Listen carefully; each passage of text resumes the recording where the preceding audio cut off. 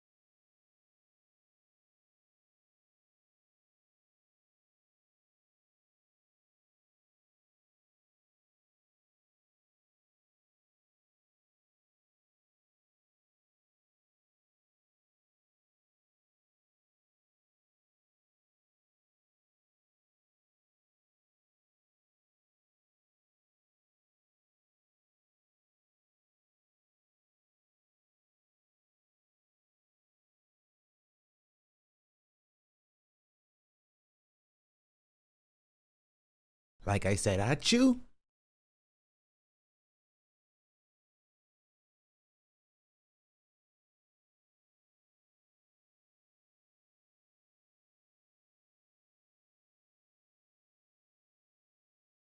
I'm an artist.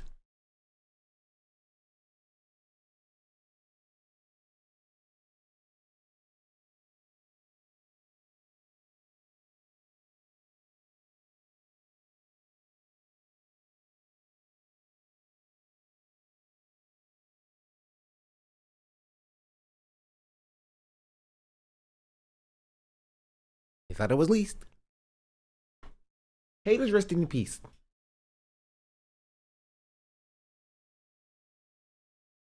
The parking spot? What are you talking about? I don't talk a lot.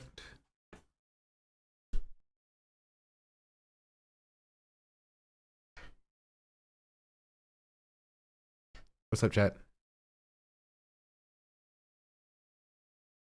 Hey. Sit. Thank you.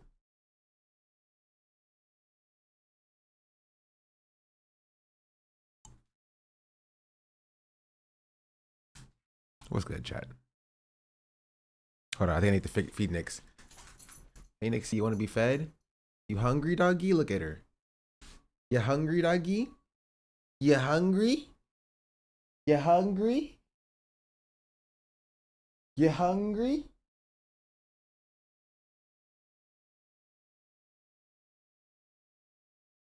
You hungry? All right, hold on.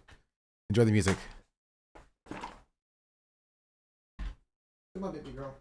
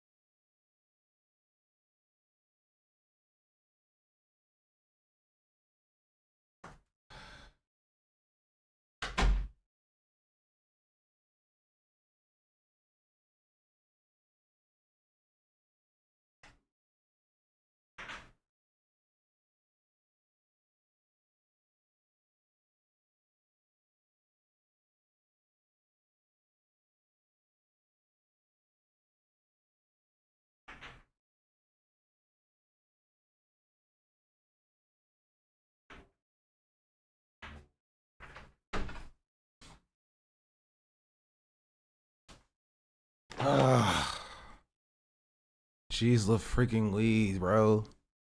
She decided she wanted to pee inside.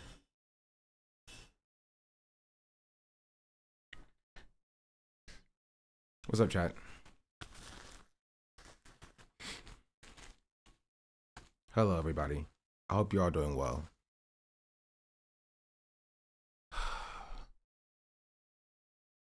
Having a dog is not for the weak, nor the lazy. You want to see my thumbnail? Hold on.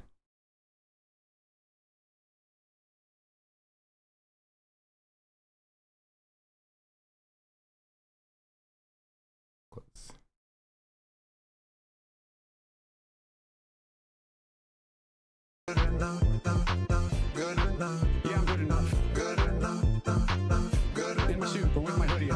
Masala_chai just subscribed. Almost Friday.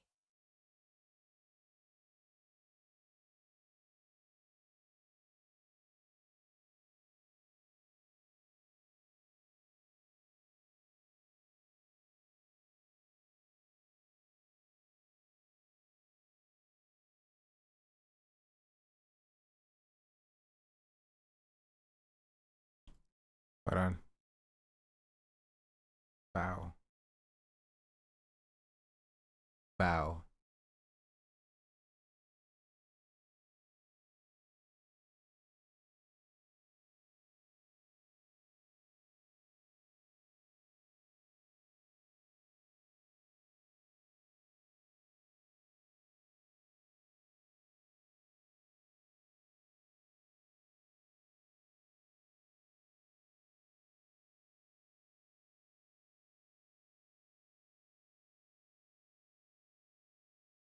What's up, chat? What's all, chat? Thank you for the 22 months. Much appreciated. Looks good. Thank you. I need to add a. Hold on. I need to add a stroke. Smaller size. Color white. And a bevel.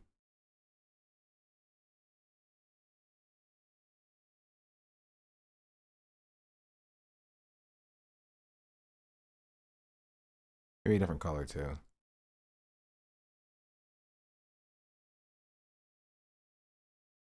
I think yellow text has a lot of intrigue. The black stroke.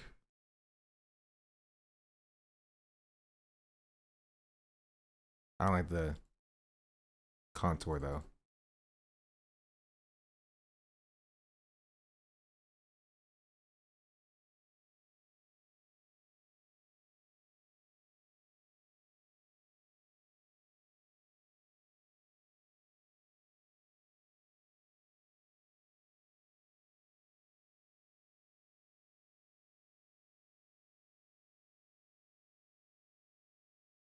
Eh? I made it myself.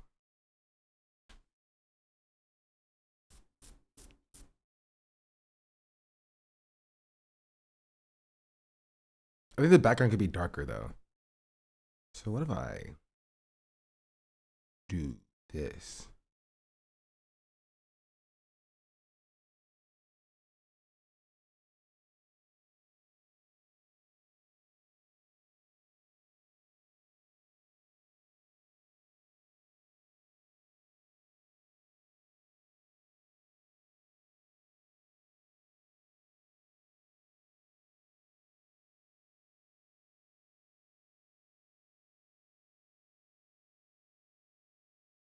Like this.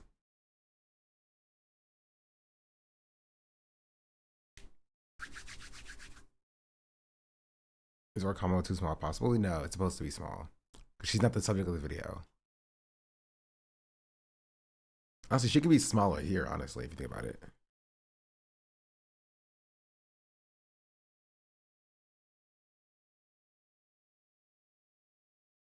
Eh,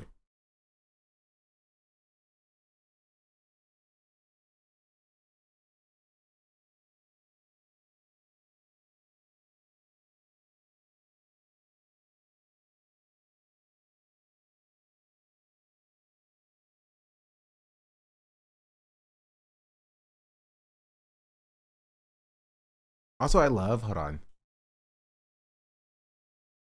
I love how I talked about Gavin Newsom months ago, and I said basically what Hassan said, which is like liberals are just lauding Gavin Newsom even though he just kind of really sucks.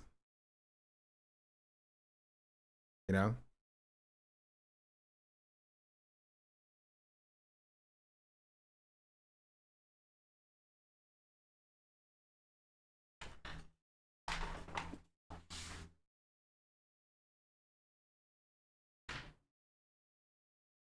I heard Nix and she was chomping, so to make sure that she was not getting in something she wasn't supposed to. No, she's just eating her food. Good job, Nixie. What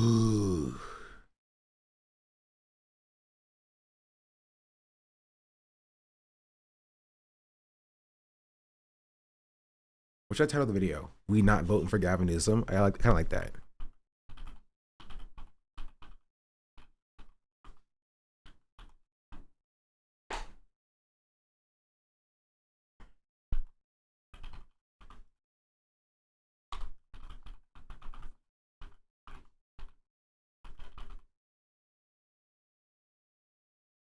All these liberals want Hassan to use his platform like Atrog. They had Buttigieg on Lemonade Stand last week. I do kind of want to watch that, not because I care what they have to say on Lemonade Stand, but just because I want to see how much they just glaze the Democratic Party and don't hold Buttigieg's feet to the fire at all. Right?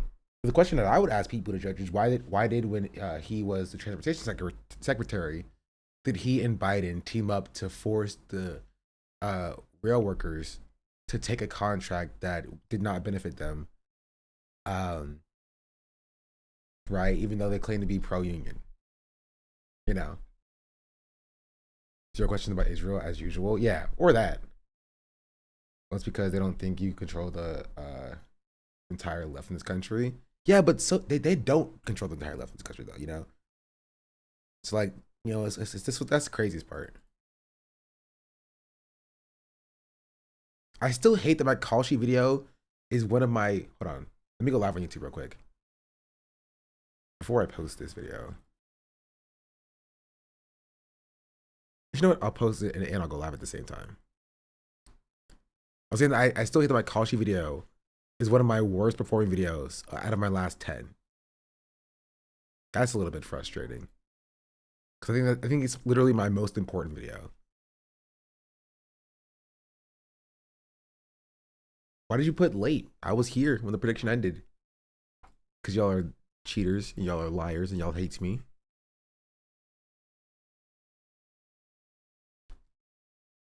Start. I've hated Buttigieg since South Bend, all for decades. He's cosplaying. He's a demon cosplaying a chipmunk. I don't understand how Biden forced the rail workers out of a strike, but people still call him the best union president we've had. It's a low bar to clear. Probably.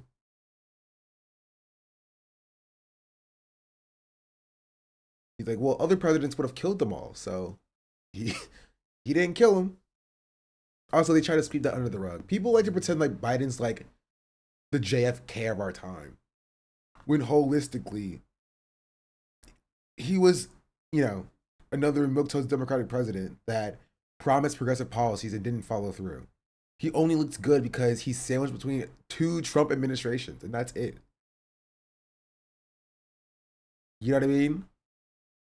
And that's it. That's literally it. Like, I hate Obama because he promised to do progressive policies and didn't follow through. Obama passed more progressive policies than Biden did. Right? But again, when it came to Republicans walking back in 2016 all of our rights, Biden just being like, hey, I'll take us back to normalcy, right? That shift is more dynamic than like Obama going from like, you know, relative normalcy to like a little bit better relative normalcy. You feel me? But what have you? It's whatever. Biden's gonna die sometime anyway because he's old. Um,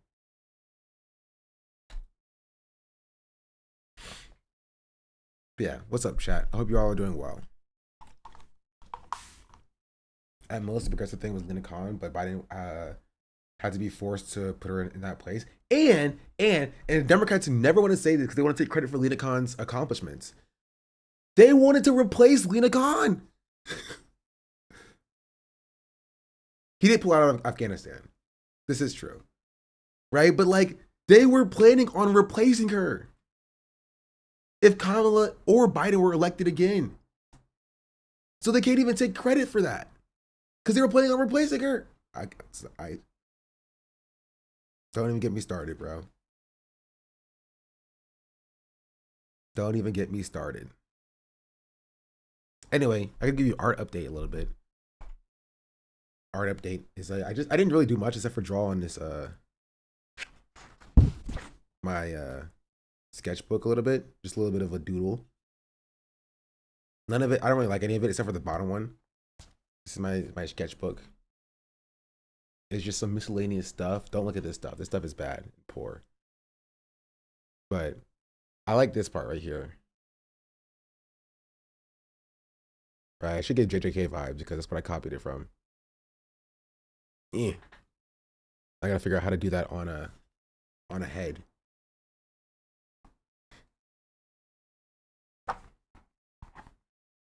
There's that. What else did I do? I think that's about it.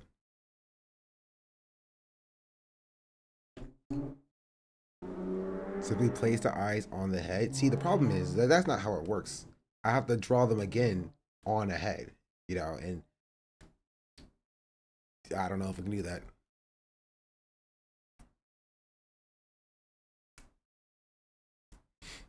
Pulled off on Afghanistan and almost immediately dropped minimum wage issue and didn't go hard enough for student loan forgiveness. Yeah. And then kind of sold out most of the country because of it.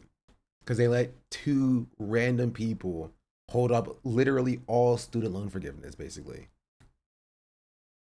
With the eyes and then their head around them. I've tried that before as well, and it looks even worse. So one day I'll figure out how to do it. Alas, that day is not today. Well, maybe it's not right now. Anyway, close.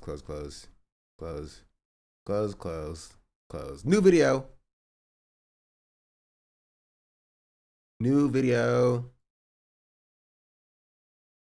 Not this one. This one. The best I ever got was on eyes on a head is to draw the eyes one piece at a time. Yeah. We'll see it. I'll see how that works. As we not voting for Gavin Newscum. Hello. Be like, Sean, why is it an hour long? Honestly, because I didn't edit it at all. I just cut the section and then just uploaded it. I'm getting lazier and lazier when it comes to my YouTube edits. And honestly, because like, what's the difference between like barely cutting anything, getting 9,000 views, right? And then cutting a video and getting 3,000 views. You know, you feel me? My goal for the year is to get my videos averaging at least 10 to 15K.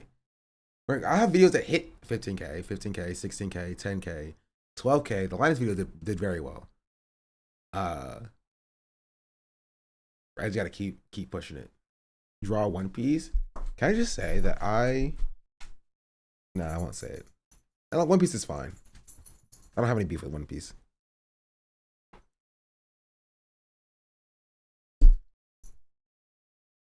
But I think One Piece is one of those shows that are just like, they're hyped so much that it's just like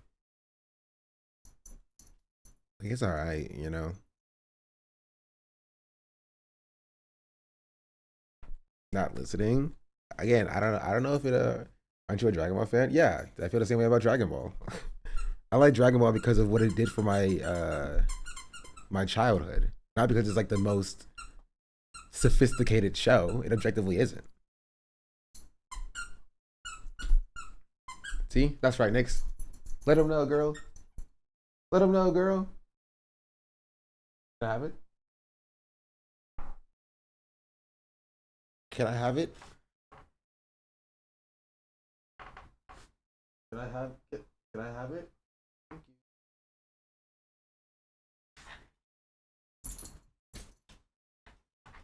I'll put the panels back up, by the way.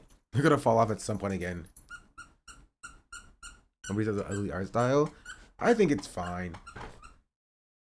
My impression of One Piece was on Saturday morning for Kids TV. I'm built oddly. I didn't watch it then. You see the backlash with...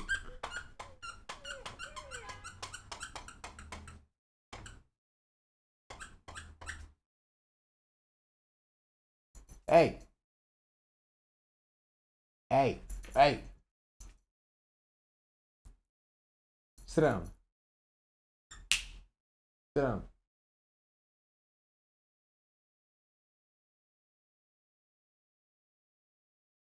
What are you doing?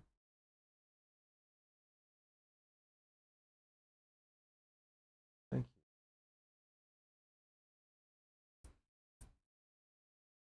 They doing with the pillow? She was trying to freaking destroy it. That's what she was doing. Four Kids Dubs was funny. Wasn't there like a One Piece rap that happened? I think all this, but I'm not investing 10K hours in an anime. I saw people getting mad at like Concentrated Bleach, which is such a funny name. Which is basically like the Bleach anime, but cut with the filler cut down. And like things like One Piece, but like you can't say as a One Piece watcher, whoa, you have to wait till you get to Wano, wait till you get to Water 7, and that's like 500 episodes in, you know what I mean? Like, you can't say that and then get mad when people are like, hey, I'm gonna skip ahead a little bit. Hey, I'm gonna skip past all the unimportant stuff because you said that none of this stuff matters. Yes, we can. No, you can't. You can't. You can't say, sorry, there's only like 5 arcs that are like good in the show. Right? But also, how dare you skip past this one random island arc that nobody cares about and is never referenced again ever? You're not getting the full experience. Like, you can't have it both ways. That's what I said about Game of Thrones. I didn't even finish Game of Thrones either. I'm a One Piece reader. Don't compare me to those plebs. How dare you skip the Ring Island? To be fair, Long Ring Long Land is technically canon, so suck to suck, jokes on you. Also, I liked it. I enjoyed it. You kids spoiled by Demon Slayer. What's Heroica? Used to watch 100 episodes of filler and liked it. Yeah, because there was nothing else on, Grandpa. Let's get you back to bed. You watched it when it was serializing on freaking TV. You had no choice but to watch filler. Now we live in a...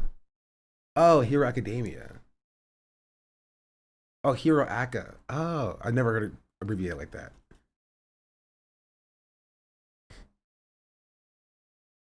Good to I live like a capitalist every single day, Jake. I live as a capitalist. I live when I believe. Lisa is learning. Just subscribed. Yeah. But again, I'll watch the filler. But I'm just saying you can't be mad if you tell people that they need to watch One Piece and Water 7's the best thing that happened since sliced bread, and then get mad when they skip past all the stuff that is like non-canon. To get to what you said is like the reason why they should watch it. You feel me? Maybe you should just tell people to watch the show and enjoy the journey. But also the journey's too long, so. Everything is canon? That is definitely not true. The build-up is why Water 7 is peak.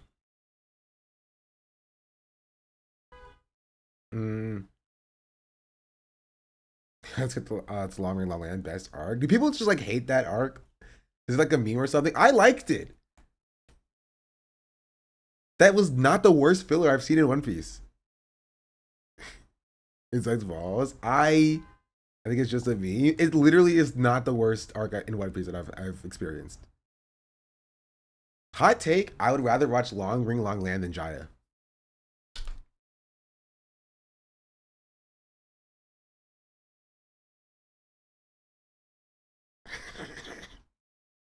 It's really fun. It is fun. Directly to jail. Hey, cancel me. Hot take Skype is mid. Okay, that's gonna cause some problems. That's gonna cause some problems. I will say there's a lot going on in Skypiea. Skypiea is not my favorite arc. I can see why people like it. It's not my favorite. I like Water 7 more. My favorite arc is Water 7 and Enies Lobby. Those two.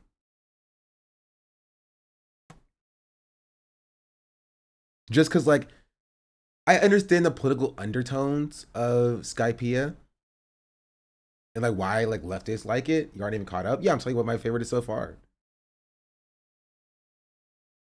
This was the best arc. I haven't seen it. Is that was the top first half and then Wano post. I haven't seen. I haven't got to the second half. I'm in Thriller Bark. Episode 1 still. I haven't configured anything. Or catch up, that's not happening.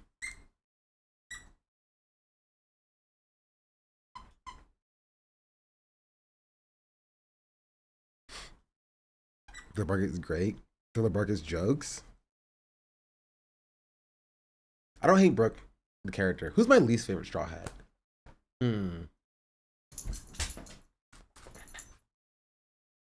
What's wrong with you? She knew what I was going to say, and she was like, no, it's not happening. How dare you? Woo! She didn't even move. She ain't even move. Hey, baby girl. Hey, girly. Look, it's the camera right there. It's the camera. Do you see it? Do you see the camera? It's the camera.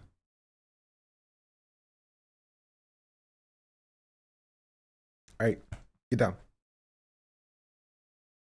Get down. Thank you. I gave you food. I gave you water. I cleaned up your pee. So you either go sit up there or you go sit out there. All right?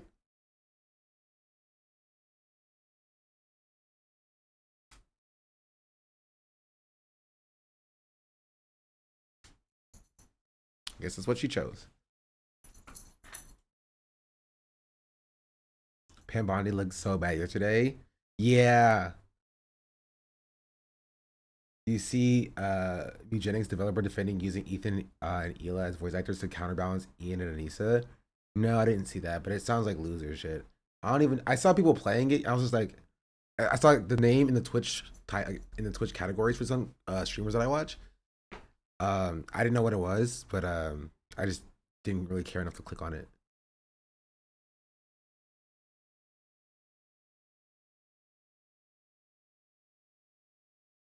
I don't think One Piece gets much better later on because it's getting overstuffed with lengthy battle heavy arcs with tons of side antagonists that are in no way interesting.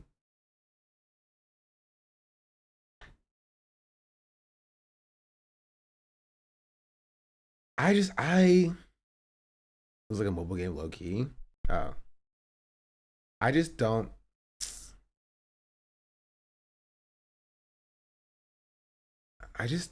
necessarily. It's the guy who made Binding of Isaac and Meat Boy. It would do really well. It's more him being an edgelord. I didn't play the Binding of Isaac nor Meat Boy, so.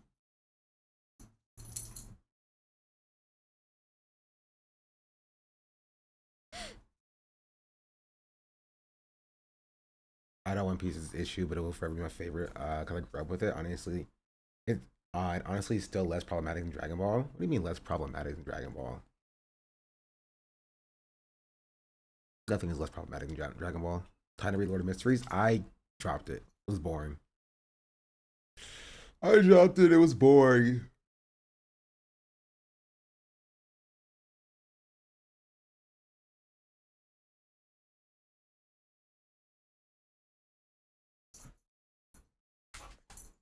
Hey, baby girl. Hey.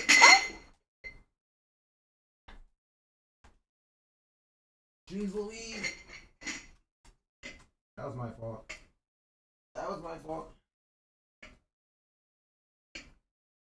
That was crazy. It's all right, Dougie.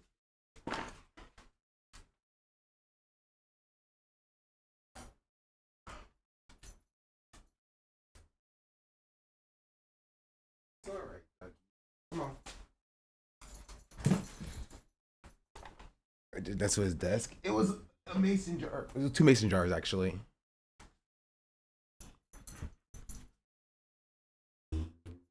Nix was like, "Ooh, what are these?" And then she knocked it over. They didn't break though, so it's all good. Trying to eat my shoe again. Go sit down. Come here. Sit down.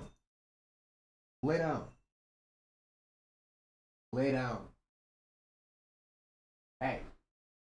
Lay.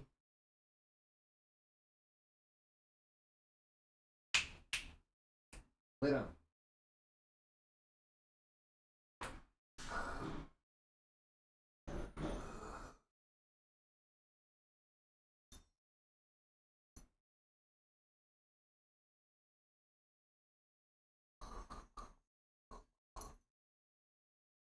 She just wants to play. She just wants attention. Anyway. Are you ready to get into the news, chat?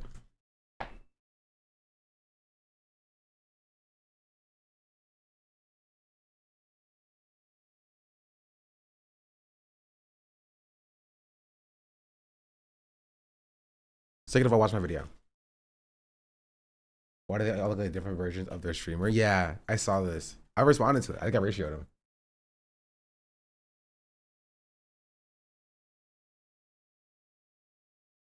We'll get to this guy. I do want to talk about Discord today. I don't want to finish the AI video. I want to get to the next taco video. Welcome. We'll start with this guy. So we covered him a little bit yesterday. And this is the guy who made a post of Hassan being like, "I'm not voting for Gavin Newsom."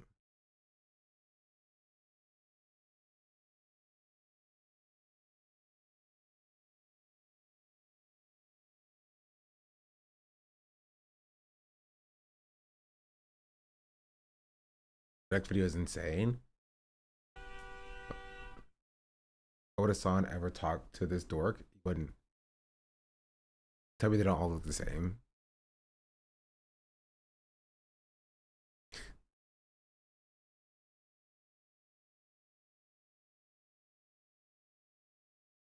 Why do they have a casting couch? What is this? What is this? They have a podcast? Last night on Destiny? He has an, okay, to be fair, so does Ethan. Ethan also has an after-hour show. These are my lieutenants, the blue shirts. Stop. They look exactly as you would expect Destiny orbiters to look like. Of the DGG political action. What? Was that funny? It was very funny. They can't hear you talking when the mic's not there, so nothing you said It mattered. was funny. Haha. So yeah, these are the guys that do all of the behind the scenes organizing right now of getting hopefully our canvassing stuff and everything. Well, not hopefully, definitely. Our canvassing stuff and everything ready to go for. Wow, I threw out. The worst type of No Way Home.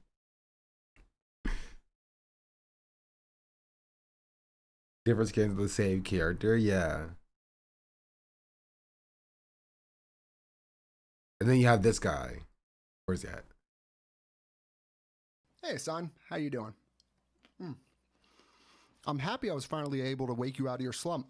Because for a while, you had your bitch pants on, and you were just too afraid. Why, dog? You have like 2,000 followers. Why is he trying to be like a supervillain? Who is this? This is the guy who posted. His claim to fame is literally posting a Hassan clip. Right? He's the guy who posted this clip. Right? Why do millennials talk like this, dog? I don't freaking know. So Chris chewing into the mic? Yuck, yeah. This weird Sephiroth posting. And so he made like a response video to Hassan. Which I'm like, this is why I make my post, which is like, bro, these guys are all the same. These guys are literally all the same. I was like, wait until you know he's a Destiny guy. They do the exact same thing. They make like a weird random response video to like a creator online who's called them out. Like, is this like in the DGG manual or something?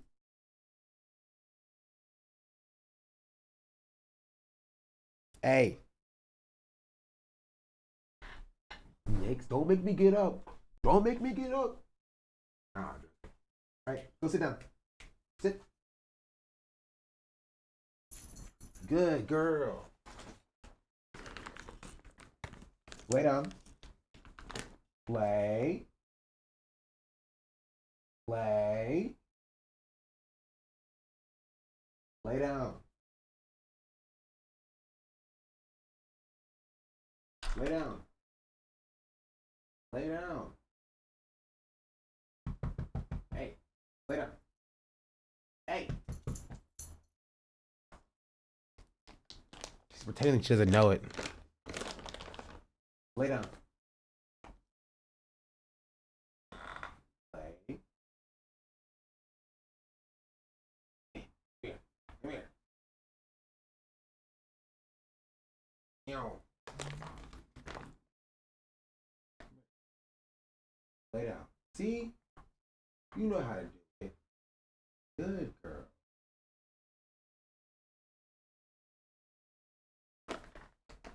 Wait, I have a thing for her.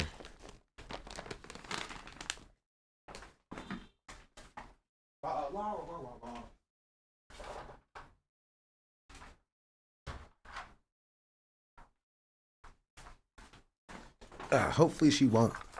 Hey, stop.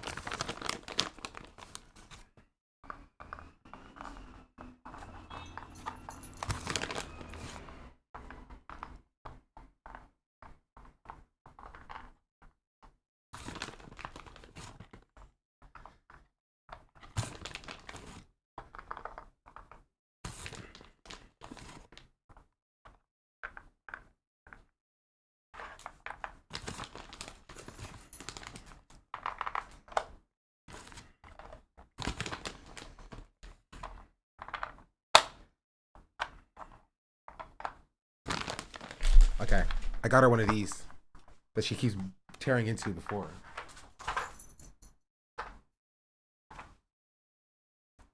If she picks it up, let me know so I can stop her.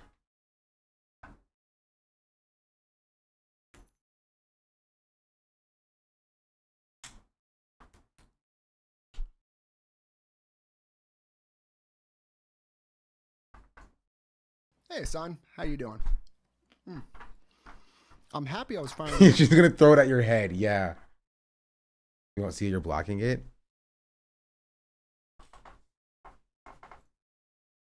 Sean the Black says she's my African princess. Mia's Midnight. Mia's been a neighbor 17 months. able to wake you SDABLOVE. out of your slump. Because for a while, you had your bitch pants on, and you were just too afraid to have any conversations with people that disagree with you. But I noticed at the beginning of your stream today, you said you kind of wanted to switch that up and maybe have some conversations with some of these people. And since I triggered the ever-loving shit out of you today, I'll throw my hat in the ring. So if you want to have a conversation about anything that I've said so far about you, or any of my beliefs about what the Bro, this is just a cringe Destiny way of just saying, I want some clout. Please give me some clout. Nix, go back there. Go back there and do your thingy. I live like a capitalist every single day, Shank. I live as a capitalist, okay? I live when I believe. Tuxed of Friday just Tito Friday, thank you subscribed. for the 32 This dude months. is beyond cringe. I guess she gave up on it, I guess. should do moving forward. I don't think they should listen to you. Then just let me know. We can have any conversation you want, whenever you want.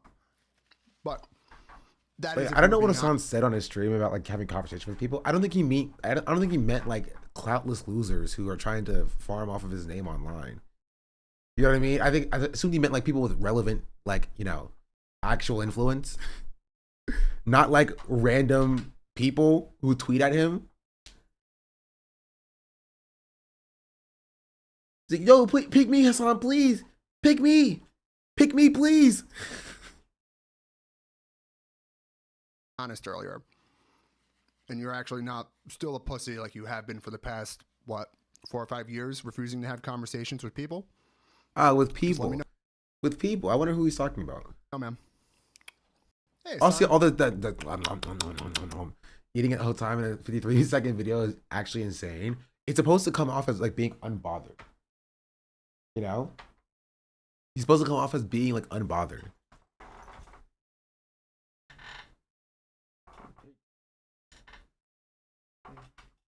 Don't push it off the edge.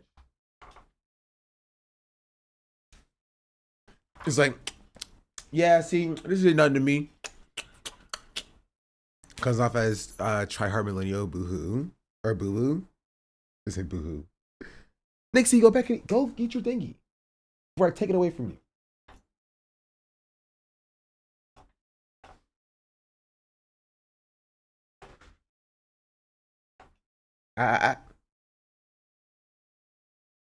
I'm sure it's a meme about Hassan always eating on stream. No, I think that's what his cope is. This is him trying to look unbothered. He's trying to look like not a loser by setting up his camera, right? And turning on his microphone to record a response video to somebody who, you know, is like, hasn't like engaged with him directly and just engaged in the clip that he posted, basically. It's supposed to be like he's like an unbothered thing.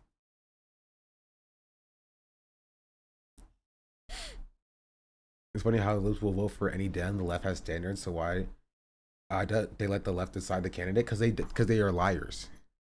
Hope Hassan ignores it. I hope Hassan laughs at him. I think it would be funny, but like, I don't think it's.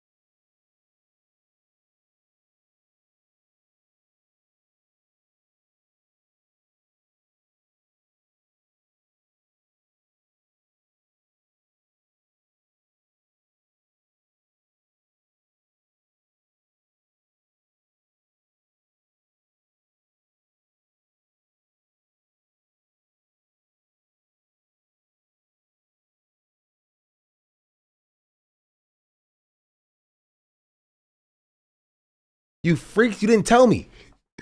She just pushed it off the bed.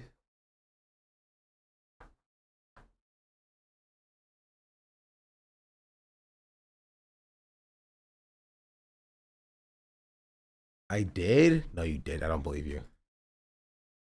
She dropped it? Okay, thank you for telling me after it happened.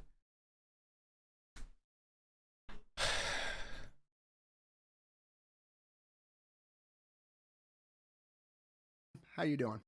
You know what? I'm playing this again because you deserve it. Hey, son. How you doing? I'm happy I was finally able to wake you out of your slump. Because for a while, you had your bitch pants on. Yo, we have a and you were just- community train, whatever that means. 2 more subs to complete level 1, whatever that. I've never seen that before. too afraid to have any conversations with people that disagree with you. But I noticed at the beginning of your stream today, you said you kind of wanted to switch that up and maybe have some conversations with some of these people. And since I triggered the ever-loving shit out of you today, I'll throw my hat in the ring. So if you want to have a conversation about anything that I've said so far. I also love this idea that like this guy specifically triggered Hassan. You didn't trigger anybody, bro. Right, you posted a clip of Hassan, right? If anything, it's the other people who are talking about it that triggered Hassan. You know what I mean?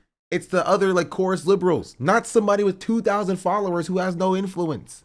He's like, oh, look at how much I triggered you, bro. I really got you mad. Like all he did was provide a clip out to people who could actually, who actually have any influence. His job is basically a stenographer. He sits and watches all of Hassan's content until he sees something that like jumps out that he can clip, and then he clips it. You know, that's it. That's it. That's all he does. Sean the Black says she's my I'm watching African community train princess. for the sidelines. I'm James shy. Gray I don't know if just that's how that works. subscribed. They were I'm 30 just going to watch months. this community train from the sidelines. I'm Much shy. appreciated. Also, Lisa learned today for the 2 months as well. I missed a lot of the subs. And the only here to sin, thank you for the tier 1. And then the most Luciferian chatter, thank you for the 100 bits. Oh. The train ended. Rip. Rip. He's basically Yoxic or Yeet. Yeah. Does Epstein idiot not see Hassan dunk on Asman from chat? I don't know. About you or any of my beliefs about what the Democrat Party should do moving forward. I don't think they should. Like, why would Hassan care what this person thinks? You know what I mean? Like, hit 10K and maybe we'll think about it. You know what I mean? He's like, if you want to talk to me about what I think the Democratic Party should do, then yeah, we'll talk about it. Like, who are you?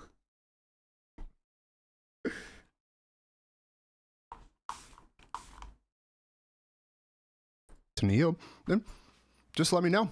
We can have any conversation you want, whenever you want. But that is if you were being honest earlier. And you're actually not still a pussy like you have been for the past, 4 or 5 years, refusing to have conversations with people. Just let me know, man. Hey, son, how you doing? It's just so silly. It's just so silly. Because this is what happens when you're so drama-pilled that you take a little bit of clout that you get and it goes to your head. Like, bro got like 14,000 likes on this post that he was like, yeah, I'm big body now. I'm in the big leagues now. And he thought that he could just post another completely unrelated video and get like the same amount of attention. Try 700,000. I'm saying, try getting 700,000 likes, bro. Join the big leagues then. I sneeze and get 14,000 likes. You feel me? Like, you're not in the big leagues till you really about it. And so he thought that that would translate. But now he's like getting ratioed into oblivion, right? Austin Knox ratioed him. Anthony Fantano ratioed him. I ratioed him. You feel me? Like you're punching above your weight class, and I don't know if you can handle it. And the funniest part is that, like, come tomorrow.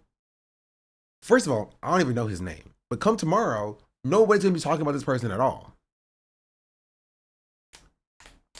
I read that right. Someone said that since Hassan doesn't want to vote for NewsCum, he doesn't care about marginalized people. Yes. Yes. Yes, it did say that. That did happen. And if you want to see exactly what that's about, check out, don't check this out, please, God. I don't want to see this video as well, but check out my video about it, which is we not voting for Gavin Newscum or Kamala. We're gonna talk about how quick they threw Kamala to the side over the first generic white man they found. Yeah, that's interesting, isn't it? Oh, geez Louise. Oh no, my headphones. Bro, look at them. Look. The wires are out and exposed. How do I fix this? Hold on.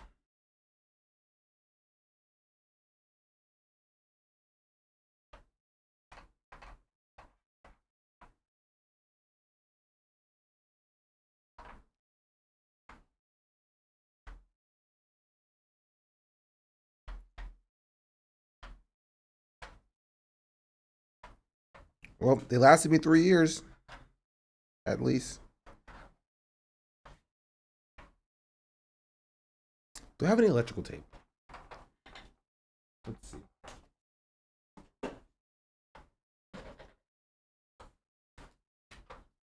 No. No. No. Well, it's unfortunate.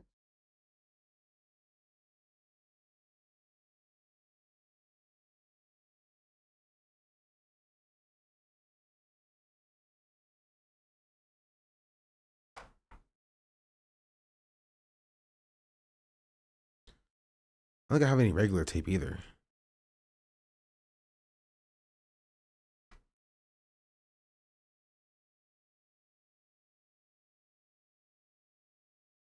It might not last that long. Yeah, it was 3. It's been 3 years. I've had it since I started streaming.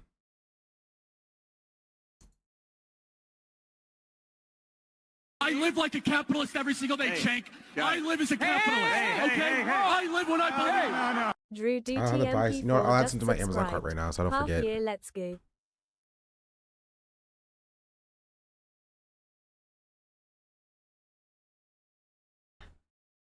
Stop. Go play with your toy.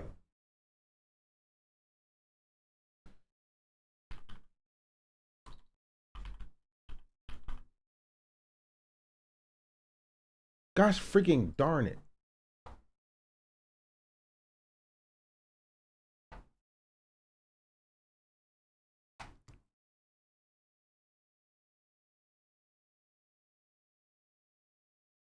.5mm.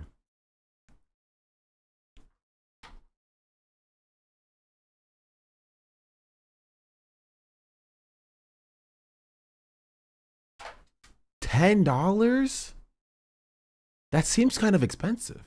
Oh, it's a 2-pack. I don't want a 2-pack. I just need one. Also, they're fake Apple ones.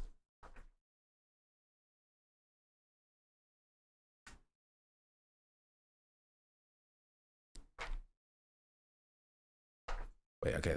Instead of headphones, I'm ear buds.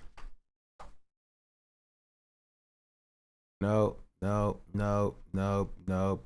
want wires. Give me wires. Wires. $15?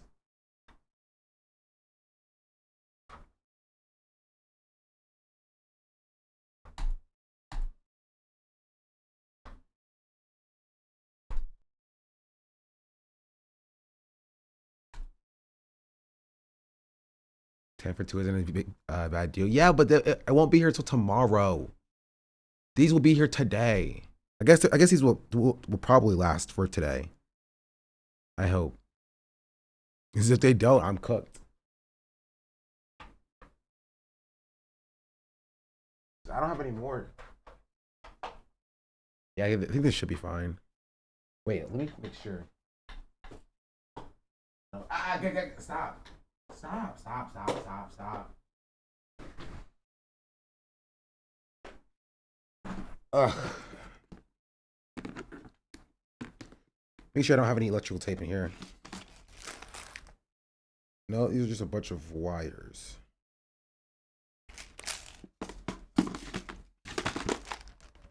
LEDs, speakers, buttons, potentiometers, daylight sensors, motors, buttons, a lot of buttons.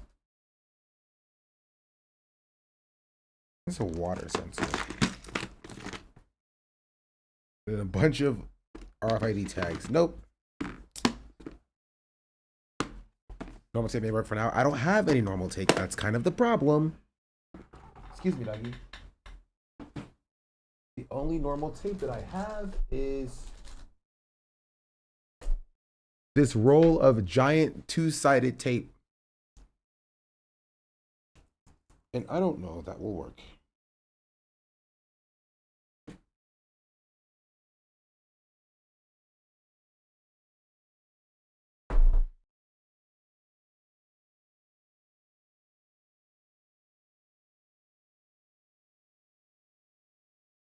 Give me the 2 for 10. Give me the 2 for 10, bro, I guess.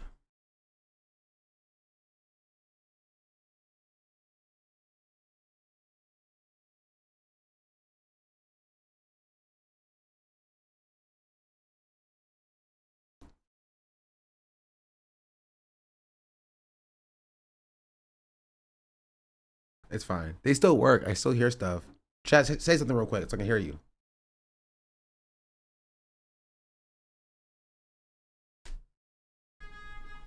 Oh, I heard that. Drew.mp4, thank you for the 6 months. Anyway,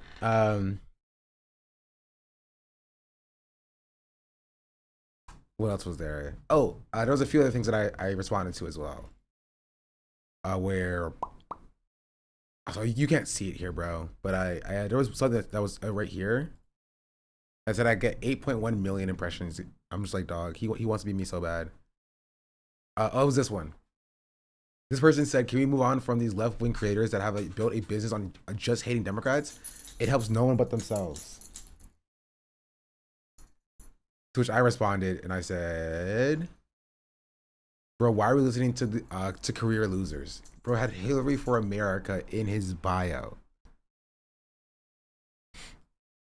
And the person said, this is him. And I said, early voting in New York City. Number 1, Andrew Cuomo. Number 2, Adrian Adams. Number 3, Brad Lander. Number 4, Whitney Tilson. Number 5, Zelnor Meyer. Roast me if you want, but just because people are afraid to tweet how they voted doesn't mean that they didn't vote that way too.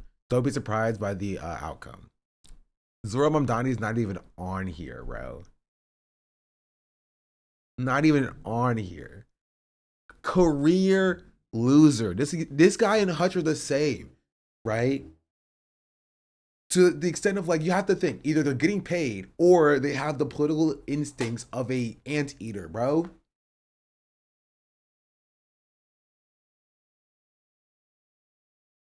When how they voted in the general, honestly probably didn't vote. Or it was probably probably still for Cuomo, no? I think Cuomo ran as an independent.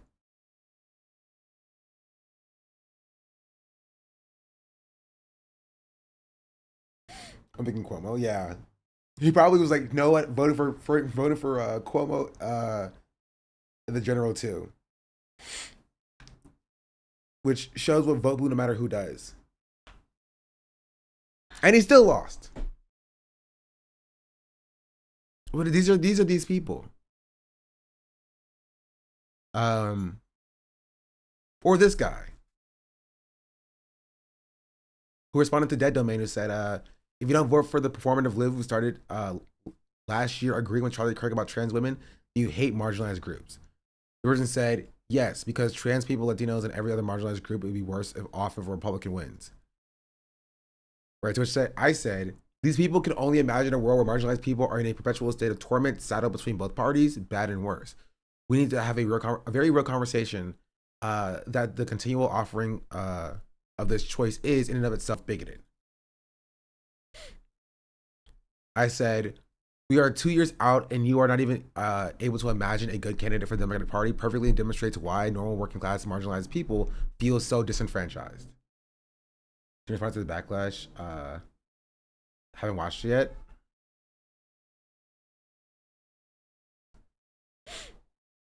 Leftist Hassan Piker takes heat for speaking out against corporate Dems. I think, honestly, I think Jen's gonna have a good take on this, just because, like, I don't think that she's like a bad person. All right, although I think she's a liberal white woman who, you know, is very adhered to the two-party system. And so given the chance, she'll vote for Democrats over the Republicans holistically. That's always going to be the case. But I don't think she's like beholden to corporate Dems. She's not going to be like, yo, I need to vote for Gavin Newsom right now. Right?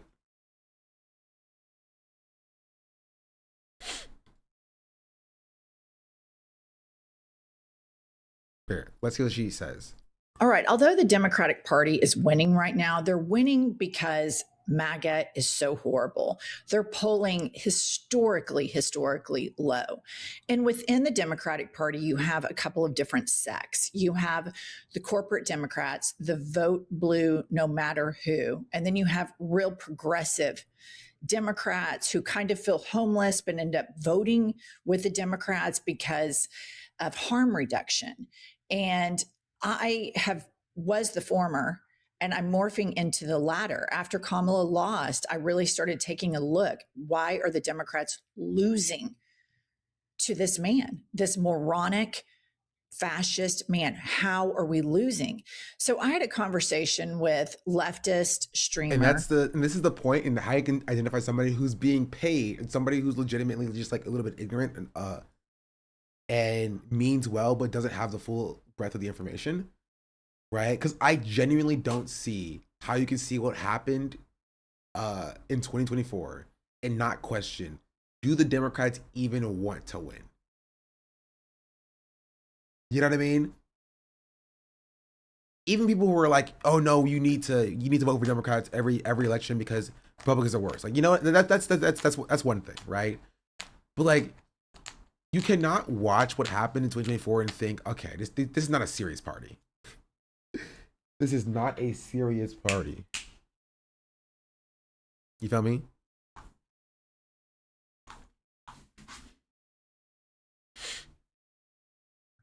Hassan Piker and Austin show on I've Had It in New York City. And a clip from our conversation is going viral all over Twitter and social media, TikTok, Instagram, etc. And this conversation to me is it appears that people online are trying to shut this conversation down. And when somebody's trying to do that, then I think, oh, this is the conversation we absolutely need to have. And so I'm going to play a little bit of it right now. Please do not back out of this video, because to me, this is the most important conversation to be had within the political spaces right now for anybody that wants to fight fascism. Play the clip. Disappointed in Who Gavin do you vote Newsom. for, J.D. Vance or Gavin Newsom? Well, I'd have to vote for Gavin Newsom. Me of course, too. 100%. I wouldn't blink. There's no What doubt. about you, Hassan? I'd probably vote third party. You would? Oh yeah. I mean, at that point, it doesn't even matter. Like, because my policy on this is the same as like my refusal to endorse Kamala Harris. The reason why I did not endorse Kamala Harris was because she did things that were not only unproductive but also unconscionable. And I still stand on that. I still talk about it all the time because people constantly bring it up. They're like, you didn't sufficiently like promote Kamala Harris. You're the reason why she lost. And I'm like, I am incapable. There is no singular force in this country that is capable of making or breaking an election. And if that was real, then it is the most idiotic thing not to listen to my demands. But everybody knows that that's not real, right? Mm-hmm. If I had this singular force to be able to make Kamala Harris the president, then Kamala Harris should be coming to me every day and being like, let me do a collab with you, please. Totally. Right? That's not the case, of course. And they know it. That's why they didn't do it. But the campaigns are always responsible for whether or not they are able to win the crowds. Okay, pause that right there, Kylie, and leave it up.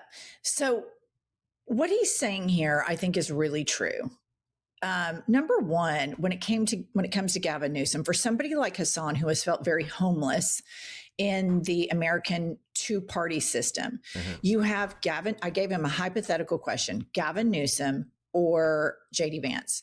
Gavin Newsom, instead of going on Hassan's show, he has had Charlie Kirk on, and he has had Ben Shapiro on.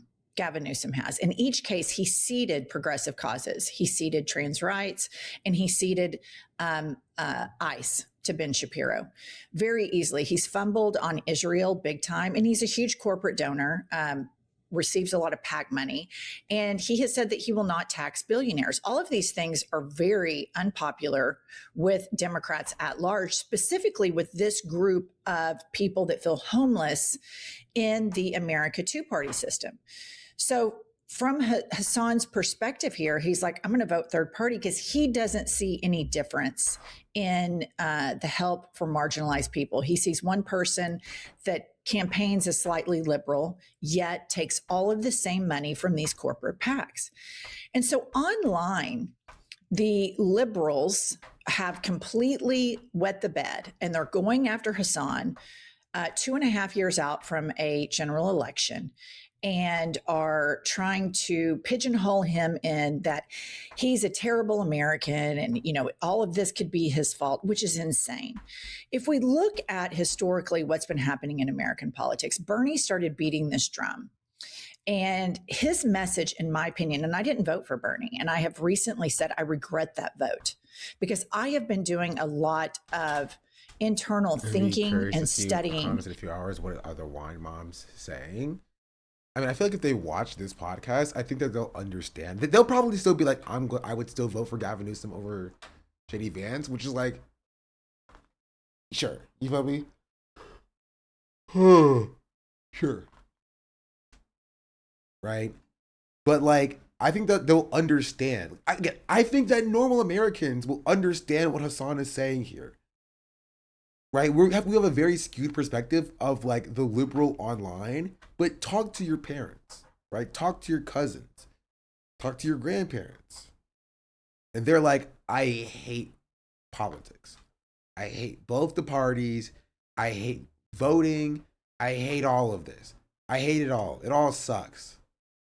That is the common sentiment, which is why approval ratings in this country are at a race to the bottom.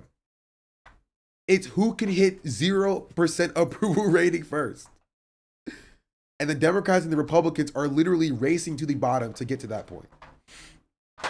Yo.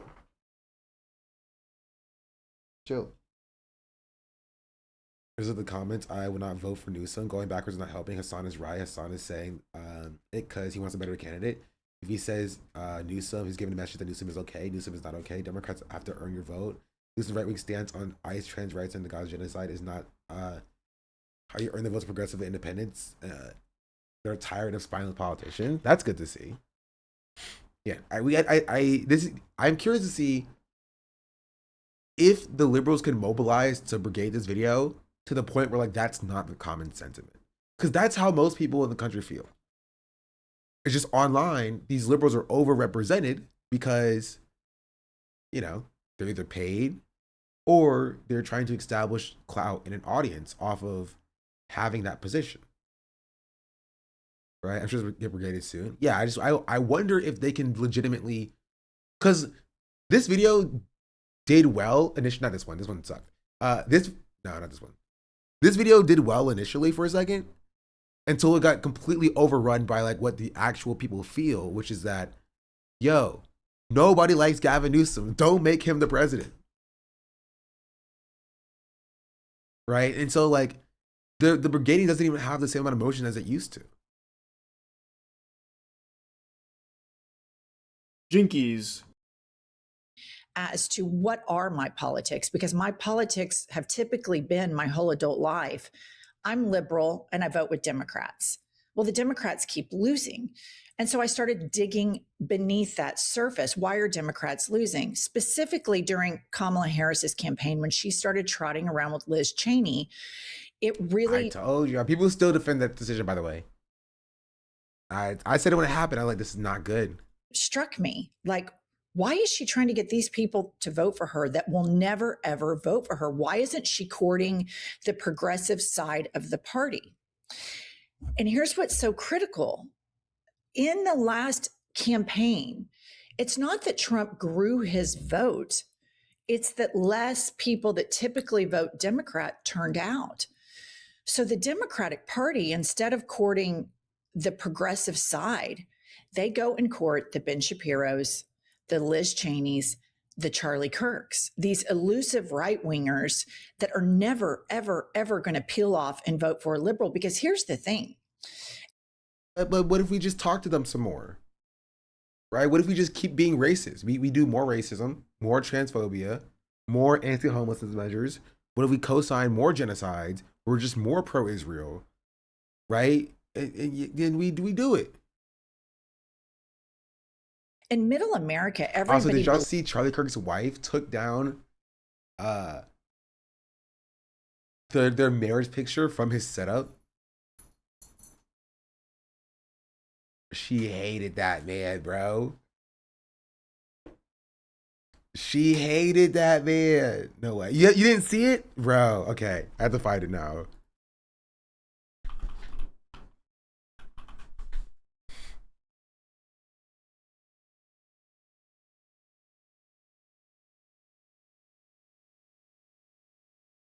Bro, she kept everything else the same, but took that one thing down.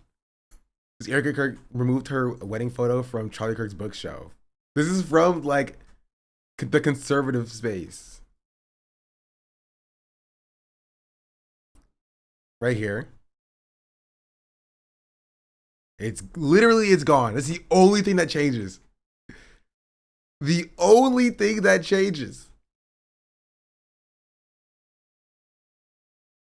That's crazy, bro.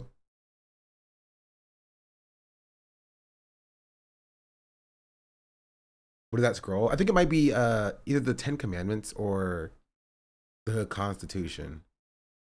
It's something that I think Charlie Kirk would have up there. But I think it's behind here anyway. The Talmud? I don't think that's the case.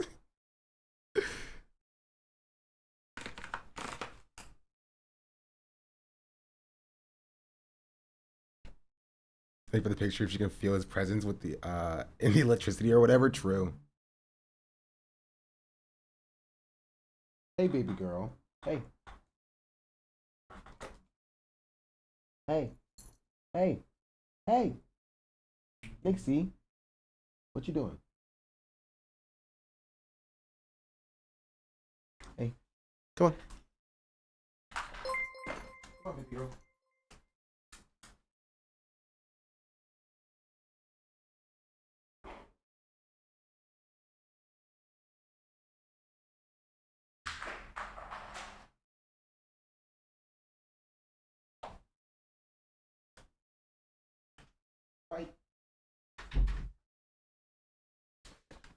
Oh, it's his favorite Bible verse apparently. Oh, that makes sense. The command is usually depicted as two sun slabs, so it's probably the Constitution. Yeah, but you never know the weird stuff that they make nowadays. You feel me? You go on Etsy, it's like I want the 10 Commandments, but like on a Constitution-like scroll. It probably exists somewhere. Get it from like Home Goods. Believes Kamala to be super progressive. The Hassans of the world are like, no, she's a corporate Dem. Gavin Newsom is a corporate Dem. But in the psyche of the American public, they're like, oh, they're so liberal.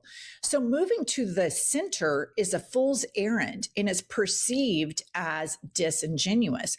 So Kylie, pop up, or let's finish this clip and then I'll pop up some of the reactions. Combat against the couch, not necessarily even Do I against get the Republican Party, get but shown, chat? Does my reaction get put up there? usually you're fighting against the couch, people who just don't go out and vote. And for me, the way I see it is if the Democratic establishment makes this decision one more time, just as they did with Hillary Clinton, just as they did with Kamala Harris, and in some ways, just as they did with Joe Biden as well, which led to Trump too, then they just don't care. And there's not much I can do. Let me tell you something. I agree with everything you say, but as a person who lived in a red state for 50 years, I would crawl through 10 feet of concrete to vote for Gavin Newsom, even though I think he's duplicitous, a hypocrite, a thirst trap, hungry for power, all of the things that you say. Is a thirst trap, is that the right verbiage? I never heard thirst trap used like that. And harms the Democratic Party and sets the psychological soil to be more prey to fascism. All of that I agree with. But there are so many young, queer, Black, brown, marginalized people in red states. And even though this corporate Democrat is, you see it in a long-term game. In the short-term game, a President Newsom over a President J.D. Vance. Okay, so that's the clip, and that's where they cut it off that went viral. And Hassan was making the point to me, and we're friends. And so we're having a political conversation, and these conversations should not be shut down. This is the most important conversation as far as Democrats winning moving forward. Hassan is saying, look, Democrats are up against the couch. What are you going to do to motivate people to get up off their ass and go vote? Going and playing patty cake with Ben Shapiro is not going to do it. Playing patty cake with Liz Cheney is not going to do it. Taking AIPAC money is not going to do it. It's going to make people like Hassan and many, many others that feel homeless in the United States political two-party political system stay on the couch. And so I think that's a really valid point. Now, I have this red state trauma of living in a red state for 50 years and seeing how damaging Republican policies are. And so I will vote for these short-term solutions to mitigate so that a woman who has been raped can receive health care, can get an abortion, because in Oklahoma right now, she can't. And I'm interested in having this conversation with Hassan because what we voted for with Biden is we voted for a sober driver. We had a drunk driver with Trump, and we needed a sober driver. And Joe Biden was our sober driver. And Joe Biden did some good things. There was a lot of policies that he did that were good, but a lot of things he did continued and incubated fascism. And it's a really important conversation we have to have. The Democratic Party taking corporate money, giving blank checks to Israel, compromises them. And then to the voters at large, they go, well, there's really no difference in the two. And then you end up voting, your preconceived default settings of politics. And so here's what happens. That's where they cut off the video. And stay with me here. Here's all the liberals just bashing Hassan. This guy, Tim, this is incredible when you think about it. If This guy blocked me. leftists like Hassan had their way, Republicans would be in charge from 2016 to 2032 at least. How is he even considered any sort of left? And what I would say to Tim here is what Hassan is saying is we need to build a party that has an FDR style impact that really, really impacts. I think the main issue, and this is why, Jen's not a completely innocent from the way this blew up, is that I just don't think that we should be having these hypothetical situations, right? I don't think these hypothetical situations about, oh, would you vote for 99% Hitler or 100% Hitler are meaningful. I don't think even if it's 50% Hitler versus 100% Hitler, right? Or 25% Hitler versus 100% Hitler. I just don't think that it's useful conversation. We should be saying, hey, people want Gavin Newsom. Gavin Newsom's going to run for president. They're trying to push Gavin Newsom. I think Gavin Newsom will be a good choice. Then we can rebut, I don't think Gavin Newsom, right, would be a good choice. We need to pick somebody else that's not Gavin Newsom for this reason, this reason, this reason, this reason, right? And that's way more of a productive conversation than like, hey, if Hitler was reincarnated into the body of a 5-year-old, would you vote for him? Or would you vote for a 89-year-old, man who lived in Ohio, who's never held political office before, who can't breathe on his own? It has to be attached to a machine, like an iron lung for all of his, you know what I mean? Like, why are we having this conversation? Why are we doing this hypothetical situation? Like, let's engage in reality. Gavin Newsom wants to run. Right? Gavin Newsom wants to run. We don't think that he should run because we don't think he will win. If you think that he will win and he should run, we can have a conversation about that. Also, I heard Nick's getting into stuff. Hold on. The lives of people instead of this slow moving incremental change that the current Democratic Party always proposes and leaves so many people out in the pasture and incubates them to go vote for the change candidate. And in both 2016 and 2024, that change candidate was Donald Trump. When Kamala Harris put herself with Liz Cheney, they reeked of the two-party system establishment. And again, Donald Trump seemed like the disruptor. Go to the next one. This is the one that really popped up. Usurp the chef says, when asked if he'd vote for Gavin Newsom or J.D. Vance for president, Hassan said he'd vote third party. This proves Hassan doesn't care about any of the marginalized groups he pretends to support. All he cares about is taking money from them so he can buy more outfits for stream. Okay, usurp the chef. This is intellectually dishonest completely from top to bottom. Gavin Newsom has proven that he doesn't care about trans people. Gavin Newsom has proven that he doesn't care about the illegal nature of what ICE is doing when he platformed Ben Shapiro. And so to put the burden of this on Hassan, who's saying, I'm not going to settle for a fascist collaborator who always is reaching to platform fascists and to find common ground with them, it's just intellectually dishonest because Hassan has a record of standing up for trans people. And when Gavin Newsom did that with Charlie Kirk, that pain was felt through the trans community far and wide. And Pete Buttigieg did the same. And Rahm Emanuel came on my podcast and did the same. And so to say that Hassan doesn't care about marginalized groups is completely disingenuous because what he's saying is, I'm not buying the lie that Gavin Newsom does. I'm back. Sorry.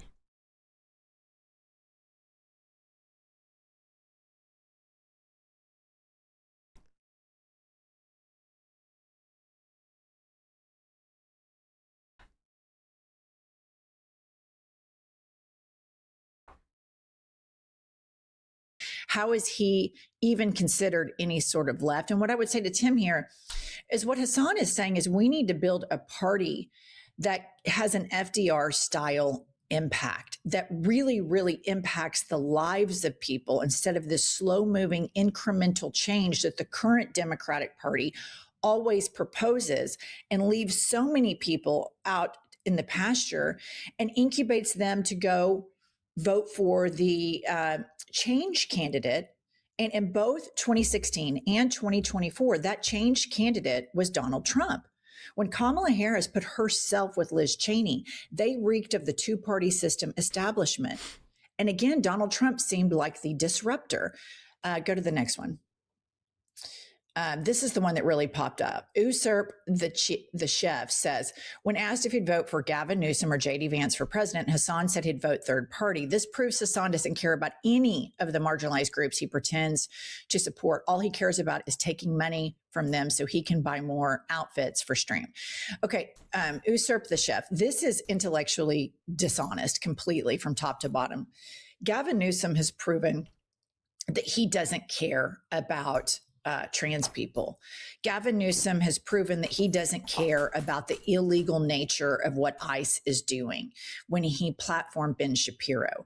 And so to put the burden of this on Hassan, who's saying, I'm not going to settle for a fascist collaborator who always is reaching to platform fascists and to find common ground with them. It's just intellectually dishonest because Hassan has a record of standing up for trans people. And when Gavin Newsom did that with Charlie Kirk, that it is also pain, so crazy that there are trans people who are like, you know what? I do want my rights to be taken away from the Democratic establishment. And that's actually fine, right? Because they're more, and it's, you see this not just with trans, this is not a trans person thing. You see this with all marginalized people, is that you'll also see like black people who are like, you know what? Yeah, we need to fund my rights being taken away, right?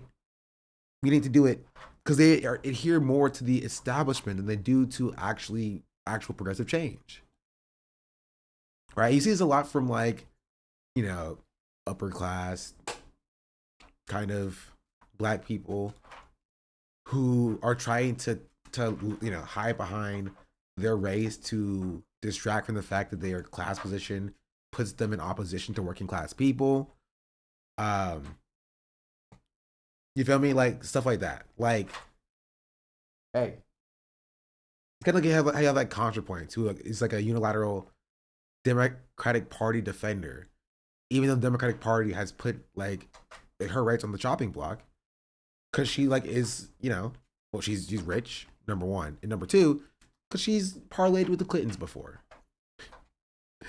So there's nothing but Gavin is polling at 14%, while Kamala is at 32%. Just another concerted effort to the DNC to clear out any opposition that won't conform. Yeah, I think it's just loud. Was felt through the trans community far and wide. And Pete Buttigieg did the same.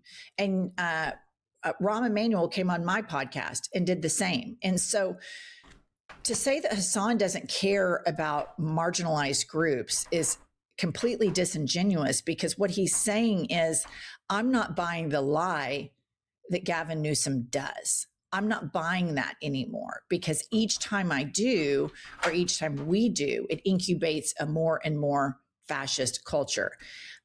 Here's the part of the video that they cut out that I think provides incredible context for the remainder of our conversation. Pop this up, Kylie. Enthusiastically crawl through 10 feet of concrete for all of the marginalized people. Do you feel like the Democrats know that and that's why they get away with their ineptitude? 100%. That's what I mean. Yeah. So 100%. I'm like, okay, pause right there. I don't even. So Hassan clocked me right there. and I'll own it because Hold on, sorry, I got distracted by Nix. Right back. They're ineptitude. marginalized people. Do you feel like the Democrats know that, and that's why they get away with their ineptitude? Marginalized people. Do you feel like the Democrats know that, and that's why they get away with their ineptitude? 100%. That's what I mean. Yeah. So I'm like, 100%. Okay, pause right there. I don't even. So Hassan clocked me right there, and I'll own it because my politics are open-minded. They're not fixed. I don't play nanny boo-boo politics that, oh my God, you said you wouldn't vote, you would vote third party, therefore you must be canceled. Number one, Hassan's not a politician. Number two, Hassan gets to think whatever he thinks. Number three, there is a large growing number of Americans in Gen Z and as millennials that have felt completely unseen and left behind by the And as Gen Xers and as boomers, voter turnout has been a consistently bad thing for both political parties for decades upon decades upon decades, right? Like, from when you had the final voting rights bills that finally established rights for women and Black people to vote. You know what I mean? Like, from then, you had people who were just not turning out to vote. You feel me? That's just the case. And so, it's not even just young people who are disenfranchised. Everybody's disenfranchised. Nobody likes the two-party system, right? But if you even happen to utter the words third party 2 years before the primary even takes place, you are seen as public enemy number one. How are these people not ops? How are these people not ops? Because what the Democrats should do is they should hear that and be like, okay, we're not appealing to people like we should be. How do we fix that? But no, their response is just to yell at them and be like, oh, you're not a part of our movement. Go somewhere else. two-party political system who hate and despise how much they suck up to corporations who see the moral duplicity in a Hakeem Jeffries, a Gavin Newsom, a Chuck Schumer, a Cory Booker, who take money from the MAGA corporate donors and also take it from them. And so when Hassan said that to me, do you think the Democrats know that and take your vote for granted? And I said 100%. He's right, because they do, because I have this red state trauma. So I end up thinking, okay, I'm going to do a harm reduction vote. The reason why this conversation is so important, listener, is because we have time right now to have these conversations and to move our politicians to a progressive populist platform. We have the opportunity right now to rid ourselves via. Sorry, Jen, that's too hard. We need to instead just double and triple down for the status quo establishment so nothing ever changes. That's it. Ratchet effect. Republicans make things work. The Democrats don't let anything be pushed back. So it just keeps being ratcheted. Worse and worse and worse. That's what we need, because that's what it means to be an American. That is what it means to be an American.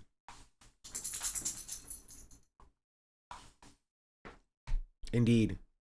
Primaries of corporate Democrats who lie to us and use our votes and take advantage of our votes and our compassion for marginalized groups and use them to their advantage to then curry favor with corporations and then go make massive stock exchange trades while in Congress. Okay, continue with that clip. Even entertain that stuff, especially this far out from an election. But even in the primary season, that's immediately the conversation is like, well, whoever is the candidate, you're going to vote for them, right? And you know what's really indecent about that too? They never return the favor for left flank candidates. Yeah, no. Because no one ever made hay about Bernie Sanders potentially becoming the candidate and all of the articles that came out about how Trump might be more preferable to Bernie Sanders. Because they were writing those. Liberals were writing those articles talking about how, you know, the head of Goldman Sachs, who was like, I'm a lifetime Democratic Party voter. I think, Donald Trump is better than Bernie Sanders. I know. So So I just think this is a super important conversation to have. And if you have people on the left that are shutting this down, they are failing to do a proper autopsy. We know that Ken Martin at the DNC spiked the autopsy as to why we lost. He spiked it. I suspect. Is it not crazy? Is it not kind of crazy? He literally got the report back and he was like, yeah, we're not releasing this. We're not releasing this. We know why we lost. Everybody had their own takes why we lost after the election. And we have empirical evidence, but we're not going to show it to you. So, isn't that interesting? That in that autopsy as to why Kamala lost is because the Democrats refuse to listen to voices like this. And I am willing to go into these conversations with Hassan and get owned. Do you think the Democrats know that you're always going to do that and take advantage of your vote? Yes, I do. I do think that. Anytime you have a political party or political movement that is shutting down this type of conversation, when we lost 2 elections to a complete dipshit, an incompetent con man, and we can't have the conversation with the progressive flank of our party that Bernie Sanders created a movement and it continues to permeate through the Democratic Party, so much so that you see progressives winning right now, Zoran Mamdani. And when you look at all of the issues that Zoran won on, I still can't believe Zoran Mamdani won, dog. It's not surprising that he won because his policies obviously led to people's lives being better. But like, it is a complete an utter reformation of the Democratic Party. The fact that it happened in the first place. Devahatsky, yeah, she's a whole menace. Item by line item by line item, and you take them out of being progressive, conservative, Democrat, Republican, they're all super popular policies. So this Democratic establishment that Hassan is speaking out so much against they don't want people to know that. So I have a really hard time with the liberals online right now trying to shut this conversation down and deny Hassan his opinion or browbeat Hassan from here to Timbuktu because he is pointing out a conversation that we need to have. And I think the reason Kamala lost because nobody wanted to get off their couch that was super progressive because they feel like both parties are the same. Not even just people that are super progressive, right? Like Jen is 100% correct here for the most part. Just a few things that I would just, I would add context to. It's not even just people who are super progressive, right? People who are just like moderately liberal, right? But have student loans, don't want to get off their couch either, right? Because they're just like, oh, Joe Biden didn't help me with my student loans. Why would I care about either party? People who have medical debt who are just like, bro, neither party's trying to help me. So like, why would I get off my couch? We don't have compulsory voting, right? It is a hassle for a lot of people to leave their house, take a day off of work, stand in a line at one of the few polling places that exist in their district, right? And to cast a ballot in the first place. Why would they do that if they don't see substantive changes in their lives? Right? And will things get worse under Republicans? Most definitely. Right? Most definitely. But we're not talking about like what is going to happen in the future. We're talking about how people feel right now, and that shapes how they act right now.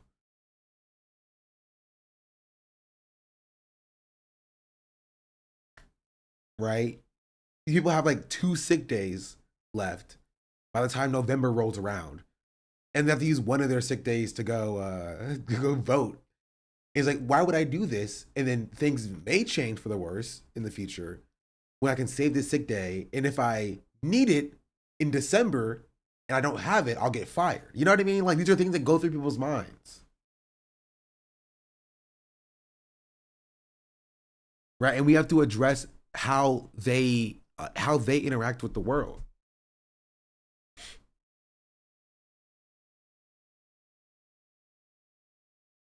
Right? And the Democrats see this and they're like, oh yeah, It's because of trans issues. That's what it is. A new high of 45% in the U.S. identify as politically independent. More independents lean Democrat than Republican, giving Democrats an edge in party affiliation for the first time since 2021. Right? But why are they independent? It's because the Democratic Party does not, you don't get a day off the vote? No. You want to find a good example of how Democratic establishment shut down a candidate? Yes. Yes. The DFL cucked him out of the seat, essentially.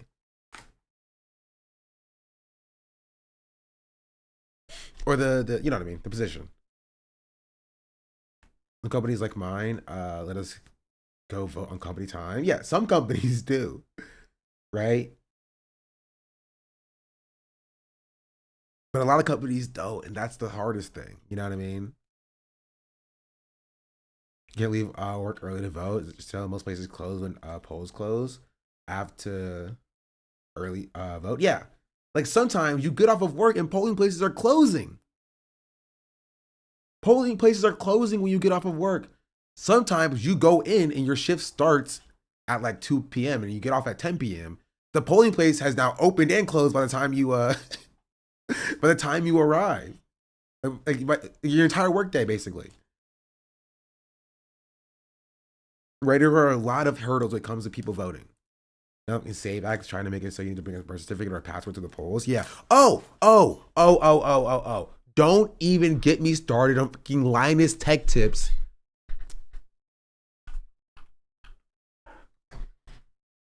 What is this freaking ad? I don't know this freaking ad on Twitter. Talking about, oh, it kind of only makes sense for you to have an ID to vote.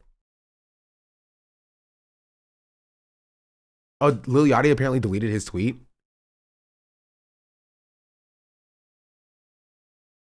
His Kalshi tweet.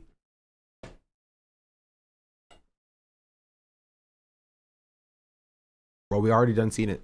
It's too late for that.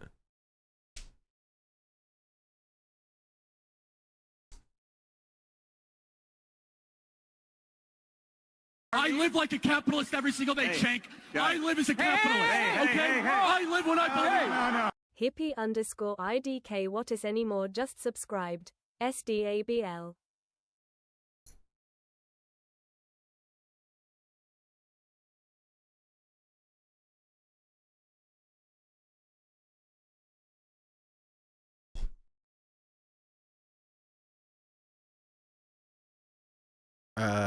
See. Democratic Senator John Fetterman joins the Republicans and comes out in favor of requiring an ID to vote in every election across the country. I do not believe that it's unreasonable to show ID to vote. Your political party is in trouble when the most sensible one is the one with brain damage. I'm so much more left-leaning than most Americans and you, but it's wild to me that ID isn't just common sense. We do have a way around it in Canada. You can have someone else at your polling station who presents an ID vouch for you, but otherwise you just show ID because, like, why not? Like, Stop. Come on. Outside? Come on.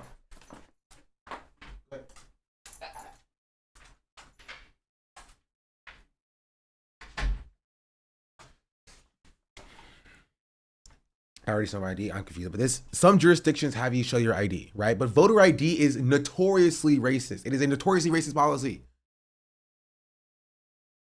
Right? It is a racist policy. Which is my drivers. Yeah, not everybody has a driver's license. That's the point. Not everybody has a driver's license. Not everybody has a state ID. Not everybody has a student ID. Right? It is a racist policy because in America, you can go through your entire life and never need a ID. And they don't even accept all forms of identification. And that's the point, right? It's not even about like proving your identity because they do that already. You can't vote without proving your identity. They have a book with all of the addresses of everybody in your district. When you go to your polling place, you tell them your first and last name, right? They verify your address. Like, okay, what's your name? John Jones. What's your address, John Jones? Oh, it's that. All right, cool. Boom. Right? Let's go to voter rolls. Yeah. And then boom, you can vote. Right? And this was the thing in North Carolina where I think a district court shut it down. Let's see, North.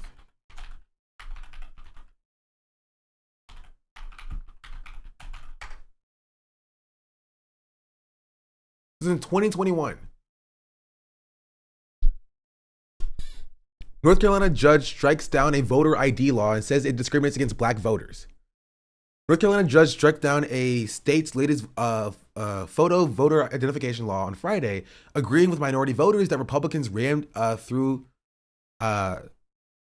rules tainted by racial bias as a way to remain in power. 2 of the 3 trial judges declared in December 2018 law is unconstitutional, even though it was designed to implement a photo voter ID mandate added to the North Carolina Constitution as referendum just weeks earlier. They said that the law intentionally discriminates against black voters, violating their equal protections. The law was motivated, at least in part, by an unconstitutional intent to target African American voters. Superior Court Judge Michael and Vince wrote in a 100-page majority opinion. Other, less restrictive voter ID laws would have sufficed to achieve the legitimate non-racial purpose of implementing the constitutional amendment requiring voter ID, deterring fraud, and enhancing voter confidence. The majority decision which followed a 3-week trial in April, is now likely headed to a state appeals court, which has previously blocked the law's enforcement last year while the case was heard. The law remains unenforceable with this ruling.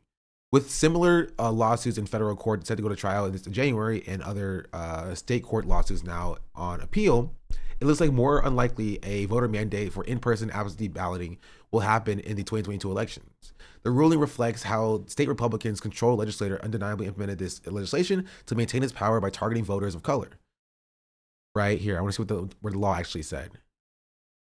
In July 2016, a federal appeals court struck down several portions of the 2013 North Carolina election law that included a voter ID mandate, saying the GOP lawmakers had written them with almost surgical precision to discourage voting by black voters who tend to support Democrats.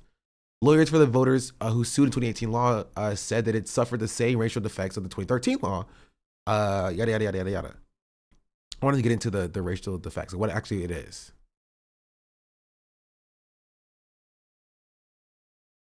I'm looking. The Fed doesn't give our free passports to every American without when they've created a poll tax effectively. Yeah. Hence why it's state issues. It's a state issue versus a federal one. There already is a federal legislation over voter IDs. They fixed the system after they cooked it for Bush. I think the thing that gets stated here too is that the voter fraud is not even an issue. Why are we trying to fix an issue that doesn't exist? I mean, election fraud did exist because it happened in the 2000 election. But yeah, like voter fraud does not exist. You don't see like a massive amount of illegal votes happening, despite what you see people stating. But here.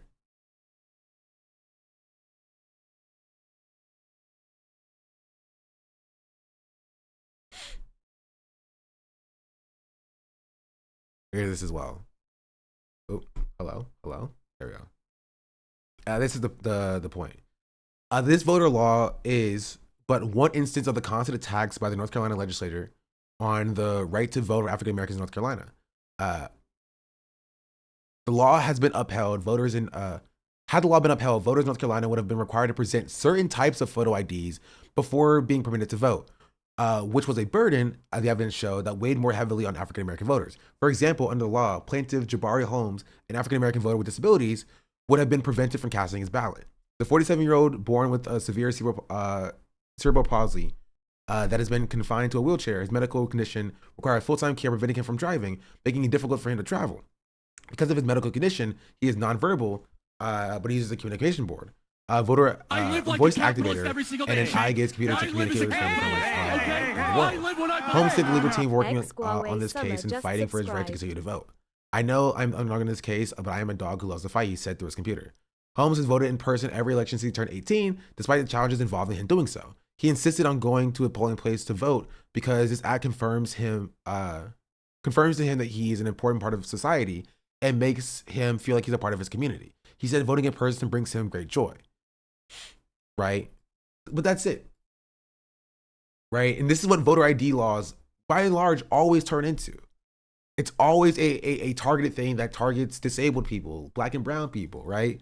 Black people are more likely to have certain types of IDs than other groups of people, right? For example, if you live in freaking New York, you're not gonna have a freaking driver's license. You know what I mean? If you live in a city with robust public transportation, you're not gonna have a driver's license. You're gonna be taking, public transportation, right? And so they're like, yeah, you can have, or if you're a student, you just turned 18, you just graduated high school, right? Or you were in college, you don't have a driver's license, but you have a student ID. They're like, oh, I'm sorry, we only take driver's licenses. We only take birth certificates and passports. Well, you're an 18-year-old student who is across the country now. You're from Washington, but now you go to school in North Carolina, right? You don't have a valid real ID. You don't have a driver's license. You never needed one. You have a student ID, but that doesn't count for voting. You don't have your birth certificate. You don't have your social. You don't have your passport, right? So then you can't vote, even though you're registered in North Carolina, because you take registration to your dorm or whatever.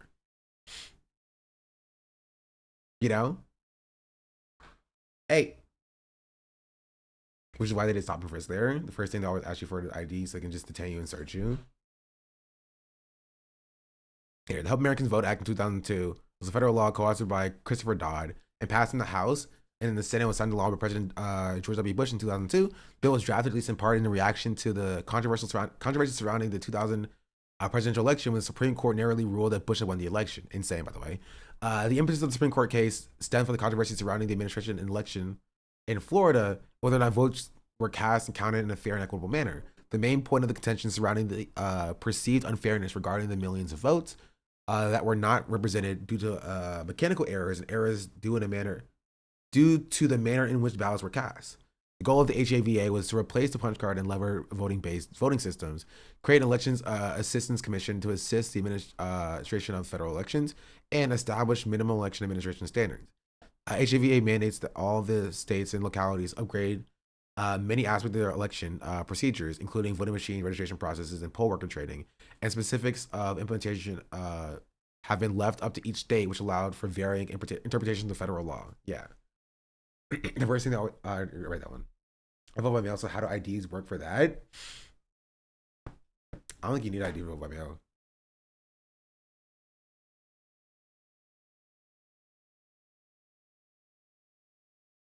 Like you don't need like a physical ID.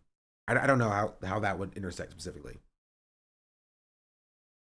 Right, but this voter ID is just it is a consistently racist policy. So Nix's hair is just floating everywhere. And so I'm gonna finish this off. Because they're not lazy corporate news voters that just takes what MSNBC says and takes what CNN says and then goes out and votes. They have dug deeper. These are very high information voters that go, now, wait a minute. AIPAC spent $200-something million to get Trump elected. It's clear Benjamin Netanyahu wants him elected. Kamala is taking money from the same PAC, really isn't talking about this genocide and the blank check to Israel. I see this as a continuation, as more of the same, with it being slightly rebranded.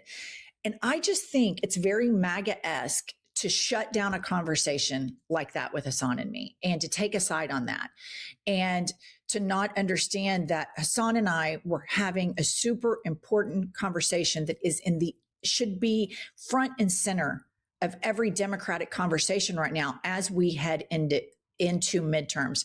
How do we build a majority party that services the most people without throwing any groups under the bus and doesn't prioritize servicing corporations? And that's what he's saying. And I'm okay with us being, at the end of the day, that Hassan might be the person that sits on the couch and I might be the person that goes and votes for the corporate Dem.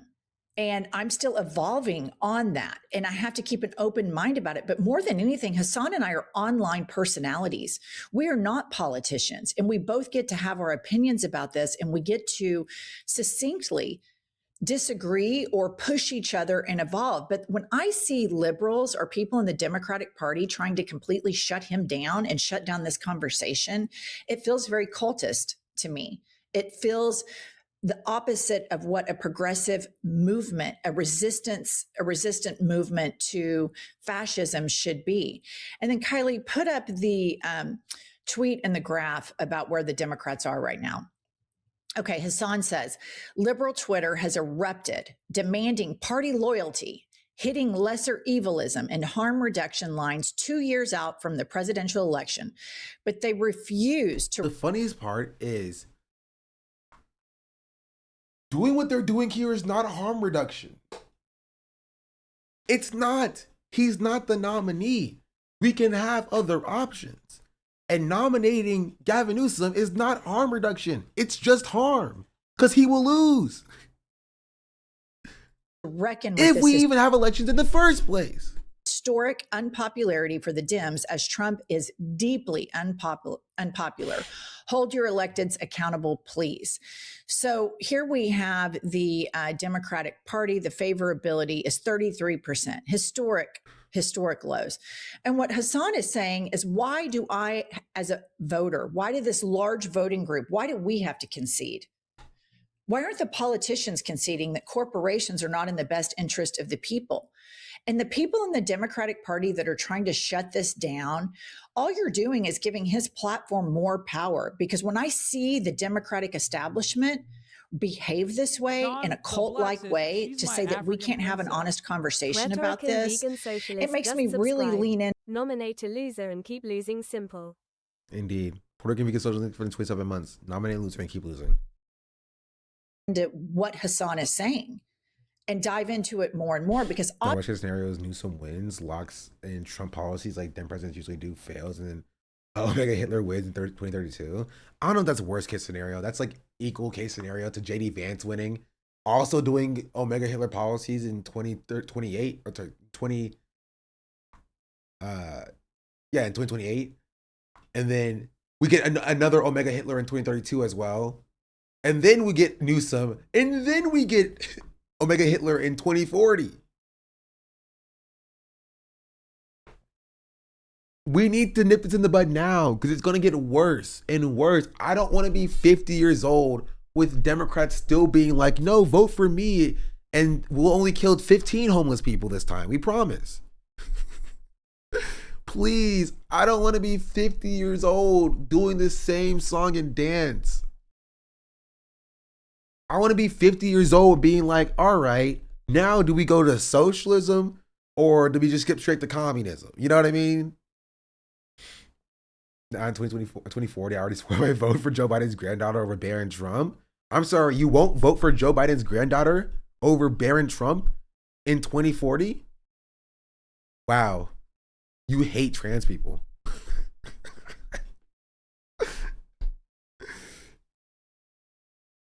You hate trans people, bro. If you won't vote for Joe Biden's granddaughter in 2040 over Barron Trump. Yo, Jokes on, you know what happens. You're right. As we say it together, jokes get taken too seriously and then we all get canceled. Oftentimes, progressives are they're right. They're just right way too early. And so if you think about where Bernie Sanders was in 2016, he was right. His message has aged far better. I didn't buy it at the time. I thought, oh, Bernie's crazy. He can't win an election. And the fact of the matter is he probably would have beaten Trump.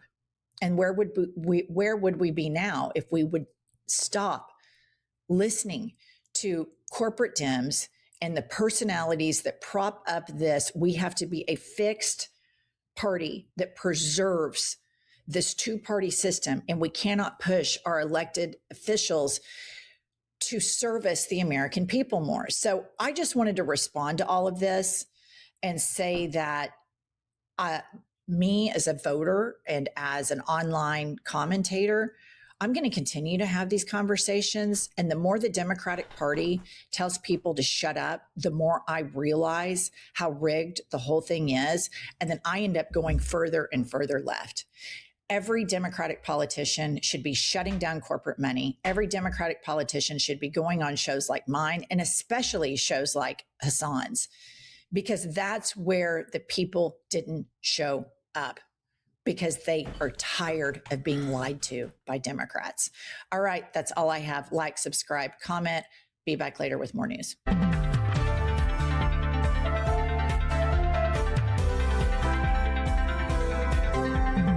making comedy of her yet. Yeah. I mean, true that.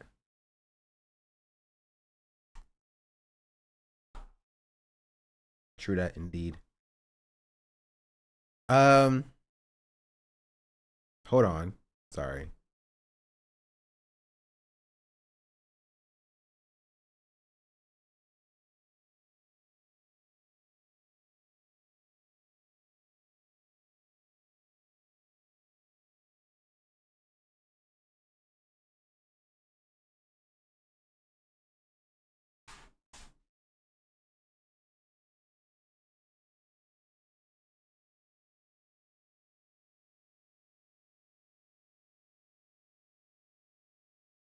All right.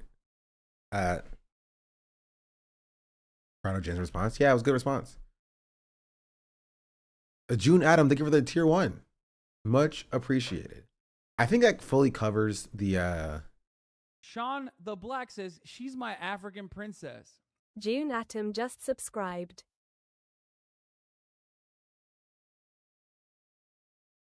much appreciated.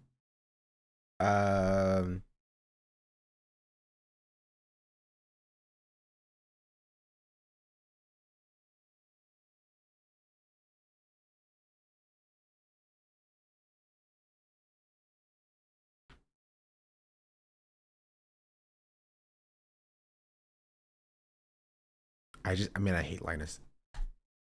I hate Linus, bro. This is maybe people shouldn't speak on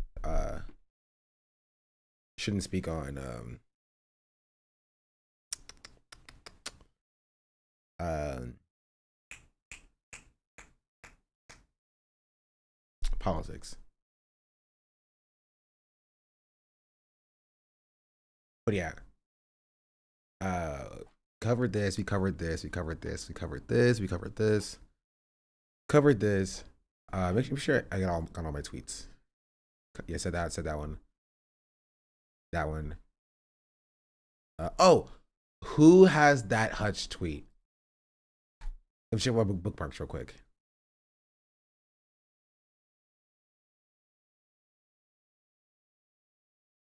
Also, we'll look at this one too. Interesting. You're like the first to bring up AIPAC in years, which is interesting.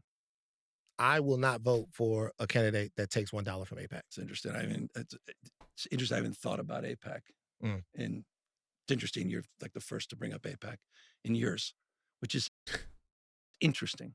Why did I say that? Not relevant to my day-to-day life. Okay, which is just interesting. Listen, it's interesting. Yeah, sure. All right. We'll see. We'll see, Gavin. I'm with Van Lathan, bro. $1 from AIPAC, no vote. We'll see when the reports come out. Kind of already know. We know where Newsom falls. He's like, oh, it's interesting. It's interesting. It's interesting. It's interesting. It's interesting. JPAC perhaps more, but AIPAC less and less. Okay, fair enough. Which is just interesting. What's interesting about it? That it's just interesting as you bring up AIPAC that it hasn't been part of. I'm just reflecting quite openly and honestly. Hasn't been part of the day to day. Yeah. The only reason why I ask is because, with that, what I'm talking about is lobbying in and of itself.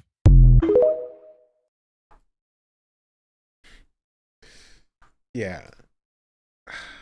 Jeez Louise, bro. Jeez Louise. Non-starter. This is the clip I was talking about.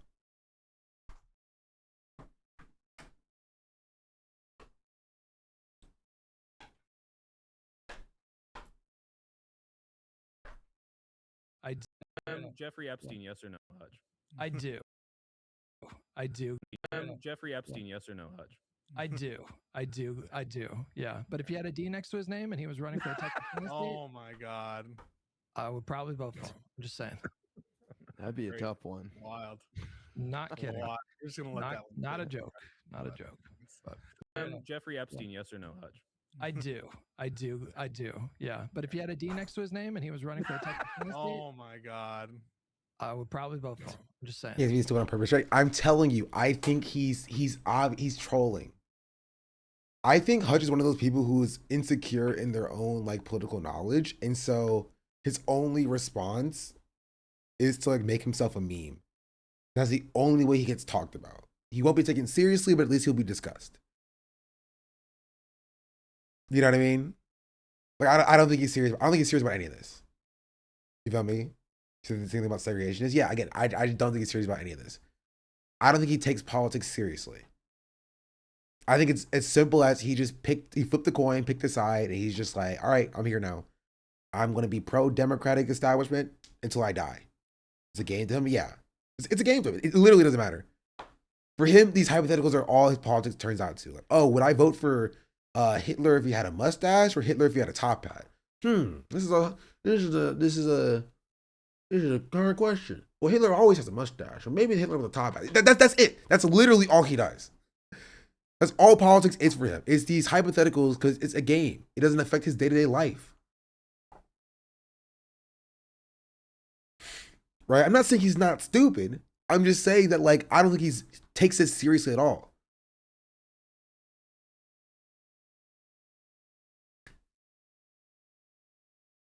That's it. I'm gonna see uptick in politic farming, like more than usual. Maybe not more than usual.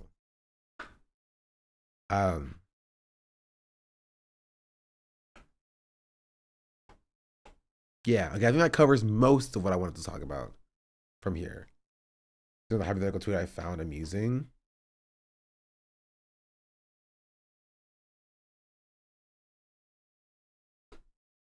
I mean, Hutch already answered this one. He said he'd vote for freaking Ben Shapiro over Hassan. He said that Hassan's foreign policy would be objectively worse than Ben Shapiro's. You know what I mean? Like, what are we talking about? If we're talking about 2028 hypotheticals, would you, as a centrist Democrat, commit to voting for Hassan Piker? And this way, between him and JD Vance, it means vote blue no matter who, right? He'd vote for Epstein. He's like, I'd find a way to vote for Epstein. Dang, Hutch, like that wasn't even the question, bro. He's like, no, Epstein for me, please. Anyway, I do love that Hassan starts discourse just by saying what is objectively correct things. Makes it easier for me. Discord's come along. Should we just start the Nux Taku video? It's a long video.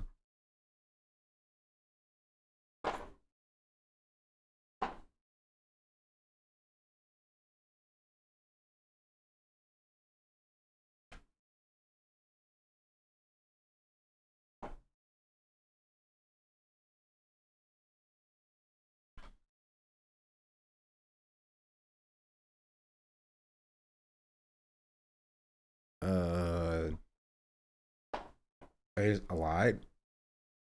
If it's drama, yes, please. I mean, it's Nux Taku, so it's like been part 1. This is only part 1. All right, let's just get it started. Nicandros. This is Tectone, a guy. Sorry, I need a trigger warning.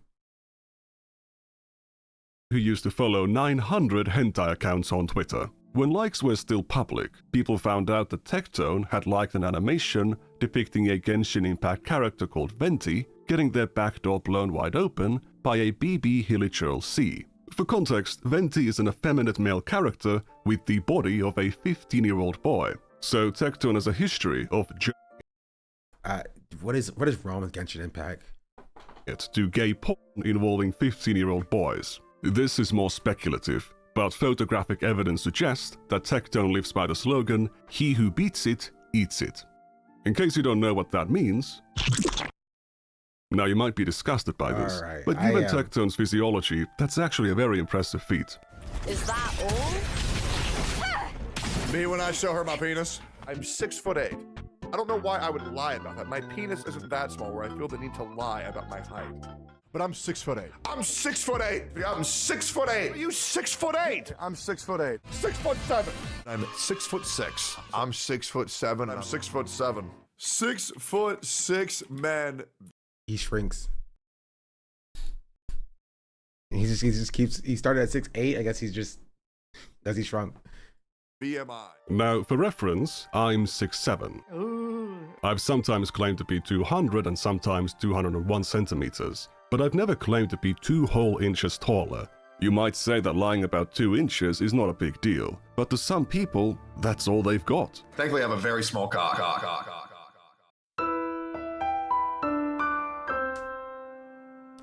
I'll say this, right? Not that I don't love dunking on Tectone, right? I do wish we started the video with a little bit more substance. But that's just me.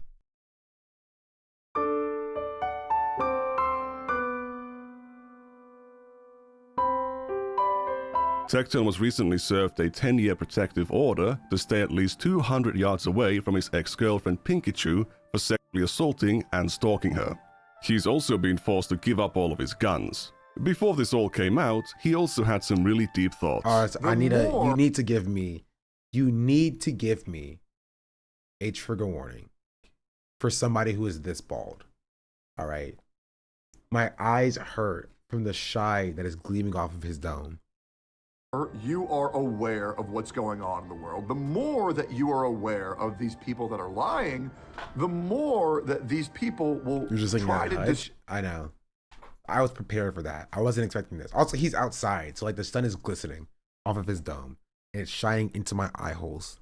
discredit the people telling the truth. I mean, I want you to look at Nux Pack, for an example. Now, I found out about Nux Pack around the time of his Shadman controversy, and because of some drama between Mutaha and someone called Shadlogic. It's a complicated story. Nux Bro, Pack why do all of these people here look like they smell like roast beef? Like, it's just like, they all look the same level of like unkempt. And like that they will not be allowed inside of a convention if they went, you know.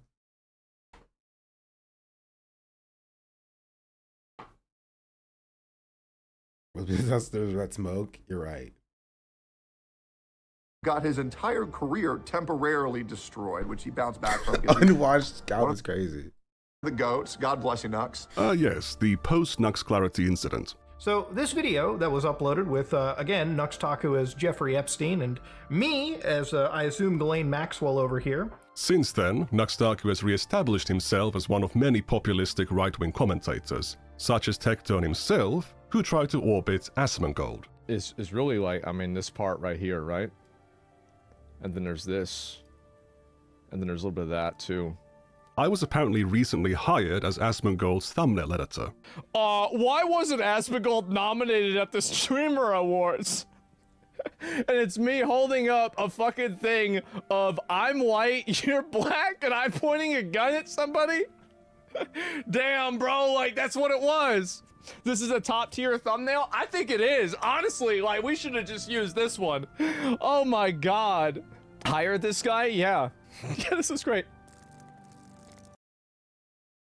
I was gonna say something, and then I realized that like Twitch would probably clap me before they clap Asmongold, if I'm being real. So I won't say it. I'll think it though. I'll think it really hard. Thumbnail editor? This is great. Yeah, why not? My response was not the most charismatic one.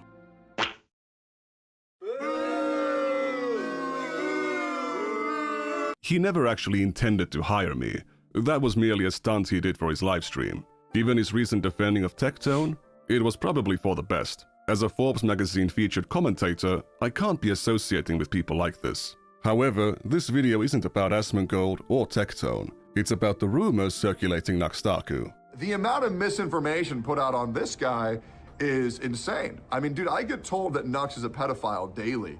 And I'm like, brother, what the fuck are you talking about? Nux has always been good to me, and I'm a guy who's always gonna have the back of my friends. However, I will also be the first guy to hold my friends accountable. We'll see about that. But why would anyone say that Nuxtaku lusts after children? I have my own criticisms of the guy, but he's a very religious man. We got to stand up and fight for God. We were living in a world of like unbelievable hedonism that just kept ramping up higher and higher and higher, you know? Higher and higher, more and more hedonism and secularism, and it completely took over. And this is an unbelievable conversation that's being had right now. He speaks out against hedonism and degeneracy. It's not surprising that people that are based purely on hedonism, that they think you could fuck everything that moves, they think that sex should be publicized and taught to little babies and children, teaching them to change their genders and shit like that. He's against sex being taught to young children and little babies. He hasn't always been open about his religious beliefs, but he has a long history of criticizing the Twitch platform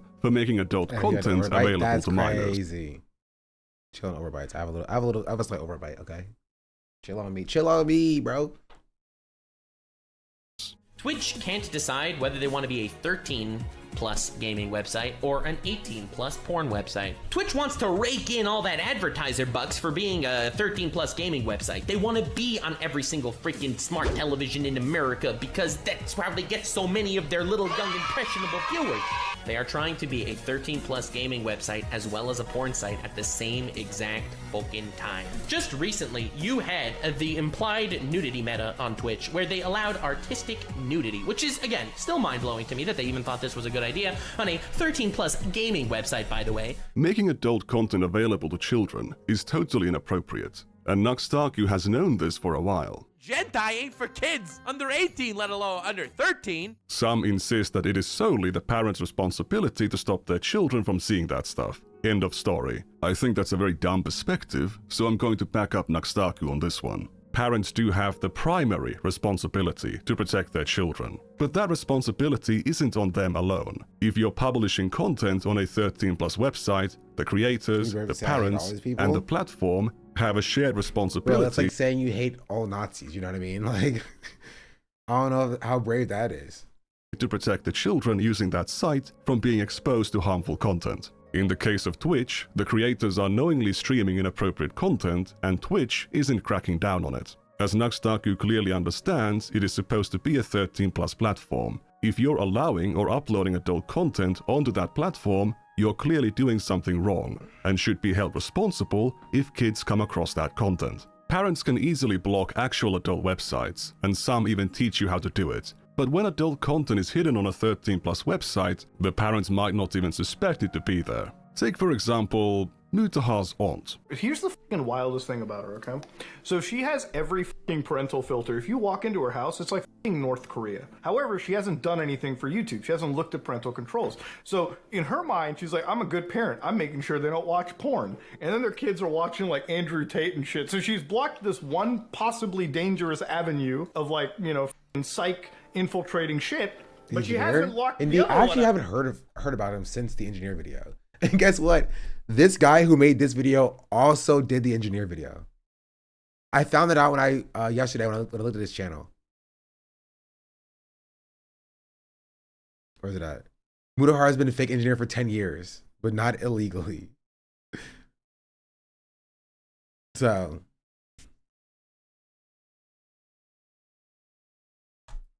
Instead of telling his aunt to set up parental controls on YouTube, what are you, Gavin Newsom, when asked about APAC?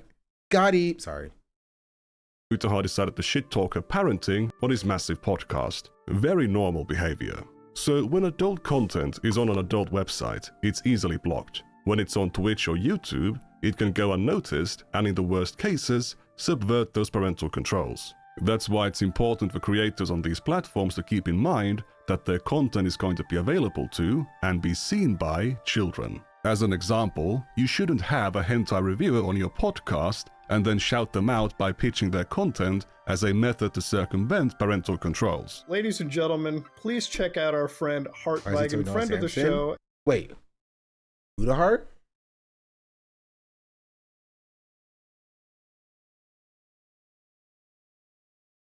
Jail?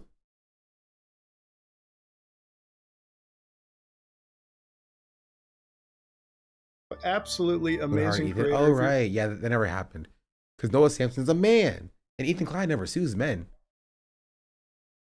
Into hentai and you want to and you got parental filters all over your web browser, this is a channel for you because YouTube is not blocked by parental filters. So wink wink on that one. That's a crazy thing to do, Mutahar, but okay, I guess.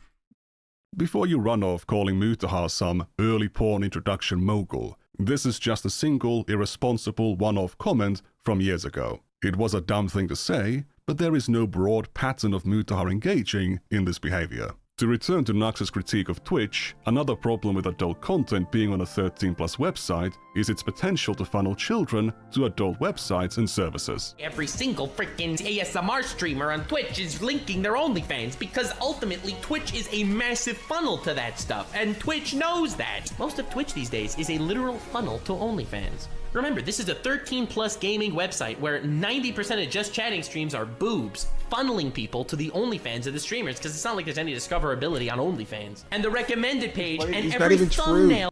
true. 90% as a crazy number. I lost. That's fine. On the just chatting category would be banned on YouTube. Bro, do you see what's going on your website, bro? This shit would be banned on YouTube immediately. I'm not too sure about that last bit, but if a creator's content is directing children to adult websites, making it more available and accessible to them, they are more likely to not only seek out that content, but also far more extreme content than they otherwise would have. Nuxtaku, on the other hand, has been criticizing Twitch for allowing this content since the creation of the hot tubs category. The new Twitch meta, ladies and gentlemen, she doesn't need to see it for in her browser history. If you look up PONR, her stream is PONR. Bruh. It's just so noisy. Bruh. It's unbelievable that this content is allowed. In February 2021, he released a whole song about it. I made a music video parody Please don't of Billie play it. Eilish's Bad Guy. When the Twitch hot tub meta was going on, all the top streamers were female streamers in hot tubs wearing nothing. And I made a music video parody, Twitch is hentai. Twitch is hentai. Twitch thoughts giving teens bloody no sleep. Damn, a great message and a banger tune. There is just one big problem I have with Nux's critique here. He left out the most dangerous element of this kind of content. Any child can see bikini ladies on the beach or at the pool, but they're not going to see bikini ladies doing erotic dances while surrounded by adult strangers who are touching themselves while chatting with them. They are also not going to receive private messages or invitations to join a private group chat where a much older person showers them with attention and makes them feel special. Creators don't just put out content, they have a community, whether it's in their comments or on other platforms. If the creator's content is explicit in nature, then so will their community. If children are allowed into these spaces, the creator is facilitating a space where adults and minors are talking about explicit matters with each other. Even if there are no predators in those spaces, if minors are allowed access, they are still being normalized to the idea that it's okay for them to be talking about these things with random adults, making them much more vulnerable. Nuxtaku has actually made videos in the past catfishing predators on Discord, but his activism doesn't end there. In 2021, he tried to trick Shadman, the infamous lolicon artist, into a confrontation to grill them for drawing lolly-beast comics. Wanna collab? Lamau, no, but your heart's in the right place. Wait, why would Shadman say that?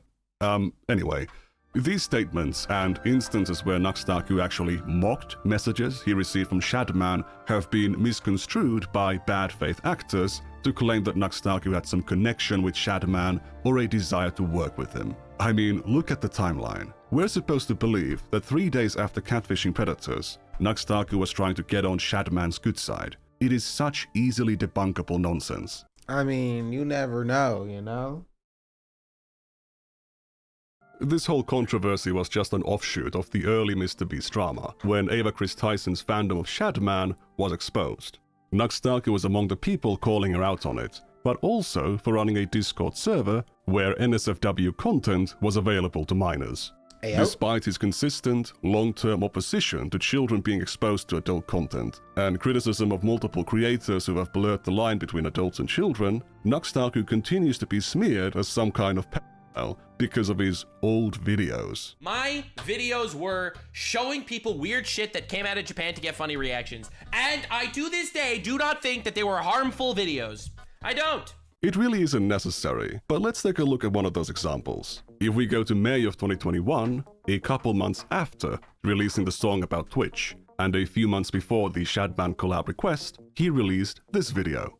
It's about Nuxtaku reviewing the old comics made by the author of the Nagatoro manga. It's a romantic comedy about the titular Nagatoro, a high school junior. I know a little trick for looking up the old thumbnails of videos on the Internet Archive, and the thumbnail of this video used to look like this. Nagatoro taking off her panties. This isn't the second version. This is the third version. Here is the second version. Nagatoro completely naked, and there's some kind of a chimpanzee behind her. But she's sitting here in the forest, and all of a sudden Monkey comes out and starts. That's a lot of monkey hands. Jesus Christ. God damn it. And then they proceed to. Okay, anyway. She ends up having an epiphany that in order to survive, she must drink fluids. So she proceeds to drink fluids. That's why she's like, go as much as you want, because you can dish out there. Okay. Yeah, she needs to drink it to survive. This is survival instincts. Boom. They were in fact not in the forest. She was in fact with the monkeys in a zoo in front of a whole bunch of people. Crowd of people? No, an audience? Is this a zoo? They saw all of it? The mating act? What is this? This is content, bro? This is the same thing Ethan Klein was doing, by the way, which is like, he would like surprise his guests with like a prolapsed anus, be like, a boom, as like shock content. It's just like, it's not funny. It's weird. And the fact that you find that funny has me questioning who you are. Right? But like, objectively, this is worse because it's like drawn children, essentially.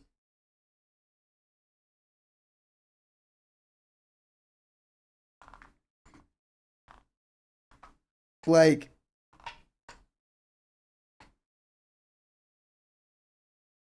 this is so cursed. This is the worst image in the history of why would the monkey bring it up? That's so weird. So she pushes the shock collar that she happens to be wearing. Oh, they put her on a shock? What the fuck? To force her to do the friendship show. So she's a slave. Yeah, it's pretty messed up, and then she has to dance like Monkey. Nuxtaku is displaying a comic to his audience about a little girl being raped by a pack of monkeys in a zoo exhibit before a crowd of children. The censorship is at times very lacking. There's lots of fluids. You enjoy this chat. I will be right back at his bathroom. And even monkey cocks visible on screen. Not only did Nuxtaku show that, he's displaying multiple adult websites and shows the names of all the comics, making it easy for the audience members to look them up for themselves. Lolicon, oh, it hurts so bad. What? It's got 69. There's 69,000 Lolicon manga on here. 69,000, no big deal, right?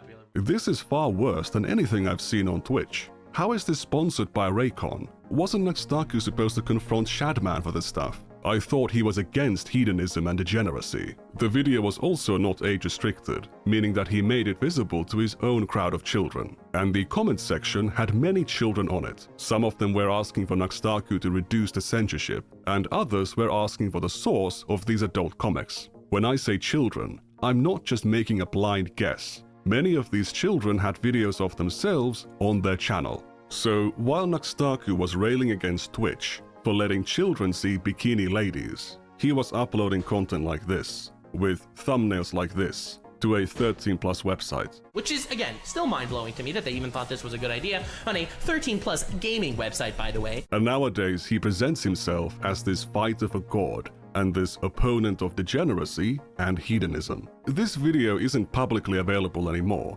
because I tweeted a link to it around the time of the post-Nux Clarity incident. It used to embed on the tweet, but now it no longer does, because within 30 minutes of me tweeting it, the video was set to private. There was no apology or explanation, only an attempt to hide evidence of one's past, which in itself became evidence of a guilty mind. I have never seen anyone post the kind of content Nuxtaku did on a regular basis and not get banned. Not only hasn't he been banned, until recently, he was hanging out with massive, well-respected creators. He might be one of the most underlooked and worst cases of such a high-profile creator, profiting from exposing children to adult content, directing them to adult websites, and running their communities with a total disregard for child safety. Nowadays, he pretends that none of this ever happened. He downplays it, lies about it, and deletes evidence of it. Let's start from the beginning. Nux started out as an anime YouTuber in 2015. He grew slowly and steadily, but in late 2019, everything changed. Jeffrey Epstein died in prison. Excuse me, 2 weeks after that. I also made a video on YouTube that has since been removed, the biggest flexes in hentai. And the degeneracy began from there. In the video, Nux reviews and recommends 10 hentai animations, 7 of which were categorized as lolly, meaning they contained underage characters. And this bad boy, very not chill stepfather, has a very not chill relationship with stepdaughter. Again, most people would think this is weird, but hentai clearly knows better. He was already showing adult content to a 13+ audience, and giving them advice on how to find adult content online. The reason why I bring it up here is because without putting text on the screen is nearly impossible to remember. Therefore, since the plot, and it's a goddamn plot, deep thematic and philosophical undertones here, I believe anyone who wanted to search this bad boy up without said title, because I was a douche for not putting it on screen, would just simply look up time stop hentai. Far easier than... Very understandable. A lot of y'all sent me screenshots on Twitter, link to my Twitter in the description, of the top recommended searches on the hub of prawn. And lo and behold, much to my surprise, WTF fanbase, one of the top hits is Time Stop Hentai. And it stayed like that for 3 goddamn days immediately after me uploading my biggest flexes in hentai video. Now that is the biggest flex in hentai. At the time, these videos earned him a massive amount of attention. The first video got 500,000 views, and its many sequels were even more successful, with the whole series garnering a total of 5 million views. One of them was even sponsored by an adult game platform. Because these videos were far more TOS risky than his usual content, Nux would soon delete them after uploading to avoid moderation consequences. The greatest plots in hentai 2! Yes, this video will be deleted soon after uploading for the sake of my channel's survival, but a promise is a promise. So, yippee, here we go. 50,000 likes and the greatest plots in hentai 3 will be out eventually. In reality, he didn't actually delete them. He set them to private, and at a later date, he set them to unlisted, meaning that anyone with a link could see them. I actually managed to find these videos quite some time ago. I archived them, and Nux can tell you the rest. Only one of them remains unlisted. Go check it out. If it has gone private, it confirms that Nux knows about this video. After the success of this hentai video series, it soon became the core focus of Nux's content for years to come. By December 2019, he reached 1 million subscribers. In 2020, he was collaborating with some of the biggest creators on the platform and filming their reactions to adult animations or comics, often involving characters of a questionable age. There is an asshole door, so it's a woman with her ass out, and this one's like an anal key. And Ash Ketchum is well, at least a young Ash Ketchum seems to be approaching it. Oh no. And he uses what's called the fist dash, it seems, to gain entry. Oh, wow. Is this made for you? Yeah, I think it's gone now. So now he's sprayed her with the spray of doom. Oh no. She's quivering. Oh my god! What? I didn't experience that, though! Given his size as a creator, Moist Critical actually appeared in Nux videos surprisingly frequently. He used to be a part of something Nux called the Hentai Gang, and they would react to various hentai clips together. Oh god! This is good stuff. We got full color, snuff, guro, torture, amputee. All the wholesome tag. Sounds good, let me see that shit. Nux also deployed a very aggressive clickbait strategy. Showing some bikini ladies wasn't enough. He needed cropped hentai, bestiality, and lolly. Despite having displayed this content in his videos and thumbnails for years, Nuxtaku has consistently denied being into it, but he also claims he doesn't believe enjoying it makes you a pedophile. There are 3 levels here, okay? There's lollies, which I have absolutely nothing against. I don't think anyone has anything against lollies, okay? Like Chibidoki or Megumin from Konosuba or Gura. Nothing has anything against lollies.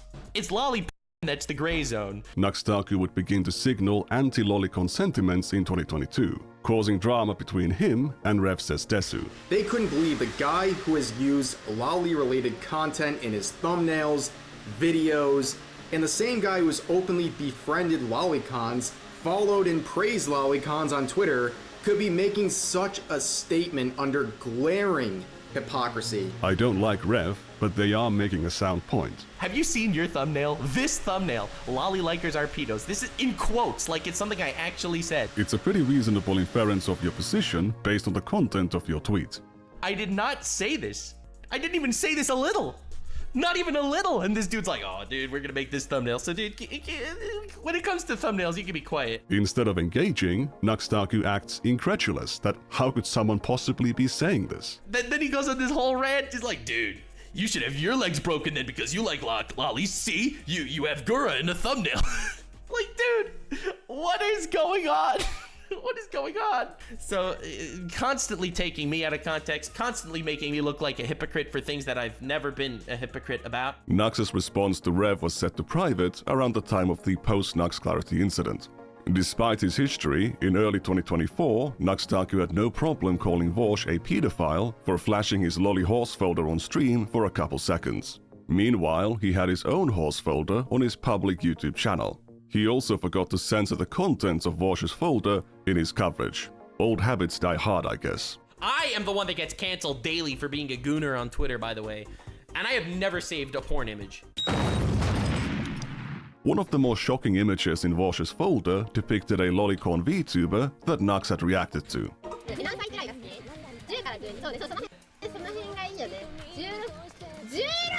16 is high school. No! What I miss? Sorry, chat. I was making a smoothie. My bad.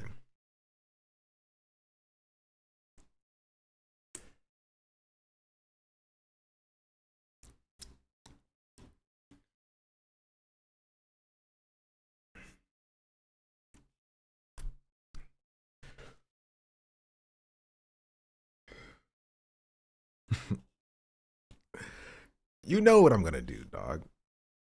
You know what I'm gonna do. The minors. Despite his consistent, long-term I didn't see it. I need to know what's going on. I need context. You missed nothing? I don't believe you. I don't believe you. Bring your phone? Oh, I could have done that. You're right. That would have made a lot more sense. Let's continue. To children being exposed to adult content, and criticism of multiple creators who have blurred the line between adults and children, Nuxtaku continues to Guess what smoothie I made? Oh, this is the color of it. It is a 2-fruit ingredient smoothie.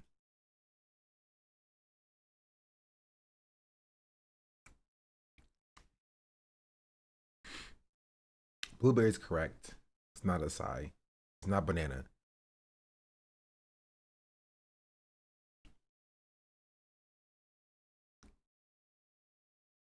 Banana because you got the daily. If you actually watch me, you know that I hate bananas.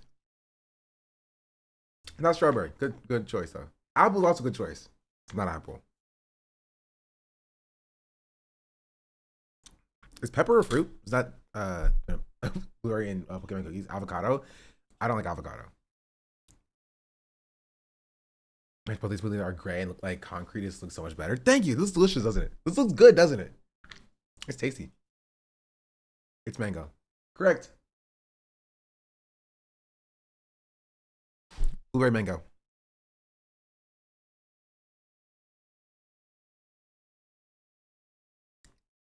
How is mango purple? The blueberries overpower it. We could mango made him into a shake, yes. Type of liquid? Yes. That's a good question. Yes.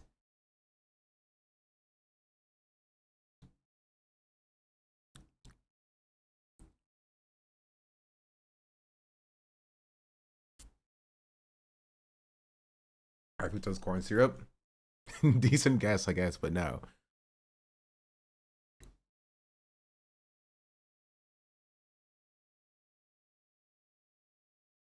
Blueberry is quite powerful color. I put like 10 blueberries in my yogurt and it turns out purple. Yeah. Blueberries are a very powerful color. But you guys aren't guessing any liquids. Well, I guess we have to just continue with this video now. He's smeared as some kind of pedophile because of his old videos. My videos were showing people weird shit that came out of Japan to get funny reactions. And I, to this day, do not think that they were harmful videos. Oat I milk, don't. no. Almond milk, no. Coconut milk, no. Ooh, I should have got oat milk. That would have been good. Water, no. Orange juice, no. Whole milk, no. Ooh, who will guess it? Coffee, I don't drink coffee. Apple juice, no. Whey, no. Heavy cream, also no. This is correct. Well, this is technically correct. It is 2% milk. It's 2% lactose-free milk.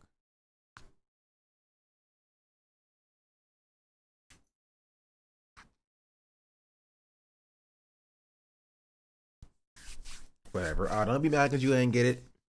Shadow technically got it correct. Your stomach is racist too? Yes, my stomach is racist, indeed. It really isn't necessary, but let's take a look at one of those examples. If we go to May of 2021, a couple months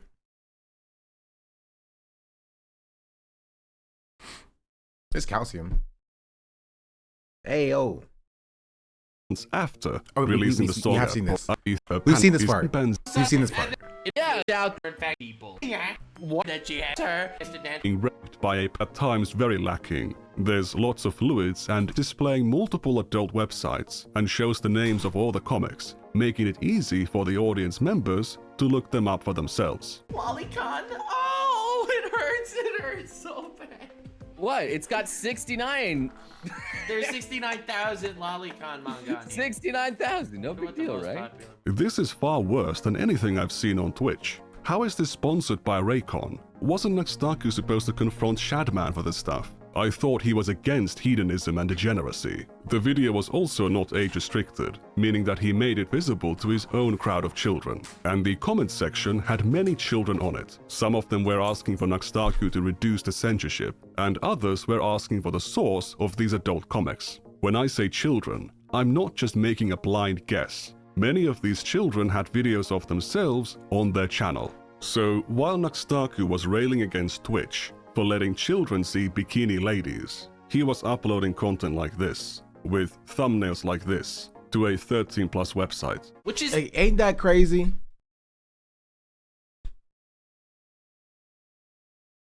Ain't that crazy?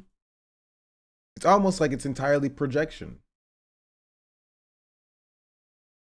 Again, still mind-blowing to me that they even thought this was a good idea on a 13+ gaming website, by the way. And nowadays, he presents himself as this fighter for God and this opponent of degeneracy and hedonism. This video isn't publicly available anymore because I tweeted a link to it around the time of the post-Nux Clarity incident. It used to embed on the tweet, but now it no longer does, because within 30 minutes of me tweeting it, the video was set to private. There was no apology or explanation, only an attempt to hide evidence of one's past, which in itself became evidence of a guilty mind. I have never seen anyone post the kind of content Nux did on a regular basis and not get banned. Not only hasn't he been banned, until recently, he was hanging out with massive, well-respected creators. He might be one of the most underlooked and worst cases of such a high-profile creator, profiting from exposing children to adult content, directing them to adult websites, and running their communities with a total disregard for child safety.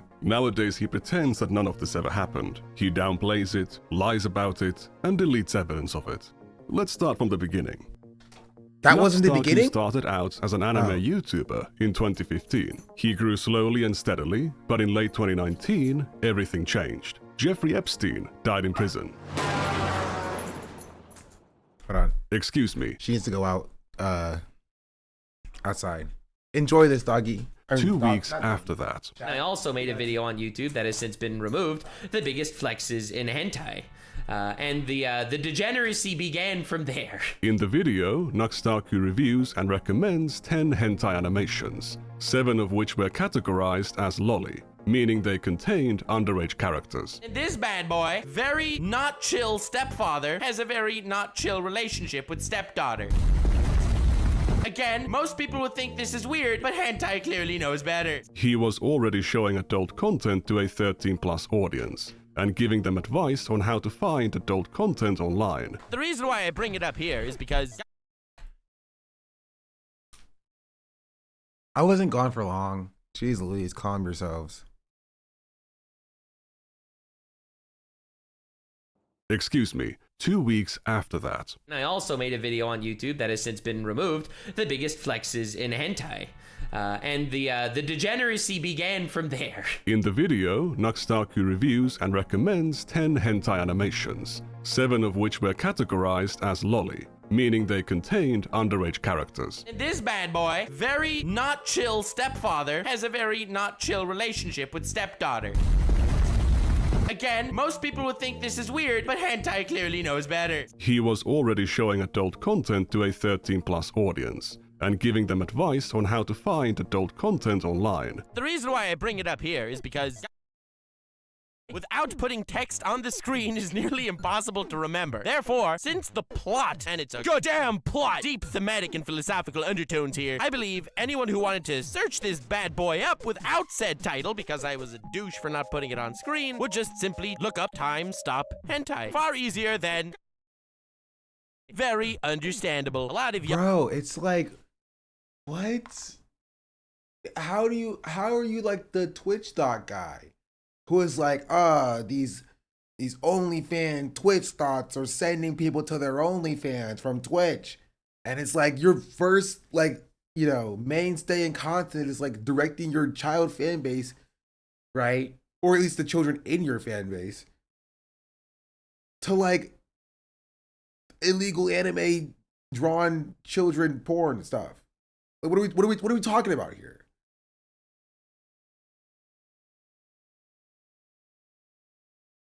Yeah, he doesn't want competition. Y'all sent me screenshots on Twitter, link to my Twitter in the description, of the top recommended searches on the hub of prawn. And lo and behold, much to my surprise, WTF fanbase, one of the top hits is Time Stop Hentai. And it stayed like that for 3 goddamn days immediately after me uploading my biggest flexes in hentai video. Now that is the biggest flex in hentai. At the time, these videos earned him a massive amount of attention. The first video got 500,000 views, and its many sequels were even more successful, with the whole series garnering a total of 5 million views. One of them was even sponsored by an adult game platform. Because these videos were far more TOS risky than his usual content, Nuxtaku would soon delete them after videos were far more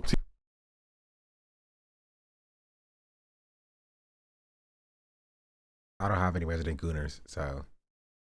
TOS risky than his usual content. Nuxtaku would soon delete them after uploading to avoid moderation consequences. The greatest plots in hentai 2! Yes, this video will be deleted soon after uploading for the sake of my channel's survival. But a promise is a promise. So, yippee, here we go. 50,000 likes and the greatest plots in hentai 3 will be out eventually. In reality, he didn't actually delete them. He set them to private, and at a later date, he set them to unlisted, meaning that anyone with a link could see them. I actually managed to find these videos quite some time ago. I archived them, and Nuxtaku can tell you the rest. Only one of them remains unlisted. Go check it out. If it has gone private, it confirms that Nuxtaku knows about this video. After the success of this hentai video series, it soon became the core focus of Nux's content for years to come. By December 2019, he reached 1 million subscribers. In 2020, he was collaborating with some of the biggest creators on the platform and filming their reactions to adult animations or comics, often involving characters of a questionable age.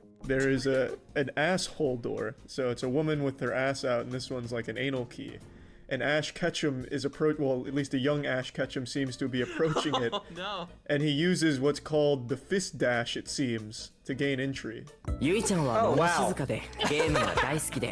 Is this made for you? Yeah, I think it's gone now. So now he's sprayed her with the spray of doom. Oh no. She's quivering.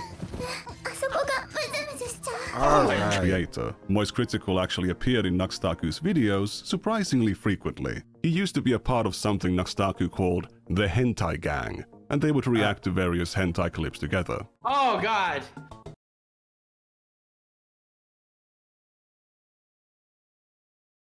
What interesting history of Charlie's channel that I just did not know.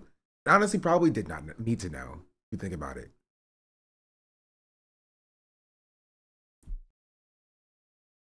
Anti-gang Charlie. This is good stuff. We got full color, snuff, guro, torture, amputee. All the wholesome tags. Sounds good, let me see that shit. Nuxtaku also deployed a very aggressive clickbait strategy. Showing some bikini ladies wasn't enough. He needed cropped hentai, bestiality, and lolly.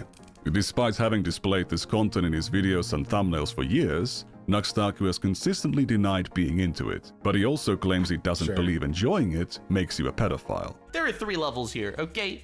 There's lollies, which I have absolutely nothing against. I don't think anyone has anything against lollies, okay? Like Chibidoki or Megumin from Konosuba or Gura. Nothing has anything against lollies. It's lolly that's the gray zone. Nuxtaku would begin to signal anti-lolicon sentiments in 2022, causing drama between him and Rev Says Desu. They couldn't believe the guy who has used lolly. What a surprise. A guy is a grown man with a little like 12-year-old anime girl avatar is mad that like other people are not into 12-year-old anime girl avatar things. But hey, now he's tweeting about Hassan, so like, you know, moving up in the world, I guess.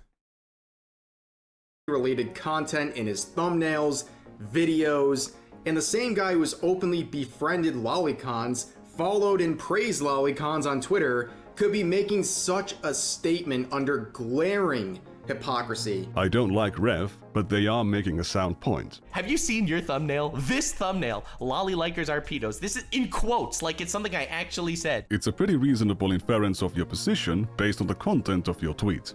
I did not say— Do you not believe that? Oh my goodness, this is a race to the bottom. This is a race to the bottom. He's defending himself by being like, I never said lolly likers are pedophiles. I never said that. Don't put that on me. Yeah, Nux, if you said it, it would be the one thing you would be correct about.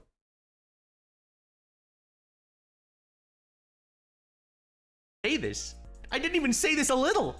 Not even a little. And this dude's like, oh, dude, we're going to make this thumbnail. So, dude, when it comes to thumbnails, you can be quiet. Instead of engaging, Nuxtaku acts incredulous that how could someone possibly be saying this? Then he goes on this whole rant. He's like, dude, you should have your legs broken then because you like lollies. See, you have Gura in the thumbnail. Like, dude, what is going on? What is going on? So, constantly taking me out of context, constantly making me look like a hypocrite for things that I've never been a hypocrite about. Nux's response to Rev was set to private around the time of the post-Nux Clarity incident.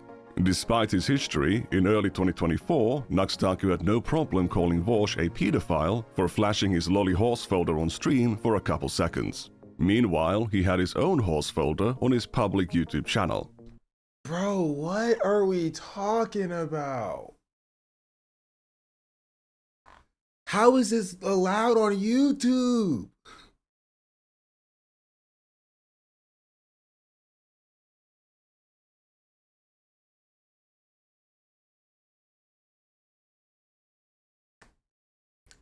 Alrighty. He also forgot to censor the contents of Vosh's folder in his coverage. Old habits die hard, I guess. I am the one that gets canceled daily for being a gooner on Twitter, by the way. And I have never saved a porn image. One of the more shocking images in Vosh's folder depicted a lolicon VTuber that Nux had reacted to.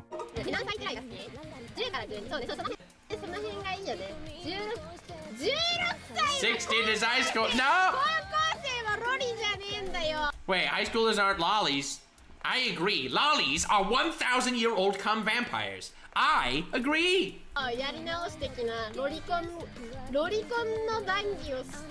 Yeah, great intro. Everyone, hey everyone, meet Natsuhito Matsuri, extremely wholesome VTuber. Also, she likes talking about lollies. Nothing weird here at all. Oh god, this rabbit hole goes deep. She just said she is into 10 to 12-year-olds, and Nux does not push back in any serious manner. He then proceeds to react to her content for 20 more minutes. That was a great video, damn! Nux clearly had no problem with lolly content, and he was happy to pander to lolicons for years. To return to Nuxtaku's thumbnails, I've seen comments under some videos mention him changing them, but that early version has not been captured on the Wayback Machine. In the case of this thumbnail, there are low-resolution captures of the early versions, which depict a woman indulging in self-exploration, censored only by this incrementally growing emoji. Whenever these old thumbnails arouse controversy, Nuxtaku goes to quietly censor them. He was clearly maximizing the amount of adult content he could show without... goes to quietly censor them. Bro, Nuxtaku should be banned just for how he talks about Jade animations. Like, he should be banned just for how he talks about Jade animations. He was clearly maximizing the amount of adult content he could show without getting in trouble with YouTube, and he would use various tricks to dodge demonetizations and age restrictions. The word Shota is blacklisted on YouTube big time. When I made my video talking about the Shota thing, Shota trending on Twitter, I spelled it with a U and it gets past the censors. I took out the U, instantly demonetized. Added in the U, turns green again. Dude, I'm telling you, YouTube is run by idiots. Evil idiots, but idiots nonetheless. He would use special characters in titles and euphemistically refer to adult content as being cultured or wholesome. If a parent saw a title like, "I showed cultured clips to normie YouTubers" in their child's browser history, it would hardly stand out as a hentai reaction video. Many of these videos originally had far more explicit titles, but Nuxtaku has gone back to censor them later. There are also many videos that are no longer available. Nuxtaku wasn't only exposing his audience to adult content, he was directing them to it. Leaving the titles of these adult animations visible on screen was not an oversight or an accident. I love how people ask me for the sauce. I have the title in the screen, people. That's why I don't make them full screen, so you can always find the sauce. The source, or the source, being the origin of the adult content. Whenever he showed porn in his videos or thumbnails, the comments were full of requests for the source. Some would name the artist or name the individual work. Others would even post direct links, most of which have been automatically deleted. Some of them still remain, linking to an image tagged with lolly and imminent rape, because Nuxtaku used it in his thumbnail. Nuxtaku would sometimes pin these source posts, encouraging these ecosystems of porn sharing in his comments. He's actually acknowledged this phenomenon in his videos. Half my comment section in the previous episode of the Hentai Gang was all about, where can I find this door one? Alright, so... It really isn't hard to find. Okay, Charlie. Yeah, it's super easy to find if you just type in, like... Very cool, Charlie. Comes up almost immediately, because I didn't remember the name during the episode. That's all I typed in and found it in almost instantly. Thanks for the instructions on how to find that hentai comic online. As Thanks, you can Charlie. see, talking about, exhibiting, and directing people to adult media was a core part of Nux's content, and the community around it. Now, YouTube is again a 13+ website. Just Again, it will be like, it wouldn't be one thing, but like, it's extra crazy when you consider the fact that like, I'm pretty sure Charlie railed against the Twitch streamers who were like doing the implied nudity meta as well. You know what I mean? He was like, see, people are pushing the rules against this whole implied nudity thing for Twitch. What did Charlie do? I missed it. Yeah, you weren't paying attention. Do I have to play it again? I'll play it again. This is for Kachimona who missed it. Door one! Alright, so... It really isn't hard to find. Okay, Charlie. Yeah, it's super easy to find if you just type in, like... Very cool, Charlie. Comes up almost immediately, because I didn't remember the name during the episode. That's all I typed in and found it in almost instantly. Thanks for the instructions on how to find that hentai comic online. As you can see, Thanks, talking Charlie. about, exhibiting, and directing people to adult media was a core part of Nux's content and the community around it. Now, YouTube is again a 13+ website, just like Twitch. So, Nux was making this content available to minors. But did it appeal to them? You've seen enough of his presentation to know that his audience was hardly above the age of 18. If you're putting on this kind of PewDiePie voice, you're not looking for an adult audience. Given his previous focus on anime, Nux's audience would already trend towards being pretty young, but it wasn't young enough. He would imitate the thumbnail style of channels like no, Game 13. For pretty much all social media platforms, it's 13. Theory, which is very popular with children, and make lots of other content trying to attract MatPat's attention. He eventually succeeded and collaborated with not just MatPat, but also PewDiePie and Markiplier. Except he didn't. These are just misleading clickbait thumbnails. However, if you were a fan of one of these massive channels with very young audiences, and you were tricked into clicking on one of these videos, your recommendations would fill up with stuff like this. This combo of factors that would drive this content to a young audience would not be complete without Nux's favorite rule, that being Rule 34. And if you're not familiar with the term Rule 34, it's a term and website This is why I don't trust anybody who's like being like a gooner is like a core part of their identity. Gooner wasn't a term back then, right? But like, it's not even about like a puritanical thing. It's like it always devolves down into this eventually, because like once you are doing like gooning content for shock value, the normal stuff isn't gonna shock people anymore. You gotta ramp it up. You gotta ramp it up. And you gotta ramp it up until you end up doing what Nux is doing here, or what Lakari's done. Like Heavenly Controller, is he still around? But yes, like Heavenly Controller.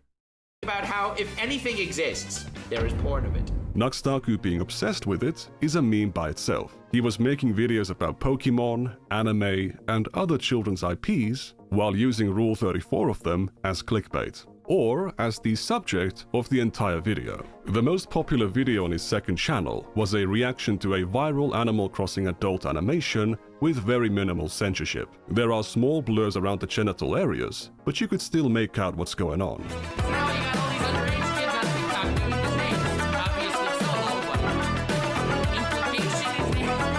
What implication? And what's funny about it? When this animation came out, it became a viral meme, and a bunch of kids on TikTok were, as Nux says, doing the things or doing the dance. In other words, publishing media of them.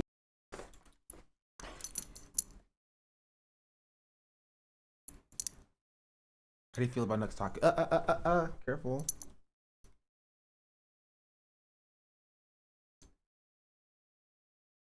Hey, how do you feel about careful. How do you feel about Nux doggy? How do you feel about Nux Not your favorite? I get that.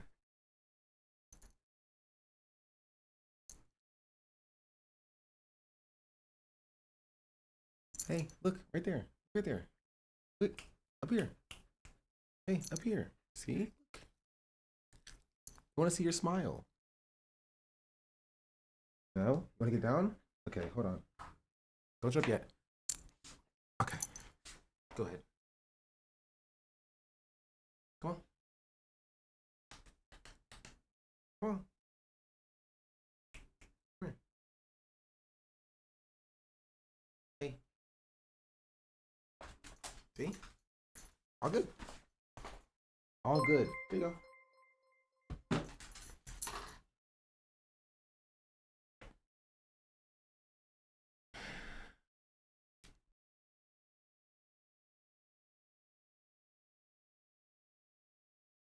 All right. Themselves for anyone in the world to see. How does this go on for 30? No, not 30 more minutes. Like 50 more minutes, bro.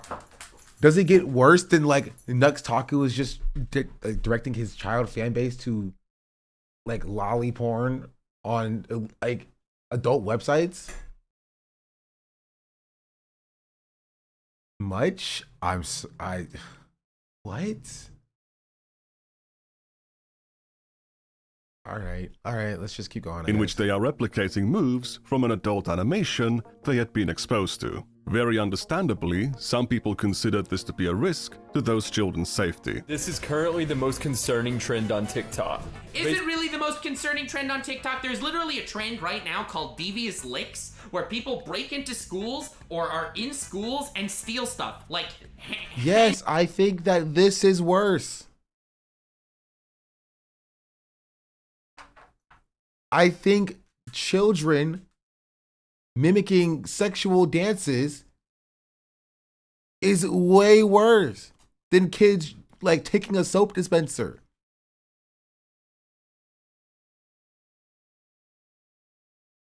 Stealing good? Not even stealing good. You know what I mean? Like, sure, kids shouldn't be stealing public utilities from their schools, right? Other people need to use those soap dispensers. You know what I mean?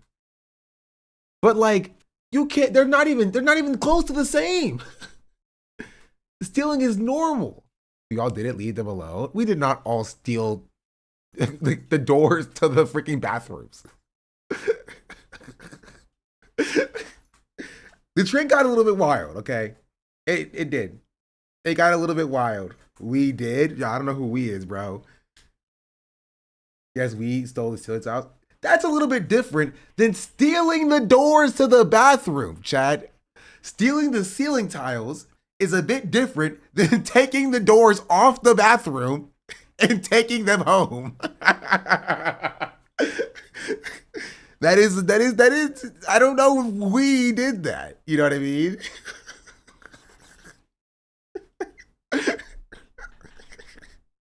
Like, that's insane. Like, that's crazy. Maybe they should put the doors in with those glass boxes if they really care. Like, yeah. They didn't lock it up and needed me to call the cashier to open it, so maybe they didn't really need those bathroom doors. Hey, baby girl. Hey, girl. Am I being loud? I'm sorry. I'm sorry. Nix is here. She wants to say hello. All right. Say something. Come on. Come on. Okay. Ugh. All right, let's continue. and sanitizer and fire alarms and toilet seats. They just rip them off the toilets. That is a trend on TikTok right now. But no, this is the most disturbing trend on TikTok. All right, dude. Yes, it is. Objectively. Objectively. All right, dude. What's worse? Children being at risk of being exploited, or children stealing toilet seats? More and more TikTokers have started to recreate that dance, and it's It got is sus. people concerned. Basically, a lot of people are afraid that the dance is going to get really popular, and kids are going to start coming on the app and doing it and get targeted by predators. No one's afraid of that. All right, maybe I'm not around TikTok enough, and I don't understand the ecosystem, but I don't think that people are afraid of kids being targeted by predators because they're doing a dance. Okay? Kids are targeted by predators on TikTok for freaking breathing crooked. I don't think this dance is gonna push anyone over the edge, but that's just me. A child that is publicly self-reporting as having been exposed to adult content is absolutely more likely to be targeted. It means that their internet access is unrestricted and likely unsupervised. They're an easy target. So if you happen to see any kids on your For You page doing this dance, please nicely encourage them to stop. Nicely encourage them to stop is just sending hate mobs in nicer words. This guy could be a total grifter in his own right, but nothing about what he's saying here should be controversial. It's basic. He's not a grifter. He's just like he's like a Charlie, you know? He's a normie who talks about anything, and when you will just talk about literally anything, you're gonna end up wrong 50% of the time, right? And then maybe on the right side of the issue the other 50% of the time. You feel me? Charlie's in the, yes, Charlie is in the gang, the hentai gang. We've learned. Charlie is indeed in the hentai gang.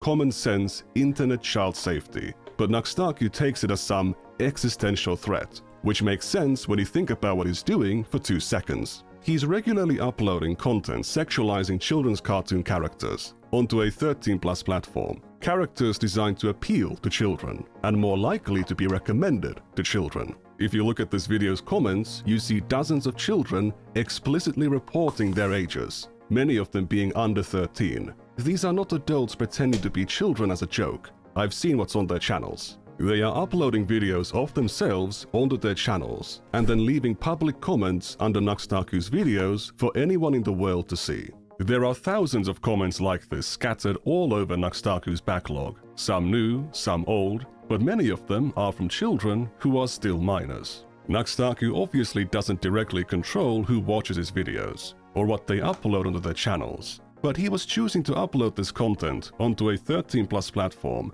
where it was available to children. If you make content about I know sex this isn't the point, but why is he moving like that? He's just doing this. I'm like, this must have been hard to freaking censor. Porn available to children, you're gonna receive comments about sex and porn from children. If you look at the audience retention graph, you can see that barely anyone is watching this video for Nuxtaku's commentary. All of the attention is hyper-focused on the segment where the adult animation is shown. Who do you think is watching it over and over again? Any adult could just go and watch the uncensored animation elsewhere. However, to the children who cannot access adult websites, this is the most easily available and the least censored version of the animation that they can find. Here is a comment from a child saying that they can't access the uncensored animation because of parental controls. This child's parents did not want them to be exposed to this kind of media, but Nuxtaku's content enabled it to happen anyway. Nuxtaku knows that YouTube doesn't want that content on its platform, and he was actively reverse engineering the site's moderation in order to continue uploading this content without getting age restricted. He was so successful at it that even if you enabled restricted mode and the parental control filters, videos like this would still be visible on his channel. With the same video, where Nuxtaku was shitting on this guy for caring too much about child safety, he was contributing to and profiting from all of the issues that the guy was raising awareness of. Alright, Mr. Noah, I don't know you, and you seem like a decent man. John 3:16, my man. He's a man of the people. This dude, this absolute legend. I didn't even notice that before. Don't quote Bible verses in your bio, dude. What? John 3:16 is, "For God so loved the world that he gave his own forgotten son, that whoever believeth in him should not perish, but have everlasting life." Alright, gamers. Yeah, alright. If I see that in the bio, I'm gonna... Alright, dude. Fighting for God was not the moneymaker for Nuxtaku at the time. The real moneymaker was running Rule 34 tournaments and networking with massive creators. What I did today is I gathered 8 YouTubers, put them in a tournament bracket format, and had them battle it out, where they each select different fictional characters, and based on the amount of entries they have on Rule 34, they are stronger choices. Not only are these videos just flagrant celebrations of degeneracy and hedonism, You know what makes me really uncomfortable about this? Is the fact that we know that Nux is making this video while having a massive erection. Yes! I mean, no. they are entirely based around the promotion of an explicit adult website full of adult content of children's characters. The website appreciated the attention and promoted Nuxtaku's videos in exchange. My last video that I used Rule 34, they actually posted my video on the homepage of the website, so in their honor, you know. If you want to do these competitions with your adult friends, that's totally fine. What isn't fine is uploading these competitions onto a 13+ platform in which you're promoting an adult website full of thousands of images sexualizing children's cartoon characters. Because of its animated nature, hentai is already much less intimidating to children than photographic adult content. If you're also using characters that are designed to appeal to children, are already familiar to children, and are attached to brands that the algorithm will push to children, you are basically maximizing the potential of your content to introduce children to adult media at even younger ages. I have already shown that this was undeniably a function of Nux's content, but I can't say that it was his intent. However, I can demonstrate that it was absolutely undeniable that Nuxtaku knew— Sorry, I had to look at something. Yeah. That children were watching his content. The descriptions of his videos used to explicitly label them as PG-13. What? What? I'm sorry. Hentai lolly review is PG-13? Excuse me?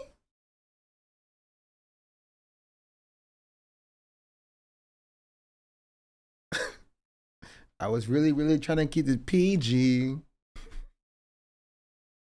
Disclaimer can even be found on the monkey comic video. That is an explicit admission that Nuxtaku was fine with 13-year-olds seeing this stuff. But we can do better. Months before the monkey comic video and the Animal Crossing video, Nuxtaku saw one of his child fans with his own eyes. On October 31st of 2020, he requested his audience to email him the most cursed NSFW videos or memes for a chance to win $1,000. No limit on how horrible it is. Despite requesting NSFW content, the announcement does not list a minimum age, so Nuxtaku was giving a financial incentive to minors to find the worst NSFW content they could. After a day, he'd already received thousands of submissions. He would review these submissions a month later in a video with Oompaville and Iron Mouse. I've never Iron Mouse pondered the thought that we could have lolly and Guro and bondage all in one thing. That's amazing. Oh my god. Among those submissions was a video that one of Nuxtaku's child fans had recorded of themselves. Oh, what? Bro. I don't even know what that was. That was some kid just sent you a video of them shitting and then shooting a dog with a Nerf gun. It would be really funny not to provide the full context. Oh, what? Bro. If you're scared of getting sued, this ain't the move. That was some kid just sent you a video of them shitting and then shooting a dog with a Nerf gun.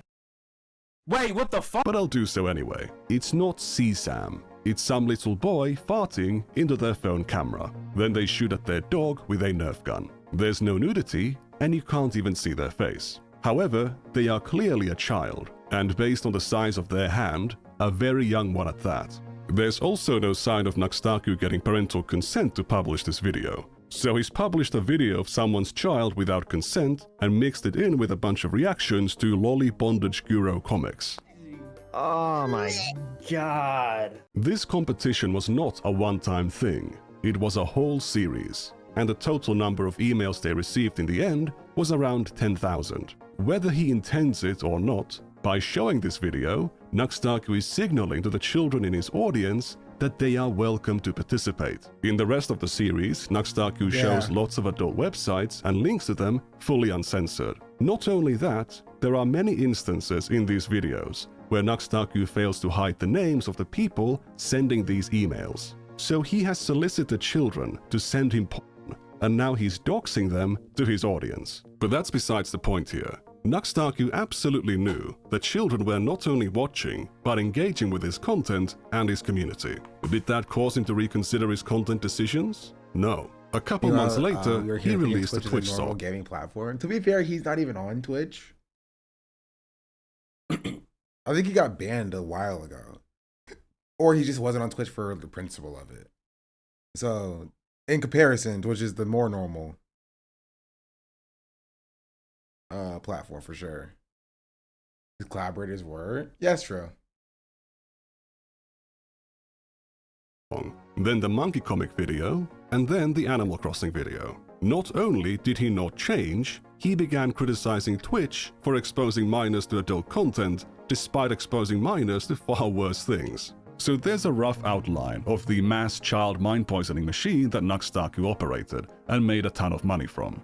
We have already seen some of the community interactions in the comments of his videos, but that's only scratching the surface. Let's go back to 2019. So, the announcement portion of this video is as follows. My favorite of PewDiePie's videos are his Luai videos, where he gets to see how his community memes around. Okay. Short break. This is a natural break in the content. We're gonna watch Hassan dunk on the burnt peanut because I think it's funny.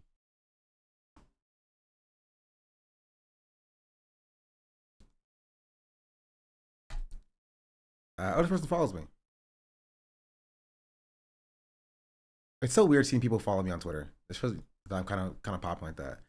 The burnt peanut cooked the viewer who said the USA is a joke. USA is a joke. Buddy, we got a flying black Dorito worth more than the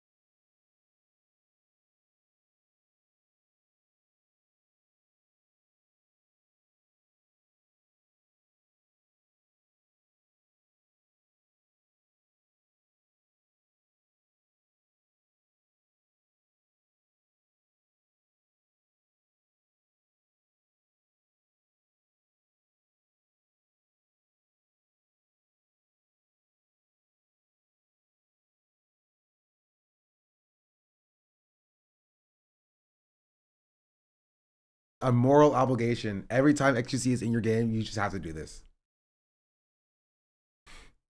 Anyway, back to Nux Taku, I guess. Found his own content. I personally love that style video. How the community itself can come together, because it's not just the YouTuber or the YouTuber's content that's enjoyable, but it's the idea of this little community forming. So I am creating a Nux Taku subreddit, which will not be called Nux Taku because someone already made r/. In another effort to imitate PewDiePie, in 2019, Nux Taku founded his own subreddit, r/Nux Taku submissions. Nowadays, it's a hentai dumping ground, but back then, I got chills for some reason. That hurt. It was full of memes about anime and children's cartoons. Hey, stop touching weird places. Don't worry about it. It's flat anyway. Destruction 100. Ho ho ho. Huge roast there. That's like the ultimate hentai logic as well. But this is Nux Taku we're talking about. So there were also posts about hentai. For several years, the Reddit had no moderation other than Nux Taku. And on one occasion in 2020, the Reddit was spammed full of hentai. Other than No YouTuber held that side of the Reddit, but didn't see very active about moderation for Reddit years later. Nux Taku. And on one occasion in 2020... Did you spray yourself? No, I did. So I cool my face down, because I overheat a lot. Like, my body is nice and warm. My face gets very hot. Because I have two cameras staring at me. There's like two lights staring at me. And like 3 monitors staring at me.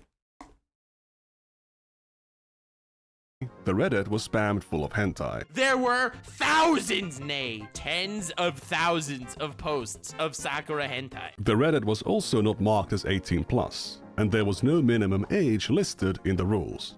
Forgive me, Lord, but I did it. Please forgive me. Stop sending gentai. Why? I already lost No Nut November. Half of my class saw Aqua's butthole on my screen. To be fair, mad respect for sending Aqua's butthole, and your class should be thankful. The OP of this post was 12 years old. To be fair, mad respect for sending Aqua's butthole, and your class should be thankful. They are literally talking about a class in that post. There is no reason not to assume they might be a minor. And had Nuxtaku checked their profile when this screenshot was taken, he would have seen this comment. This child was not a one-time poster. Between October 2019 and August 2020, they made 160 posts to the Reddit. Many of them appear in Nuxtaku's videos, sometimes back-to-back. So Nuxtaku was profiting from their presence on the Reddit, and the attention he gave to their posts would encourage them to continue engaging with his community. Some of their posts on the Reddit mention depression, some include hentai, and sometimes they would be sharing and requesting the source. In one of their earliest posts, they mentioned having gotten into weird kinky shit. In the comments of that post, they shared a story about having been molested. Quick reminder, Nuxtaku made money from allowing this person to be present in his community. They had multiple very highly upvoted posts that made it into Nux's videos, and he would sometimes show multiple of them back to back in the same video. The only reason I'm comfortable drawing attention to this user is because the account has been abandoned for years. As far as I know, it was never banned. After going through all of their comments and posts, I was unable to find any connections to other social medias, so they should be anonymous. This was also not the only child present in the community. By doing a couple searches, you can find many others openly stating their age. Content creators exploiting the volunteer labor of their audience for content is nothing new, but those spaces have teams of moderators to keep the content age appropriate. When you have a community that includes minors, you would ideally be proactive and lean on the side of caution. As we can see from this announcement on Nuxtaku's Discord from January 2022, moderation-wise, the Reddit was totally unattended for years. It doesn't matter whether Nuxtaku knew that dozens of minors were openly posting, sharing, and talking about adult content on his Reddit with adult strangers. As the head of that community, he bears ultimate responsibility for what he allows to happen in it. It was his responsibility to establish rules against this. Oh, you were mistaken. I don't know if they've ever collaborated, but like PewDiePie would only hate him if this came out when when PewDiePie was at his heyday or whatever. But if this was all happening, PewDiePie would be like, oh, as long as nobody's talking about it, it's fine. That's kind of how content creators operate.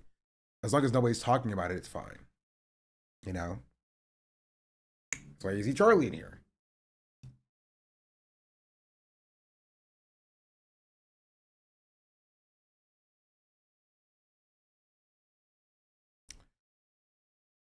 I think he's basically done the same shit. I will not say the same. This is like we're at like heights that, you know, very rarely get breached. Behavior and to enforce them. Even the most basic, common sense rule for an NSFW community was too much to ask. On December 30th of 2021, Nuxtaku would launch his Discord server. That's right, I opened a public Discord server. I swore to myself I would never do it because the degeneracy would be too much, and the degeneracy is already too much. So join that Discord server. It's a public server. It's open. 16 or older though, please? I am happy that he has a minimum age rule this time, but setting it to 16 is a massive self-report that he is aware that a large chunk of his audience. Yeah, why 16? Why not just make it 18? This is like, it happens in anime all the time as well, where they're like, they show this like adult, or this child is drawn like an adult, right? And they're like, oh, by the way, she's 16, by the way, just put that out there. Like, just make her 18. Like why are you making it specifically 16 for some reason? Like, what is wrong with you people? Is underage. It's also highly questionable given his decision to launch the server with a set of NSFW channels, including an NSFW voice channel. To be honest, I was surprised that there were NSFW channels when the server rules said 16 and up, because NSFW is supposed to be 18 and up. I mean, if you already watch Nux, fair. To be clear, those channels were supposed to be only for adults. But given the state of Discord's age verification, setting a channel into NSFW mode doesn't really do anything to stop minors from accessing it. All they have to do is lie about their age to Discord. The channels were fortunately removed 6 days after the server was open to the public. The announcement of their removal does mention issues like minors sneaking in by lying about their age. However, the main reason was that having NSFW channels disqualified the server from Discord partnership. Some users protested. Nux's content already involved a lot of NSFW media, so why not allow people to post it in his community? A staff member responded that the age group of the Billies, that being the name of Nuxtaku's fandom, wasn't appropriate for it. So even Nuxtaku's Discord staff members knew that a large chunk of his audience were minors. The decision to have NSFW channels on the server was already questionable in the first place, but it becomes even more questionable when you remember that Nuxtaku made that predator catfishing video months earlier. I wanted to make this sort of an educational topic and bring light to an issue that's really big. There's a lot of predators on Discord, like a lot. There's a lot of predators on Discord, like a lot. How do you make a video raising awareness of Discord predators, but then set up a Discord server which will facilitate adult conversations between adults and minors? But hey, Like he doesn't they care. deleted the NSFW channels quickly, so the problem is solved, right? Not necessarily. Nuxtaku shouted out to Discord on December 28th on his Twitch, and December 30th on YouTube.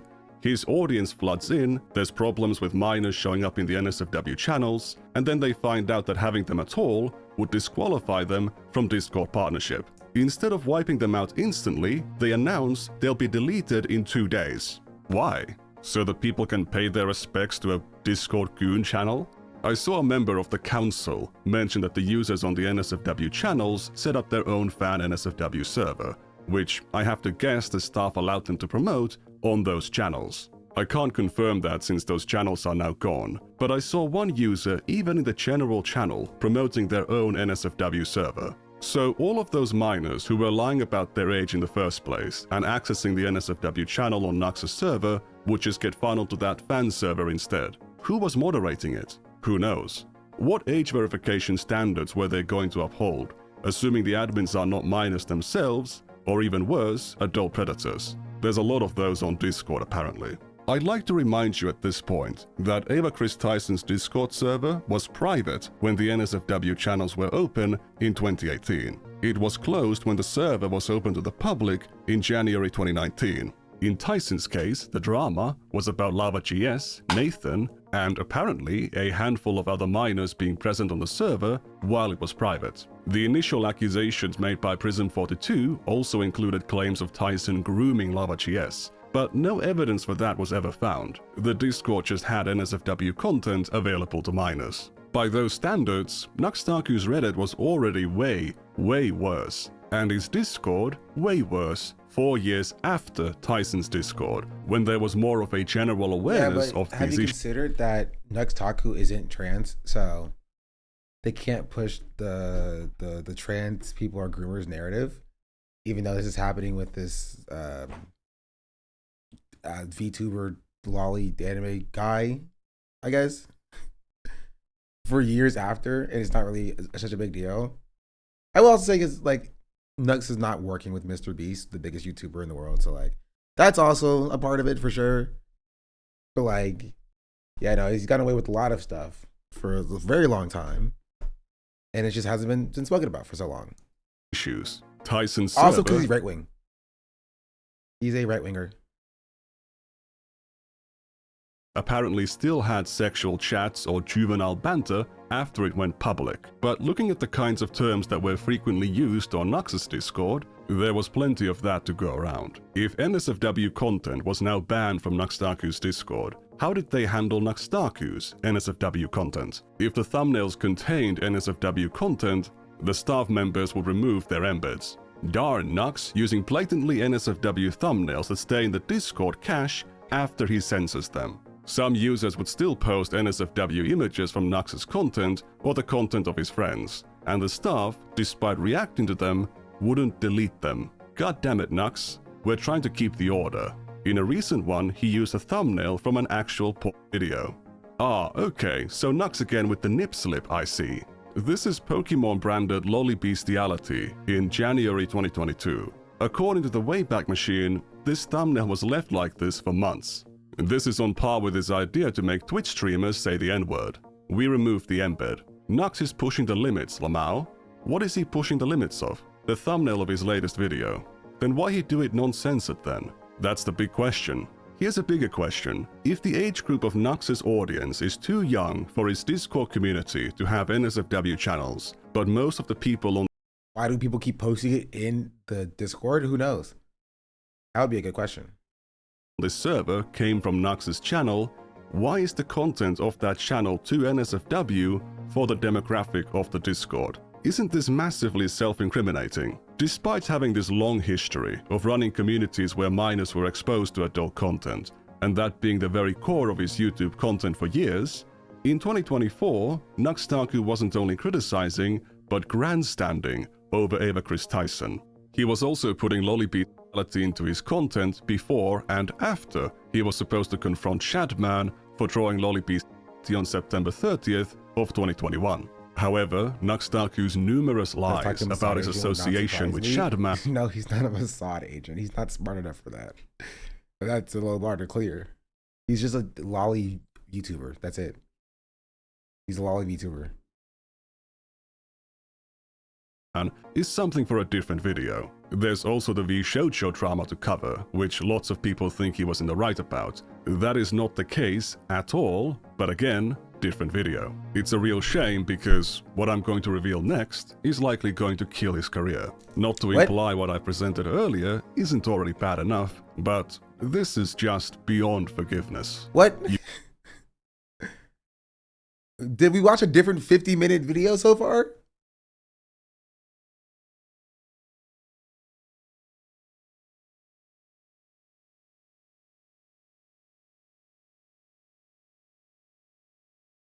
You see, there is another Nuxtaku Discord server, even older than his subreddit. I saw an ad for it which made me very intrigued. Really help keep my channel afloat. All patrons are invited to the Discord server where we hang out having a great time, and unlike Tumblr, we have an NSFW section.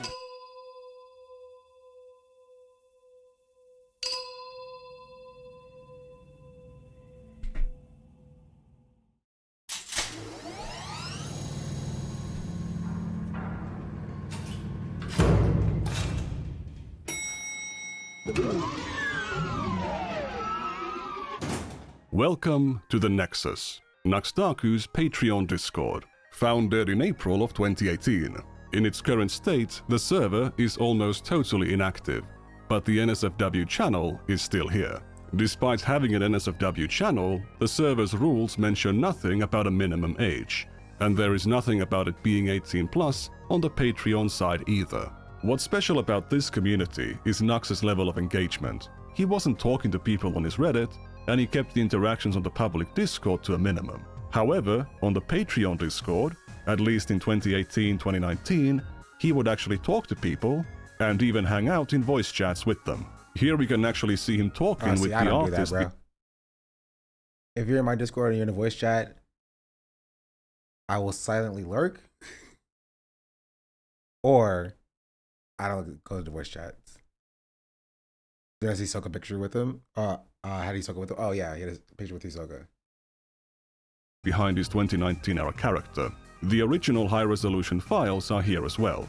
This one, where Nux is rubbing his hands, has the file name nux_merchant.png.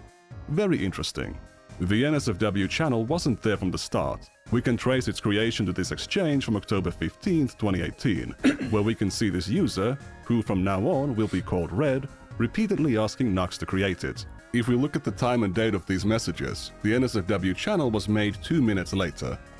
In response to this, Red raised their Patreon pledge, and Nux gave them a thumbs up.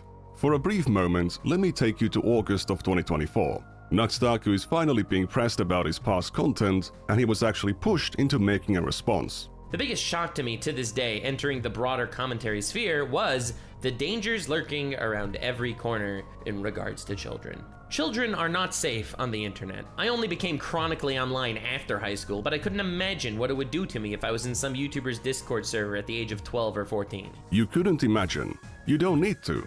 Red joined the server on September 7th. On day 1, they openly declared themselves to be 14 years old. Stop. They would later claim to be 15 multiple times, but as they openly stated, they were lying about their age. Red was born in 2004. They had turned 14 soon before they joined the server. The Discord was a pretty small clique, and soon enough, basically everyone on the server knew that Red was underage. Despite this, Nuxtaku made the NSFW channel for them a month later, and within a year, they had posted 242 messages on the channel. There's also an instance where another user pinged Red into the NSFW channel. As far as I can tell, this behavior was not punished. So a 14-year-old paid Nuxtaku money to be on his Patreon Discord server. He made the NSFW channel for them, after which he accepted even more money from them, and allowed them to post onto that channel for over a year before they left the server. But did Nuxtaku know that Red was underage? There is no message of Nux acknowledging Red's age, however, it is extremely unlikely that he didn't know. In this conversation from earlier, where Red says they're lying about their age, Nuxtaku shows up soon afterwards. In this conversation, there's some kind of an ERP going on in the general chat, which is interrupted by Red. Red is told not to get involved because they're underage. After Red says the conversation is making them gag, another user jokes, "Oh no, we better stop if we are gagging a minor." Red pinged Nuxtaku soon afterwards, but Nux didn't show up. This is Minthia's Mouselord, or Mitochondria, or Mito. According to Nuxtaku, they were the best poster on the NSFW channel. In this conversation about BDSM, we can see Red asking Mito to send their presentation on sex toys to other users. Note, I just made the presentation because Red was clueless. After Bex mentions having a high tolerance to weirdness, Nux shows up to say, "Proud fanbase." Gremmen asks Mito to send the presentation to Nux. I think that Red already sent it to him. No, I told ya. Never sent it, but I can now. What are we sending me? A sex toy presentation. Why? Lol. We needed to explain sex toys to Red. Nah, it's fine if it's not sent to Nux. Already did, Mito. I'm not doing honest descriptions on all Mito's sex toys. Few minutes later at 2:16... This is a 14-year-old. And nobody sits down and be like, huh? Wait, maybe we should not, actually.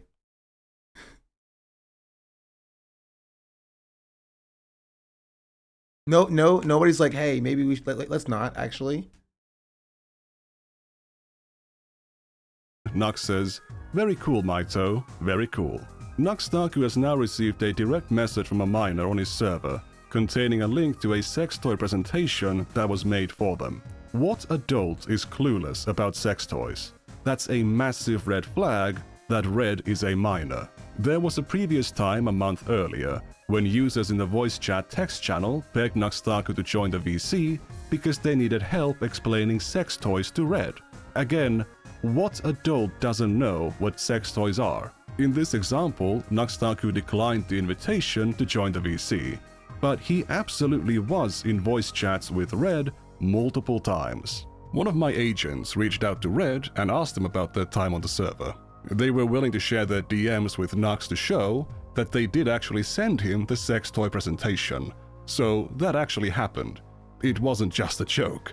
When asked about whether they were ever in voice chats with Nuxtaku, Red recalled being in a VC with him plenty of times, couple of times a week. They'd be surprised if Nux didn't notice them being underage, since everyone else did. However, they don't recall Nux ever commenting on their age. Now, I am not a journalist. I'm just a guy on the internet. However, I know you're not supposed to take one person's word and just run with it. Red could be misremembering, they might have some bias for or against Nuxtaku, so it's important to have corroborating evidence. On December 15, 2018, Nuxtaku pinged a deleted user to a VC. Red says Nux is in VC, everyone flood, implying they joined the voice channel with Nux. There's a similar message from January 15th, 2019. If we scroll down a bit, we can see a screenshot showing Nux in the VC with red. The real Nuxtaku here is the real Nuxtaku. Here's another screenshot from the time. Same name, same avatar. The current music channel used to be the old voice text channel, and on it we can sometimes see Red and Nux posting things close to each other that only make sense if they were in the VC at the same time. Here, for example, Nux is working on a thumbnail. There's a message from Red, messages from Nuxtaku, and then a message from Red. An hour later, messages from Nuxtaku. In this one, we have a message from Red addressing Nux. Later a photo from Nux, then a photo from Red. In this instance, Red asks somebody to join the VC. Another user posts a caked up Charizard. Nuxtaku shows a work-in-progress thumbnail. Message from Red, the Charizard from earlier is now on Nux's thumbnail. There's plenty of evidence of Red speaking, having audio issues, and other users commenting about their voice. So it's not like they never talked in the VC. I think this evidence sufficiently corroborates Red's recollection that they were in the VCs with Nuxtaku more. I mean, this is more evidence I think is necessary. I think we got the point at this point. I was watching this video a few hours ago, and this proves the point that any right-wing person comes against blank automatically as soon as doing that thing. Multiple times. I'm not sure about a couple times a week, but certainly multiple times. Red was already behaving in a pretty immature way, even in the text messages. They would spam emojis and walls of text.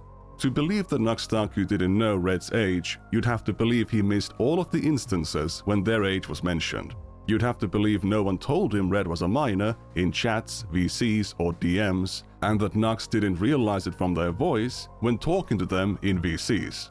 This should already be enough to strongly conclude that Nuxtaku knew. But to show the full extent of the evidence and the full extent of Nuxtaku's beyond incomprehensible neglect, we need to introduce a new character.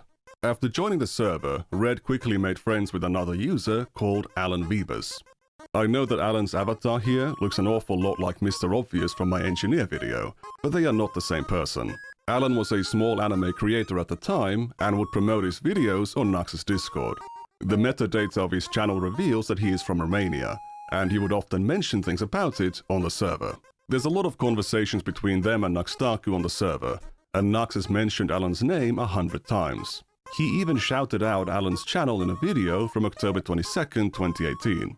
All patrons are invited to the Discord server, where we do things like make fun of Alan Weebus. If you don't know who Alan Weebus is, oh, trust me, $1 to the Patreon is worth it to meet the guy. He's in a special kind of category, where everyone that relates to him in any way is a tsundere, because we all constantly make fun of him and make believe we hate him, but we all low-key like him. And also, thank you, Alan Weebus, for donating $10 on Patreon, so now I get to shout you out in all my videos. Link to Alan Weebus' channel is actually in the description. He makes funny shiz, and he takes the edge out of edgy, which leaves you just why? Like, why is he making this video? That kind of thing. Anyway, special thanks to King Beat My Meat Sage. Alan was a very major contributor to the NSFW channel.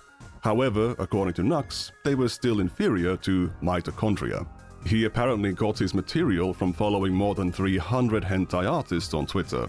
That's only a third of the amount that Tectone was following.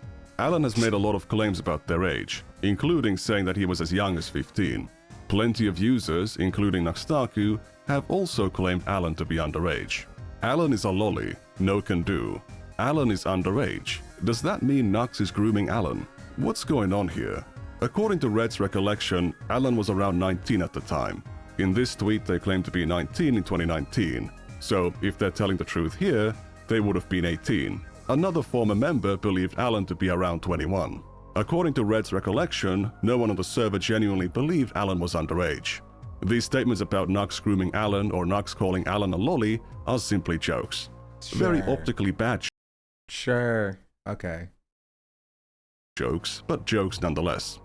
While I'm not sure about Alan's exact age, they were clearly an adult. Alan has unfortunately deleted their Discord account, which makes it hard to determine which messages are his. But we can still tell if it's him talking thanks to context clues. Here Nuxtaku mentions that Megumin from Konosuba is best girl. Alan points out that she is 14 years old. Another deleted user, who I assume is Zach, asks Alan about another character called Tiger. There's 2 deleted users talking here, so how can we tell them apart? Alan must be one of them because their name is mentioned. So this one must be Zach. One of them mentions the age of consent in Romania being 15, so that must be Alan. Zach uses capitalization, while Alan doesn't. That's how we know that it was Alan who said, "Who cares? If she can count, then she ready to mount." This is Hassan taking more shots at Nux Taku in his week-long feud with me while defending his bro tips past. Alright, I never brought up his bro tips past because I felt like it was so long ago it's not worth it, but he's bringing up like random shit from forever ago and warping it into calling me a pedophile for insane reasons. Did you know that in his bro tips past he had a famous quote where he said if she's old enough to count, she's old enough to mount? Come back again next week when we discuss the legendary question of all time, old enough to count, old enough to mount? Question mark? If that's not pedophile behavior, I don't know what is. When Hassan said that in 2013, he was playing a character, and he was asking it, not flat out stating it like Alan did. We can see Nuxtaku right here not condemning those words at all. So he either used to not care about pedophile behavior, didn't think that it was pedophile behavior, or his attack on Hassan is knowingly deceitful. There's a difference between waifu and best girl. Waifus are mountable, so therefore the best girl isn't. However, the art of the best girl is lolly inclusive. Nux is using that word in the petite anime character sense, not the cartoon CP sense. Nux's stance on person. It's so hard to keep up with what's going on, bro. I don't remember who this guy is. Waifus are mountable, so therefore the best girl isn't. However, or his attack on Hassan is knowingly deceitful. There's a difference between waifu and best girl. Waifus are mountable, so therefore the best girl isn't.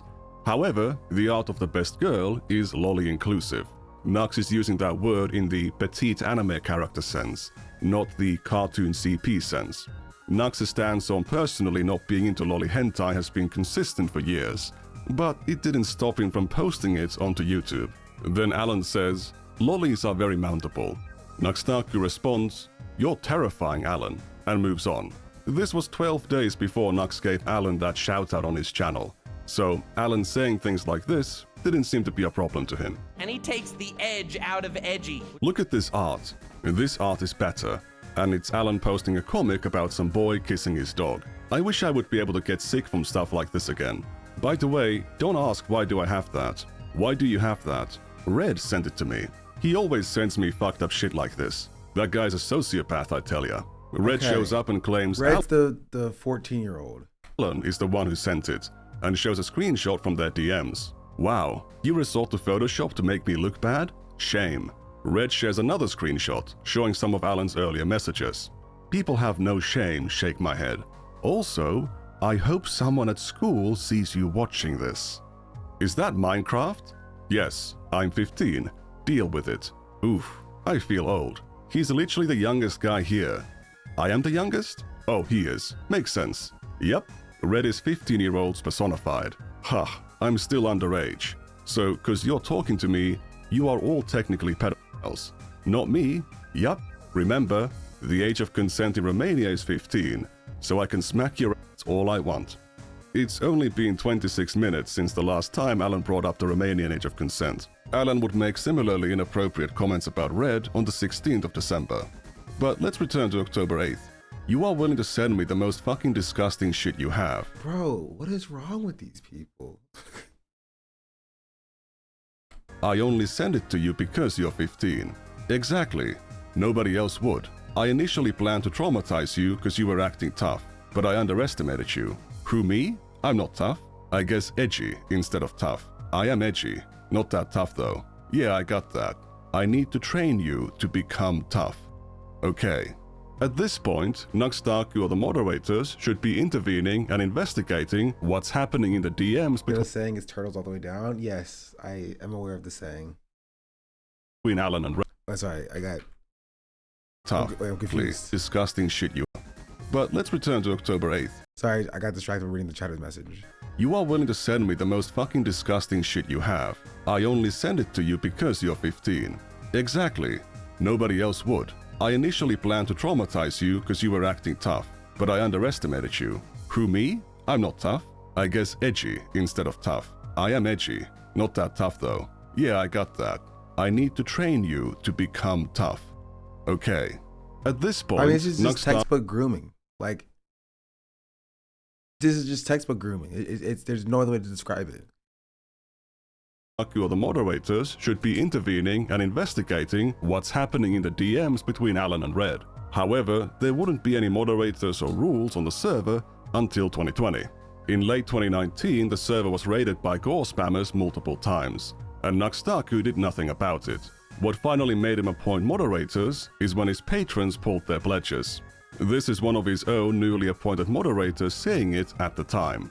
According to Red, on the first day they joined the server, Alan to end that with it's his pedophile horror all the way down. Yeah. Spammed their DMs with a bunch of gore and NSFW content. There are multiple instances of Red or Alan publicly mentioning Alan sending gore to Red. Here's one from October 6th. On October 14th, bro, nobody wants to step in and stop this man.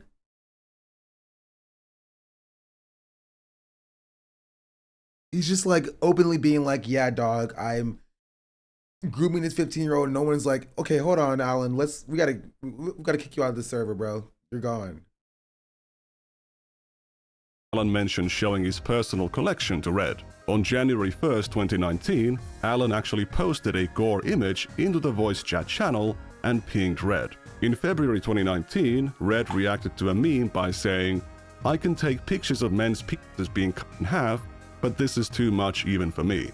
It was a gif and just a tip. Yeah, but dramatic effect, Alan. Shake my head. The message below contains nudity, and if we go one message further, we can see a message from Nux.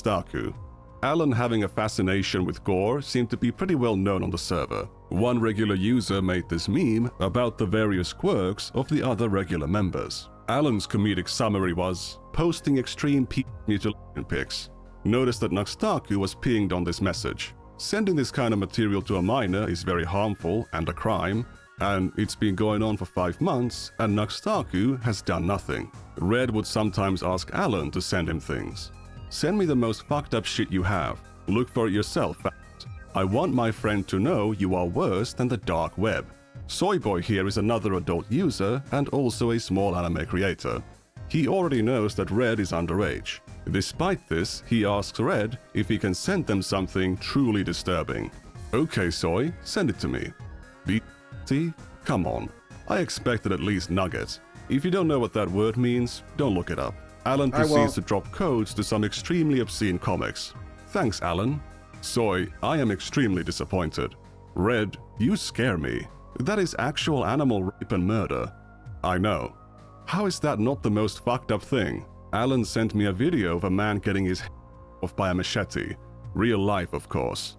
Nux was pinged about something off topic immediately after that message, but it didn't show up. After getting Nux to create the NSFW channel, Red suggested making a Not Safe for Life channel for Alan, to which Alan said, I wouldn't make Nux watch something like that. You on the other hand can get it. Nux is nowhere to be seen, but then Soyboy mentions Toei Animation claiming one of his videos. Nux replies to him with advice, once again showing how close he was to seeing these warning signs. Beyond conditioning Red into he definitely knew, bro. I looked it up. Well, I keep that out of here, bro. I don't even want to know what it is.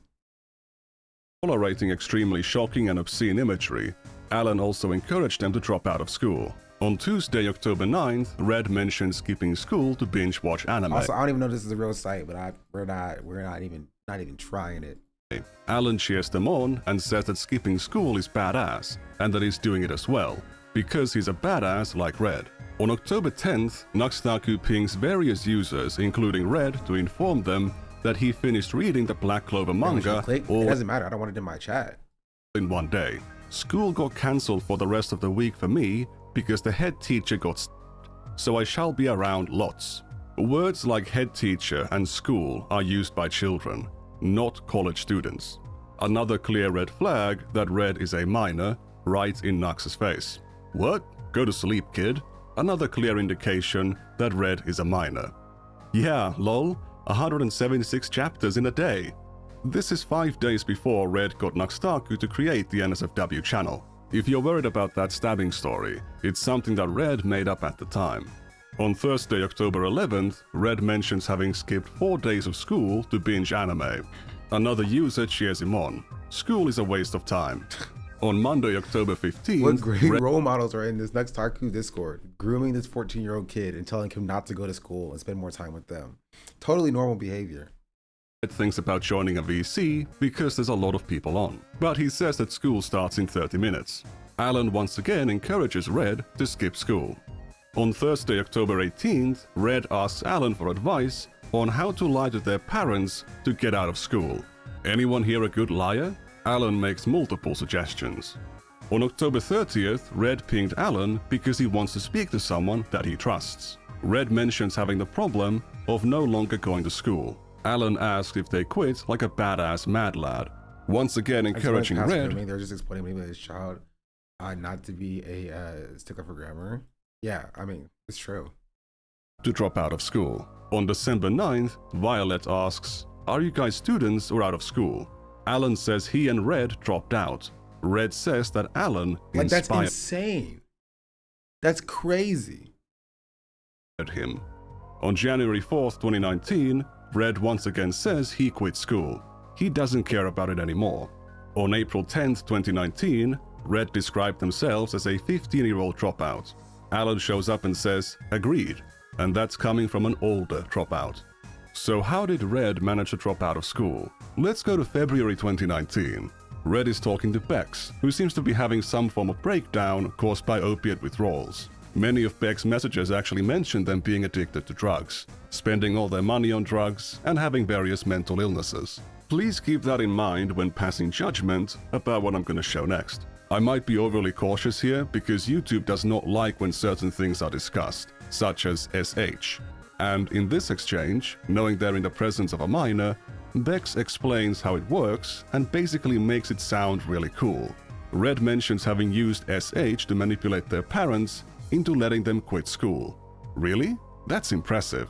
Red expressed that they felt like a terrible person for doing it, how it felt, and they mention only doing it twice, to which Bex says, "Psh, imagine only doing it twice. I decided to stop before I couldn't." Real sad boys have on their thighs. Red then reveals that they built their upper arm a lot of times. Bex comments, "Ooh, nice." Again, this was a very irresponsible way to talk about these things with a minor. I don't have any experience or knowledge of how SH works, but Red claims that this needle stuff apparently happened way before they joined the server, but they claim that it was not enough to cause the effect, which makes SH addictive. Based on their comments from back then, there was clearly a unique sensation there, but again, I don't know for sure. Red claimed that the first time they did it for real was on October 31st, 2018.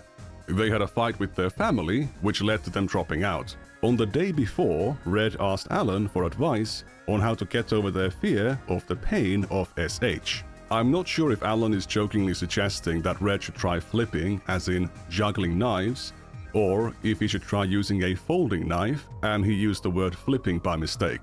Red seemed to interpret it as a suggestion for a type of knife, and asks if he could use a kitchen knife. If you cut yourself, you'll realize the pain is pretty whatever. Bro, this is insane to be happening in your Discord server. What are we talking about? Hey, thanks. You're welcome. If we scroll down a bit, we can see the exchange where Red asked Alan to talk about the problem of no longer going to school. They hadn't actually dropped out yet. That would happen soon after the 31st, when the SH first occurred. Red would eventually develop an addiction to it. In February 2019, we can see Red mention that he talks to the least people in real life on the server. I have talked to 3 different people in real life in the last month. 5 months after joining the server, they've dropped out of school, they are self-harming, and they've become socially isolated. Despite Alan constantly behaving in an inappropriate, abusive, and downright criminal manner towards Red, Red perceived him as trustworthy. Red saw Alan as a good friend, bestest friend, and the reason why they haven't committed. We have already established that the odds that Nuxtaku didn't know that Red was a minor are super low. The further we looked, the more examples we saw of messages that must have been in Nuxtaku's line of sight that would indicate to any reasonable person that Red is a minor, or that Alan is sending some weird stuff to him. Nuxtaku was also familiar with Alan. They've talked a lot, he's mentioned him lots of times, they hung out in VCs, and he gave Alan a shout out on his channel. But did Nuxtaku know about the other part of Alan's reputation? Check this out. On January 16th of 2019, Alan posted a bait and switch video into the general chat channel. The thumbnail shows a naked woman, but when the video is played, it switches to a video containing stuff like this. Despite the warnings given by other members to not look at it, Red can be seen giving their reaction to the video. You can take that as a corroboration for my testimony of what the video is. Violet said that Alan should be banned. Nuxtaku was then pinged because Alan did something bad. Nux shows up and says, "Wow, didn't see that one coming," and he then leaves. He took no action. He didn't delete the video or punish Alan or anything. Again, that was January of 2019. Nuxtaku would still have Alan on the Rant Cafe podcast in July and August. And next, we also, believe it or not, have Alan Wiebes himself. Hi there. Sorry, I'm the replacement for Animac Forever. He's dead now. I killed him. So you're gonna have to get accustomed to my presence from now on. Despite everything that was happening for months, Nuxtaku publicly endorsed this guy and presented him to his audience as this harmless, funny troll guy. When I asked Red about these old messages concerning their personal situation at the time, they said it was the beginning of probably the darkest period in their life. The good news is that they stopped self-harming in 2021. They went into a dropout rehabilitation program, and they are now working on their university degree. To clarify some things... That's crazy. That's insane. That they let this child be groomed and manipulated into dropping out of school and ruining their life, right? They're getting back on track now, thankfully, right? But at the age of 14 years old, and there were very clear and open signs that this was happening, and Nuxtaku was just like, it's whatever. DMs must be much worse, yeah. I reached out to Red, and then he brought the abuser onto his channel. This is insane. Saw their post on the Discord from years ago. They didn't reach out to me, no one tipped me off about them, I discovered them myself. I haven't conducted any in-depth interview with this person. I would just send them questions every now and then and laid out this timeline and asked for their thoughts. They described it with the words, "All of that is accurate to my knowledge." They don't remember anyone on the server really recommending them to seek help. When I asked about how they felt about Alan's behavior, they recognized that... Not that I've seen. But I guess time will tell.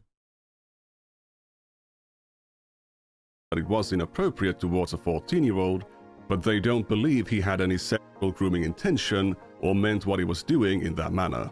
They also mention Alan being very troubled at the time, which, based on Alan's messages, assuming he isn't lying, seems to be true. Based on the logs I've shown, it's tempting to conclude that the influences that Red was exposed to through Nuxtaku's unmoderated Patreon Discord server led to them dropping out of school at age 14 and getting into SH. The timeline laid out by the messages and by Red's testimony does support the idea, but to actually determine if that's the underlying reality would require further investigation. However, regardless of the actual consequences, allowing people to encourage or praise this kind of behavior in the first place is already insane. Yeah. What is clear is that Red was repeatedly exposed to extremely obscene NSFW content and gore on the server, and that Nuxtaku made the NSFW channel because Red requested it, and then accepted more money from them. If Nuxtaku was too busy to moderate the server properly, it's not like he was totally unfamiliar with the concept of moderators. If he was, the 16th message on his Discord server was a user recommending him to designate moderators, to which Nux responded, "Indeed." One of the basic responsibilities of a Discord server operator is to make sure the children are not exposed to adult content on their server. By allowing Red on the server and allowing them to be exposed to all of these harmful influences, based on my estimation, Nuxtaku made $46. Not only did he fail to carry out that basic responsibility, he made money from neglecting it, something which would eventually become a core element of his success. If you remember, the Chris Tyson server closed its NSFW channel in January 2019, before the server went public. Nuxtaku's Patreon NSFW channel is still open in 2026. There is no age verification process, and anyone with $1 can join in. The channel hasn't had a new post since 2024, but it was still active when Nuxtaku was casting judgment on Ava Tyson. It's probably good to point out that Nuxtaku and Ava Tyson were both born in 1996. Tyson in July and Nuxtaku in February. Nuxtaku is a few months older than Tyson, but he was making demonstrably worse mistakes at the same age, and continued to make those mistakes for years afterwards. There is no evidence for Tyson ever grooming anyone on the server, but her career was still destroyed by the controversy, something which Nuxtaku cheered on. And with that, I conclude the first part of our dive into Nuxtaku's history. In the next part, I'll show the dishonest ways in which he has defended his past content to his new religious right-wing audience. An audience that he is attracted by saying stuff like this. Banning our books! They're firing! They're not banning your books, they just don't want them in schools teaching children and grooming them. There's a big difference between banning books and not wanting to show sexualized... Literally projection. He's doing the right-wing grift. He's doing the right-wing grift. Dog, you had someone in your Discord server grooming and manipulating a 14-year-old, ruining their life.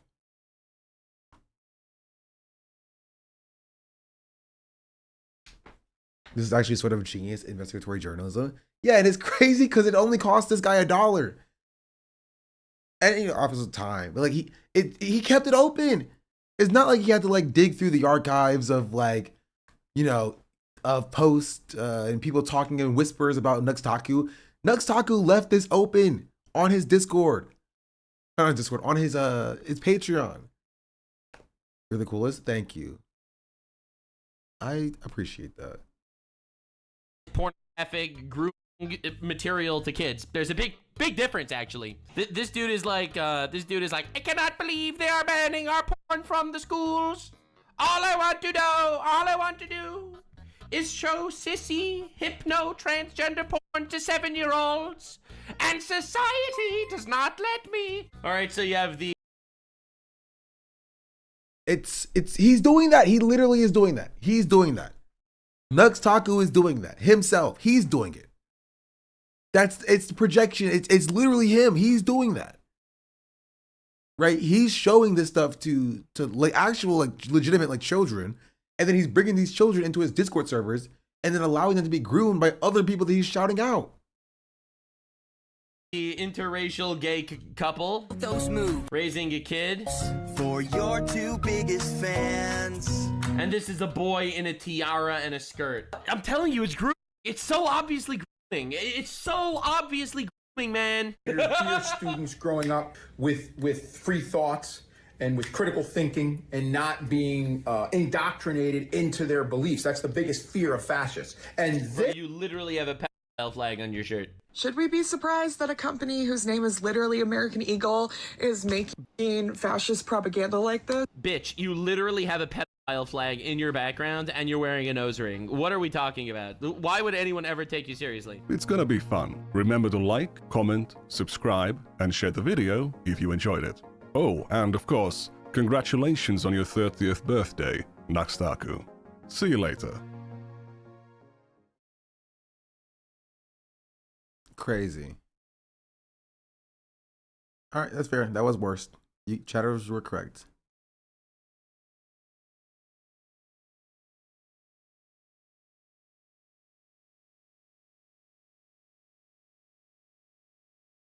I was Nux, I would probably my entire channel. If I was Nux, I would do things that I can't say on Twitch.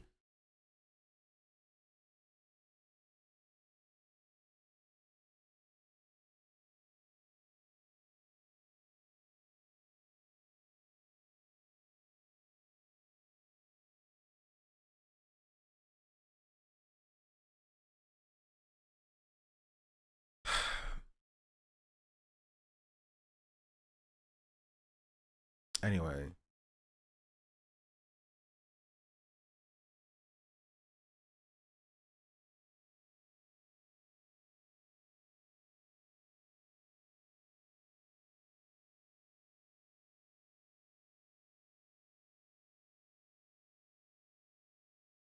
Hold on.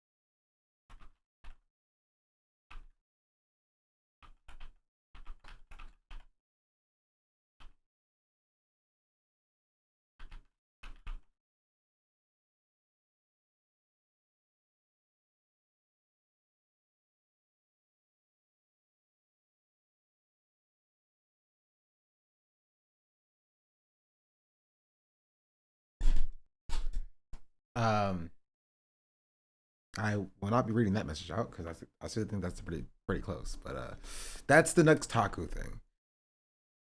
How in freaking sane is it there'll be a part 2? Well, that's crazy.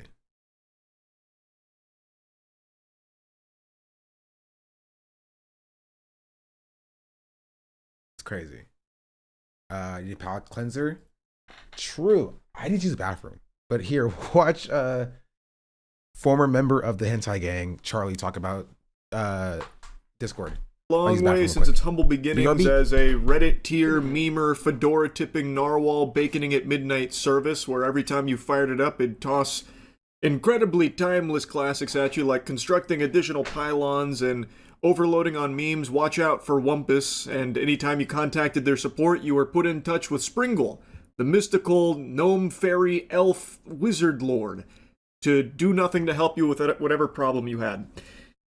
Discord has grown a lot since those days. It has been a staple in society for the last couple of years. And just a few hours ago, they put out an announcement about some big upcoming changes to Discord that they may as well have just announced they're shutting down. Like, that would have been more positively received than what we actually got here. This is despicable. Discord has announced that all accounts will be age restricted by default unless you verify your age via face scan or ID. There's also a lot more terrible things here, but that's by far the biggest. Discord, by the way, is like the least trustworthy place to be giving your data to. Only a couple months ago, Discord had a huge data breach where hackers got tons of data as well as 70,000 fucking government IDs. Giving Discord your biometric data and ID is like giving your paycheck to a polymarket gambling addict. It's just a terrible recipe for disaster. Now they're going with the standard play from John Madden's playbook here of corporate gobbledygook, where they're saying that this is actually in order to create a safer experience for teens that use Discord. While obviously Discord has had a history of horrible things that have happened to children that have used their service, this in no way, shape, or form is the actual impetus for why they're implementing these changes to harvest your data. They then also have a mention in that tweet there that they're starting a council for US teens aged 13 to 17 to apply to be a part of this board that's supposed to better help steer Discord in a direction that's safer for children. What do you like? How does a kid submit a resume? What's your work experience? We need at least 7 years of, Nickelodeon internships or something in order to accept you on the Discord children's board here. It's a very weird proposal. Now, going to their announcement here, when would users need to verify their age group? Users are only prompted to verify their age group when they attempt to access certain age-restricted content, settings, or features. After completing age assurance, users won't be asked to verify again for future age-restricted actions. A user may be prompted to verify their age group if they attempt to unblur media flagged by our sensitive content filters or attempt to change any of the default sensitivity content filter settings to show sensitive content. turn off message requests, access age-restricted channels and servers, speak in a stage channel, and toggle on age-restricted command settings. Then, in bold at the very bottom, importantly, this does not mean everyone will need to confirm their age just to use Discord. Not yet, at least. I'm sure that's right around the corner. But they knew that they would catch a big load of fucking poop from this for all of their users because nobody wants to just be willy-nilly giving all of their data, their fucking face scan, ID, and everything to Discord, of all companies. A company that literally just had a massive data breach, by the way. Many people can use Discord exactly as they do today without ever being asked to confirm their age. Now, here's the default safety settings that if you attempt to alter, you will then most likely be prompted to fork over your data, whether that's an ID or a face scan. So they're calling it teen by default because these settings establish a clear safety baseline designed with teens in mind, with flexibility for adults to customize their experience. Adults can always choose to verify their age and change them or leave this setting as is. Unless a user is confirmed to be an adult, these safety settings stay in place and can't be changed. So they're immutable unless you are giving, of course, your precious data, which is a currency more valuable than money, which is why every company is scrambling to do everything they can to try and roll out some changes that require you to give them your data. So that way they can sell it to other entities. At this point, it's most likely going to AI-based companies, but it goes all over the place and it always has. So then it goes into lay out the default settings, such as the content filters, age-gated spaces, message requests, friend request alerts, and stage restrictions. So the wacky new philosophy over there at Discord is everyone's a child unless proven otherwise. Children by default. It's a pretty interesting strategy. I don't know if this is what Wumpus has been cooking ever since they banished him to the back rooms or what, but fascinating idea. Brace yourself, because maybe this is a controversial take. This perhaps could be spicy. Do you know how you really protect children on Discord? You don't let children on Discord. This is going to tie into something I was just yapping about a couple days ago, and it's something I've said numerous times over the years, but we are in an era where parents do not want to be parents. They would much rather just plop their kids in front of an iPad or a computer and let the internet raise their kids for them, and just let them have completely unmonitored, unfiltered, unlimited access to the cyberspace, the World Wide Web. And as such, the entire landscape of the internet has shifted to constantly be catering towards children using it, which is extraordinarily different from how it was when I was growing up, where the internet was made for adults and kids had like certain special pockets online. But by and large, the internet was focused on adults using it. Whereas now it's just been normalized for parents to turn their kids loose online and let them run wild. So as a result, everything on... This is tired. Okay, I'm back. What I miss? I won't rewind this. The internet has changed in order to compensate Kids are still being groomed on Club Penguin. Indeed. Social media should probably be considered 18 plus. No, I don't even agree with that necessarily.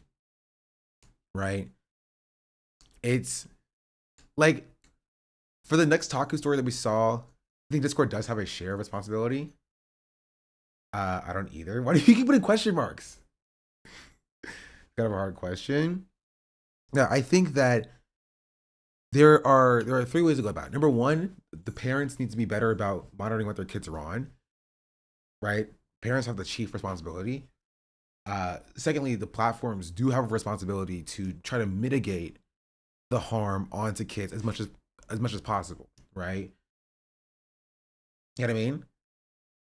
But where the platform fails, the parents step up and step in, right? Like take like having a button that says verify that you're over 18, right? Won't do much if somebody lies about their age. But how else are you supposed to mitigate that, right?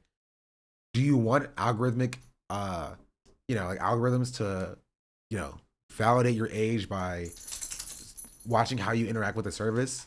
Do you want ID verification? Like that's all also bad. Right? Just give them an iPod and forget about it. Yeah. How does Discord not have some kind of algo that picks up on the kind of speech you use in Daisaku servers as grooming? I have no idea. Right? Because it is a victim blaming. We're not doing anything to make kids safer if the dangerous adults are just allowed. What do you mean? If we end capitalism, that will definitely help because it will remove the profit incentive for allowing bad things to occur in the first place. Like, take Roblox, right? Roblox does not tamp down on the rampant exploitation that happens on its servers because capitalism incentivizes that exploitation because these kids are the people making the games. You know? Things of that nature.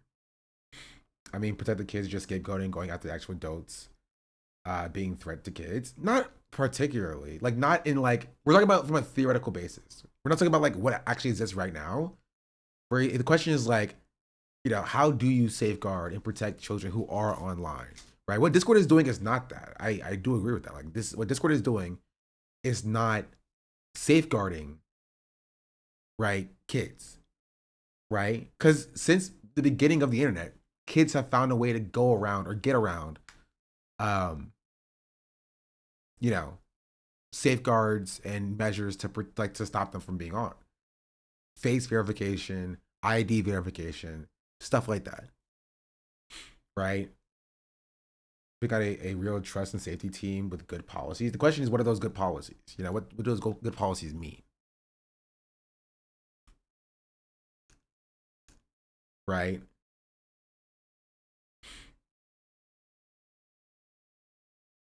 Creating platforms for kids with limited access to the rest of the internet, but corporations would rather die than to serve their user base.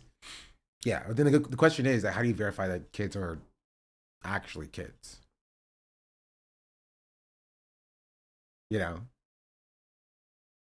And so I think that the chief question is less about what do these platforms do and what tools can we give to kids and like the village, like the kids support systems to ensure that they are actually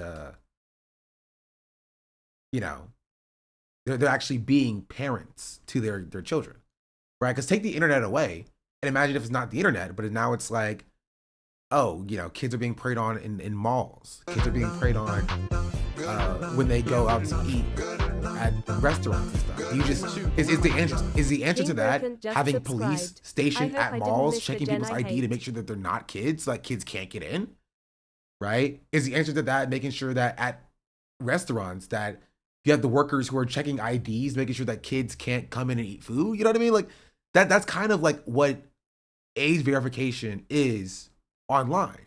It's like having police stationed at third places that kids just have no access to.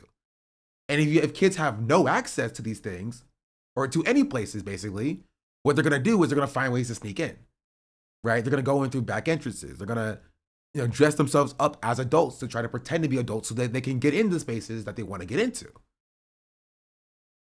right? And so the question is the same thing. Like, that's not protecting kids, right? Because there's no supervision. It would make more sense to have like a play area for kids at the McDonald's, right? Or at the Chick-fil-A or whatever. So you let kids in, you'd be like, all right, kids, you go to the play area. We'll have supervisors watching that area specifically, right? That is your area. And then the adults can be in the adults areas, the adult places, right? In my opinion, that is the best way to protect kids. It's not perfect, right? It's not perfect. But you can't just be like, no kids allowed anywhere on the internet or in real life, because the kids will find a way. And I know because I used to be a kid, right? And you all used to be kids. Y'all know very well that if kids want to get access to a space, they're going to get access to a space. You can't keep kids out of places. It's like sex education, right? I think about it like sex education. I like hardware solution ideas, like a hard switch on particular devices that is a set I purchase or by a technician. I disagree with that. I think that's a terrible solution. right? Just because like, especially under like capitalism, like hardware switches in place will be done never for the protection of kids, but to serve capital. As in like, they'll switch your device on and off.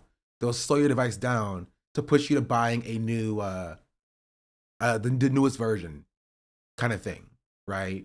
Which is why capitalism needs to go, because none of these solutions will work under capitalism, right? But anyway, I view it like I view like sex education, right? You are not going to stop people under the age of 18 having sex with people under the age of 18, right? They're going to see what they see in media and what they hear from their friends, right? You're not going to stop that no matter how hard you try. So what you're supposed to do is you're trying to make it as safe as possible for them, right? You don't encourage it, but you're saying, hey, we know what you're going to do. We say you shouldn't do it, but we know what you're going to do. If you are going to have sex, please, for the love of everything, wear a condom, right? Like, that's it. Because like your goal is they're going to do it anyway. You would rather have a kid, right, who is going to have sex, do it safely instead of contracting an STI or having a child at the age of 17 years old in the first place, right? And so I feel that way about technology. You know that kids are going to get access to these spaces anyway, right? If Discord adds age verification, kids are going to get bypassed that anyway, right? So you're going to say, all right, if you're going to be in this space, here are the rules that we are going to lay out. If you're going to be in this Discord server, here are the rules you're going to lay out, right? You have to follow these rules. You're going to be in the kids space. You're going to have extra supervision. Your accounts are going to have extra scrutiny, right? And we're going to watch you closely until you're 18 years old, and then we can let you free, right? Education is the chief concern. So that like for the Nux Taku video, right? Alan wants that Red here would know, okay, this person is grooming me. This person is grooming me. This is bad. We need to stranger danger, right? That's the best way to stop this. Is education. Because like, no matter what rules Discord puts in place, these two people will end up interacting with each other, right? Discord can have age verification, it can have ID verification, doesn't matter, right? If this person wants to be in this NSFW server, they shouldn't be. This is why it falls on the creators who make these servers to stop it, right? But this person is going to get access to it. And so their parents should be engaging with them and be like, hey, you know, let me be a parent in your life to stop this from happening in the first place. Right? The first concern is on the parents to be parents. The second concern is on the creators who make these Discord servers, right? To actually protect the people in them. And then the third concern is on the platforms, right? So when things do fall through the cracks, you do have some policies in place to monitor stuff like this when it's happening and cutting it when it happens.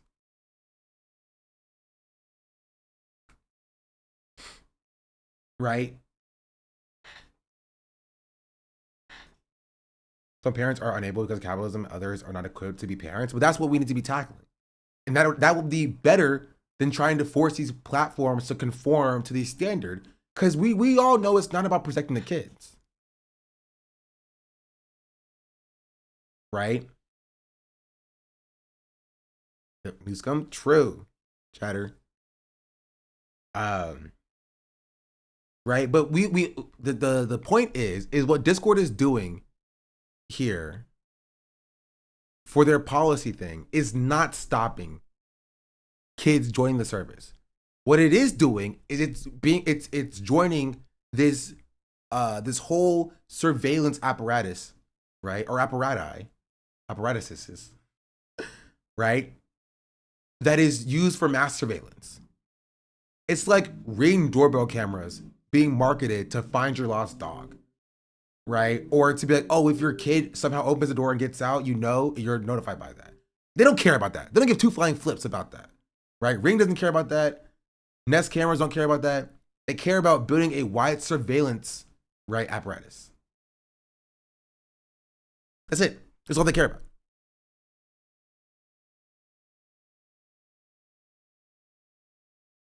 are way too quick to agree with Charlie's reactionary take. I don't even know what Charlie said. I missed all of it. What did Charlie say?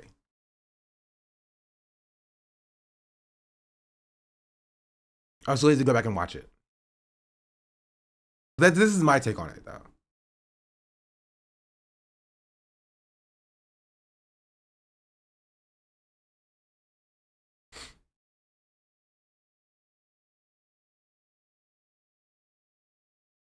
He said, here's how to find hentai kids. He did say that. That was when he was a part of Hentai Gang. His take was just no kids on Discord. I mean, like, sure, that can be your take. How would you, like, realistically, how would that work? It's kind of the question. Without, like, expanding into being a part of the surveillance state. Right? Without giving up your personal information to under the guise of protecting children. You know? I agree that parents shouldn't let their kids on Discord. I mean, sure, parents can do whatever they want with their, okay, not whatever they want, but like parents should parent their kids to a standard that's fine, right? I don't know if Discord's the line that parents should draw personally, but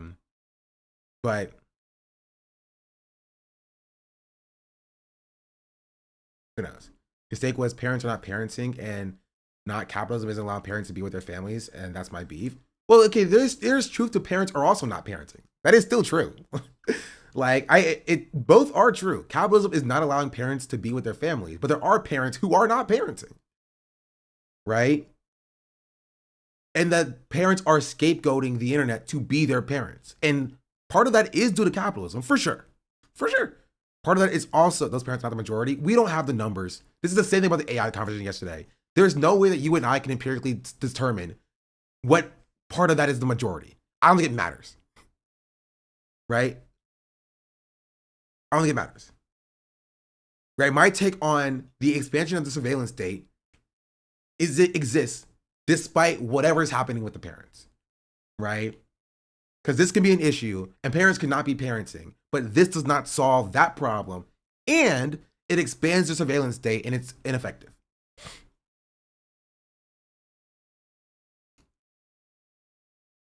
That's it. Moderation teams, I know that we are, when we were kids, they are less, so due to mod teams being stronger. These companies are all getting trust and safety and moderation. That's also incorrect. Things were really bad when I was growing up. And it was worse when when people older than me were growing up as well. Live leaks was around, right? Like porn was rampant and abundant on these platforms. Like this was bad. Yeah, World Star Hip Hop. Right? It's the same thing. It's the same thing as it is now.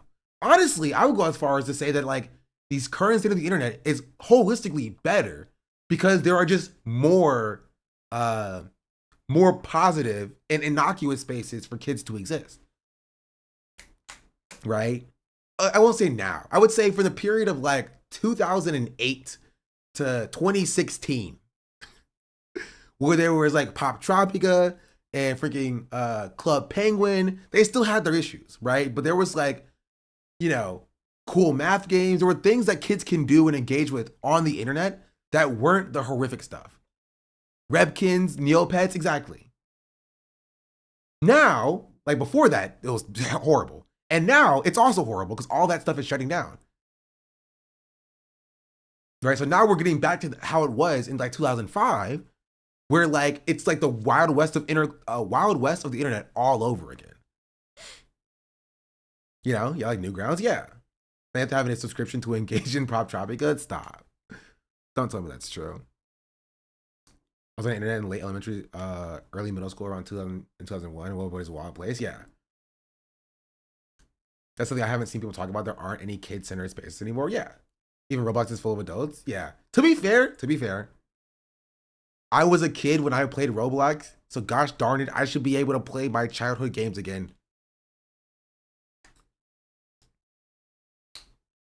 Gosh darn it.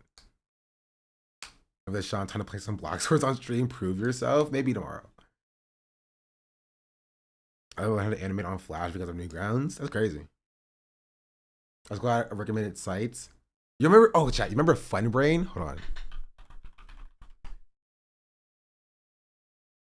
To be fair, I do play like games for like toddlers on stream.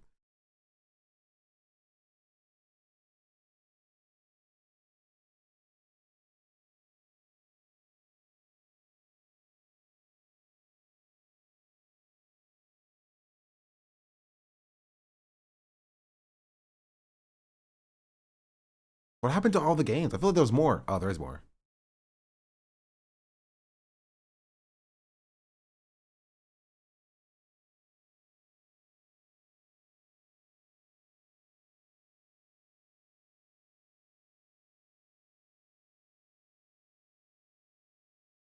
I don't recognize any of these games. I'm crazy. Maybe I'm crazy.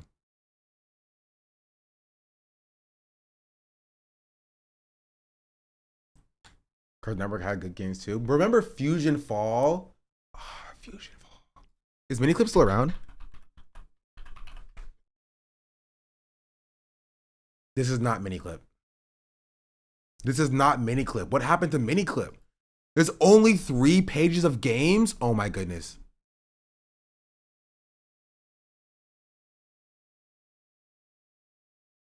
There used to be like 100.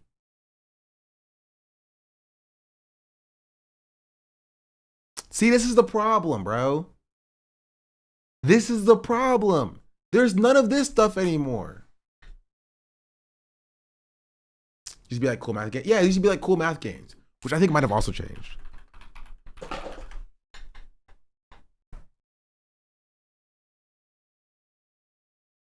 This is different now, but at least that there are more games.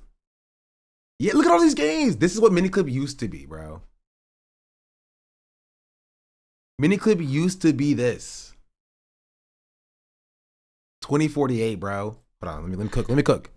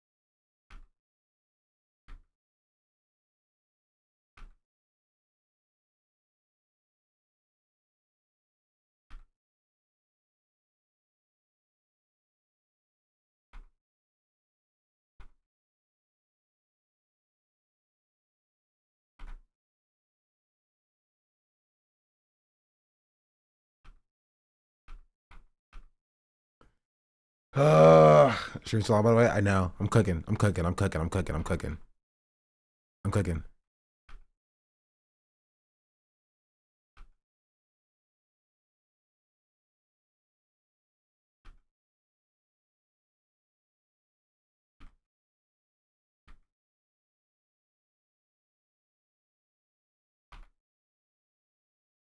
I'm cooking. Let me cook. Let me cook. Let me cook.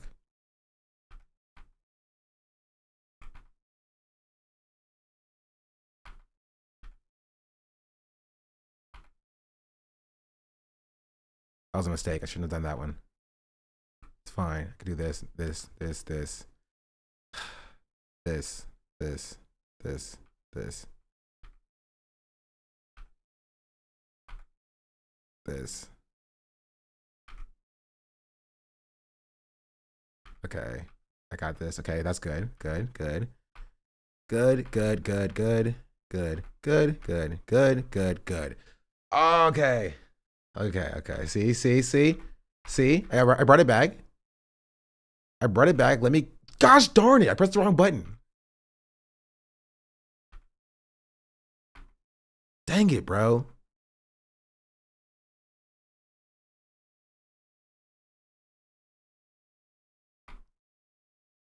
Okay, it's fine. It's fine, I guess. It's still possible. Oh, this is so, I know, it's so cooked. Okay. It's so cooked. It's so cooked, bro. It's fine.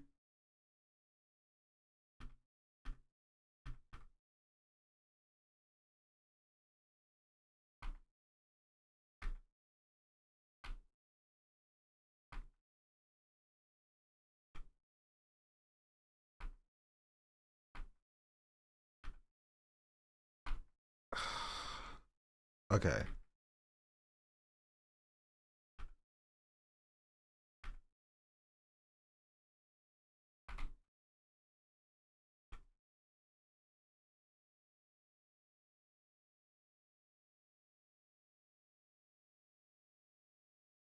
No, stop.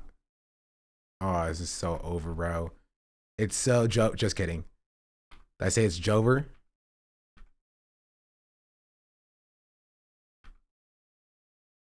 It is Jover.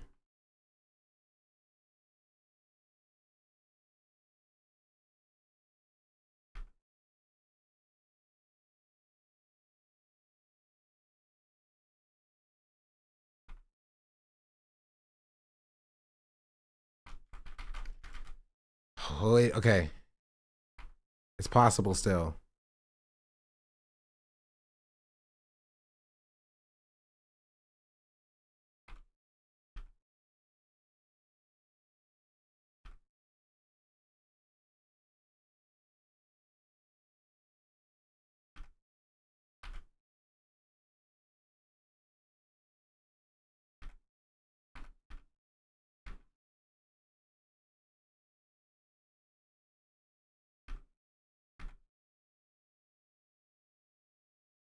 Yeah, I know it's so cooked. It's so cooked, bro. Okay, hold on.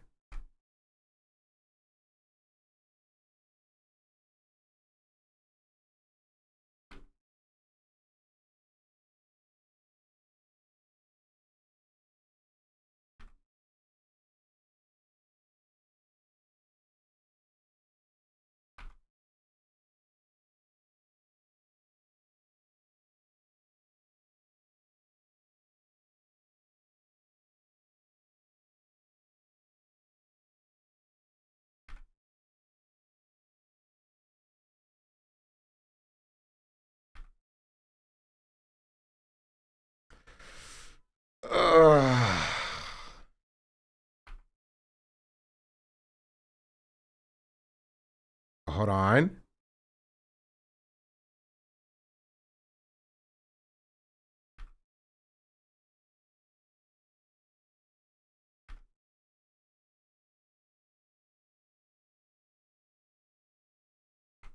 It's still Omega cooked. There's no freaking way.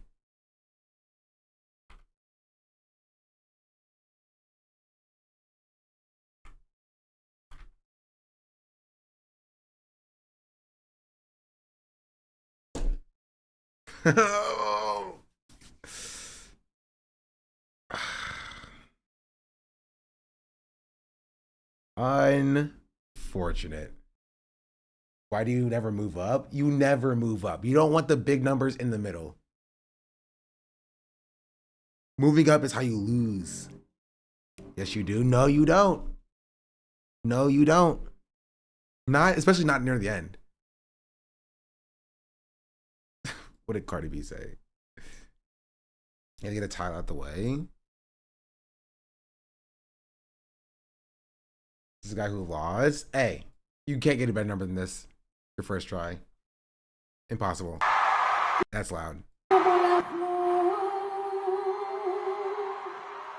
Bitch, if ICE come in here, we're gonna jump their asses.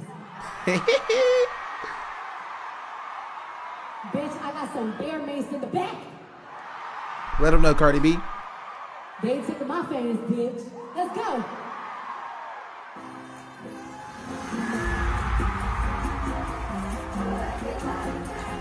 Your fave could never. By your fave, I mean Nicki Minaj.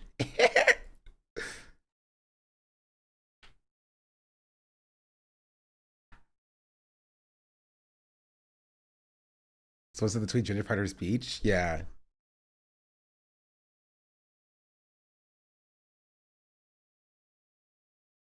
Anyway, that's it. That's the stream today. I think I covered most of what I want to talk about. Let's see. NewsCum. Oh, we didn't do the AI thing. Well, we can do it tomorrow. We didn't talk about Ethan either, but honestly, for the best probably.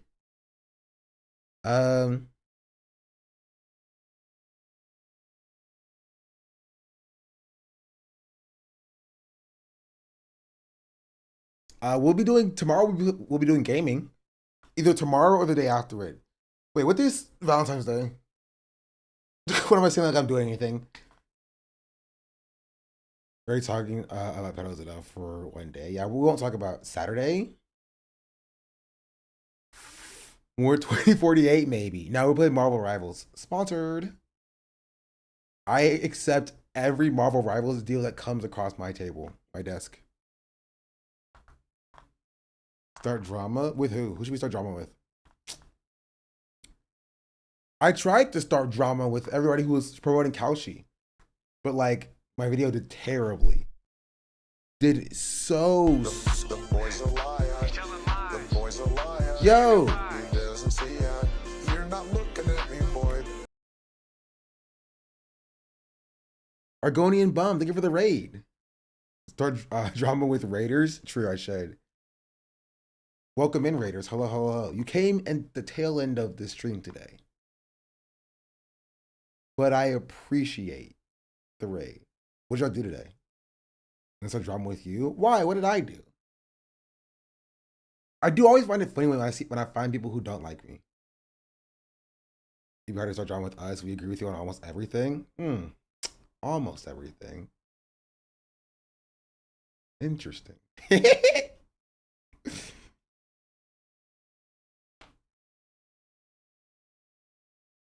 You start drama like Jason did. Jason the Ween? You got fake drama or real drama? I like real drama. Anyway, I do have to go though. Nyx is sleeping. I'm gonna go draw a little bit. What should I draw? I won't draw fruit. Don't say fruit. Greg, would you give us some feedback on my work? Is it appeal to liberals, MAGA, QAnon, rustlers, hustlers, next generation, the silent majority? Understand what's really happening so we can stop the masses? It's such an interesting thing. We're appealing to QAnon. Trogdor 80,085 just subscribed. Bleach.us.com.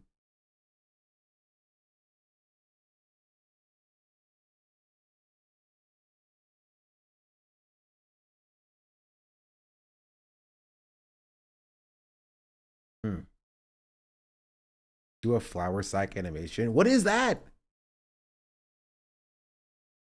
What? Hello? Do a Valentine's theme drawing for chat? Maybe.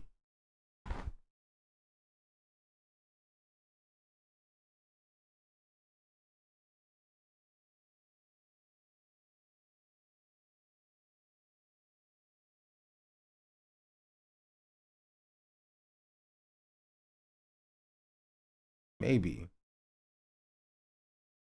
Anyway, I'll take a look at chatter. Did Cardi do a based again? Just got here. Yeah. That's what she did. Oh, well, this will play us out. Come on out, Flo. That link is broken, King Henry. If ICE come in here, we're gonna jump their asses. Bitch, I got some bear mace in the back. They ain't taking my fans, bitch. Let's go. We shot too late, yeah. I appreciate the rate though. 85 gifted a tier 1 sub to butters____. Trying to think where they gifted sub. Why am I broken? I don't know. Okay, don't. It's gonna be demonetized on Twitch. Does bear mace even work on cockroaches though? Maybe. But I never feel safe anywhere. I am inclined to agree. Anyway, in conclusion, watch my newest video. It's called "We Are Not Voting for Gavin Newscum," about why Hassan was being yelled at yesterday.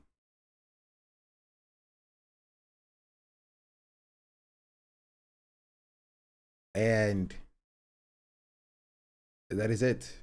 That is a major reason why I'm excited to click your stream, not gonna lie. I gave my thoughts yesterday. See Austin took race drag rush, yes. Bro, we talked about you're like the 7th person coming here and say it in the last 3 days. We covered it. VS Cuxty just subscribed. Did you see Austin took rage to drag brunch? And people are mad about it. We didn't cover the people being mad about it. But I think over the 4 months, imagine if a song got behind a third party. Honestly, hot take, they still wouldn't win.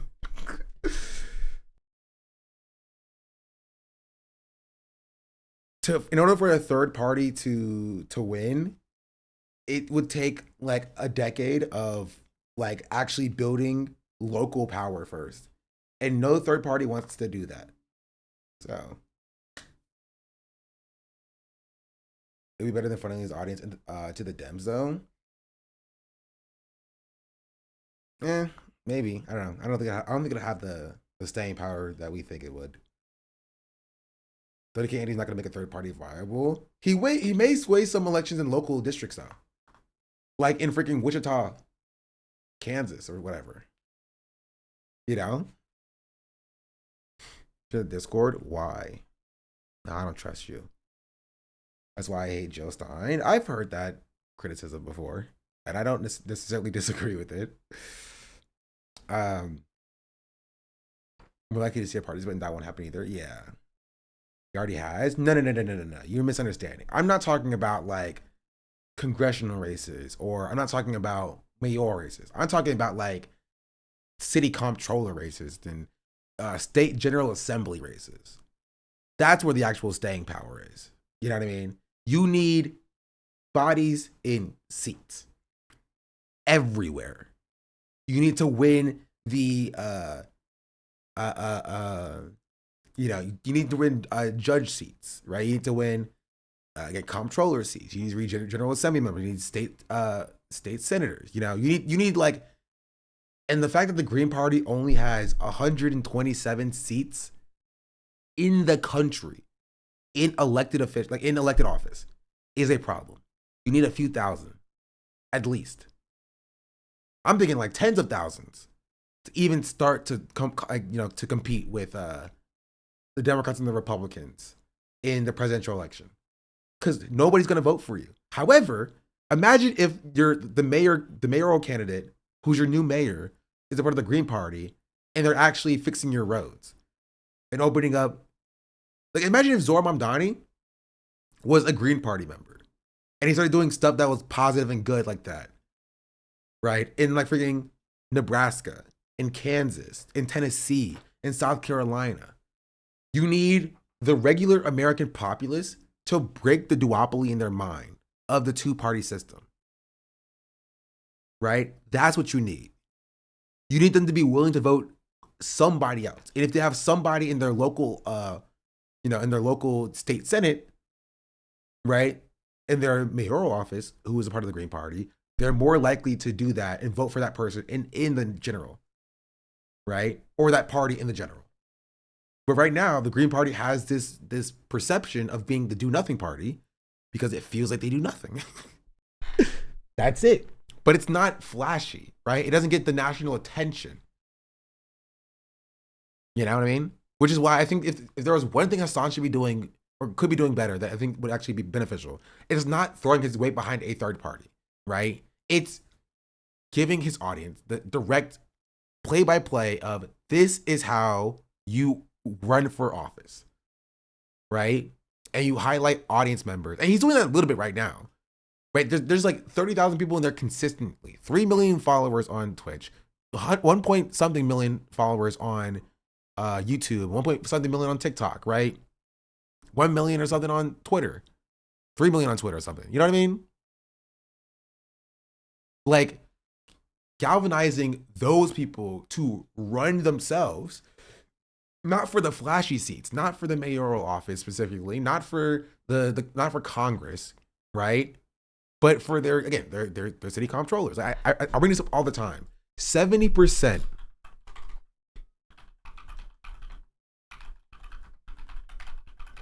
70%. Right? Hey, it's down to 68% now. Wow, well, it's so great. 68, like basically 70% of elections in this country are uncontested. 70% of the almost 400,000 elections that happen, 26,000 are uncontested. And what does uncontested means? It means nobody's running against the incumbent. The incumbent is running against themselves year over year over year over year over year. Consistently. Nobody's running against them. You just need to put your name on the ballot and you have a 50% chance of being selected for somebody who randomly votes. Now imagine, right, you're in a district where whoever is there, sucks and nobody likes them. You just show up with rares and you can win some of these. Literally, like in some of these districts, right, because there are socialists everywhere. There are leftists everywhere. In some of these districts, all you need is 100-something votes to win. Right? Some of them, all you need is a few thousand votes to win. You don't need 50,000 votes to win. You need like to convince 1,000 people. Right? Now go and knock on your doors of your neighbors and be like, hey, you see this pothole that was never fixed? And they're like, yeah, I'll fix it if you vote for me. They'll be like, yes, please, I beg of you. Like, what are you running for? Like, I'm running for the, I don't know, any seat.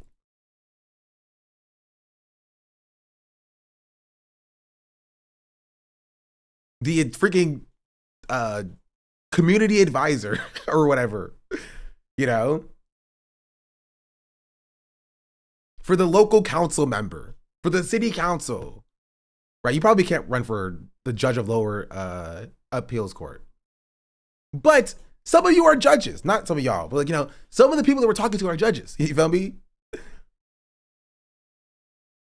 Like for city council is the most uncontested office type.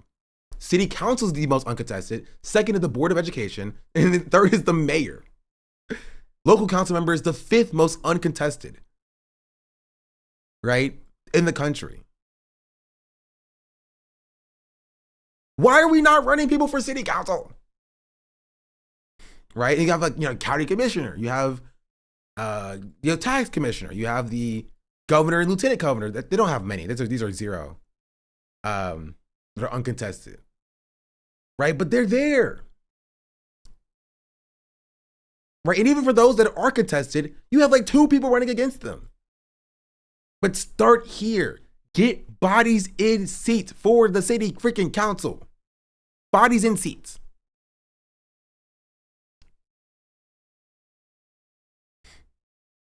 So by percentage uncontested, the results are different.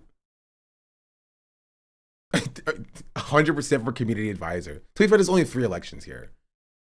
Right? So these are only for like 3 or 1 election. So it's not really as impactful. Right? But you have like for the special county education board is 85. Auditor is 16. Right? For community college elections is 99. Treasurer, water, fire. Bro, is this fucking Avatar?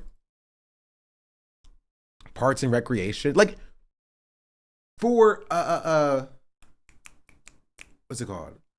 For like college students who like are like in college, right? Or who just graduated from high school, or just graduated from college, who like don't got much going on. Like they just build up a campaign to go run for their freaking representative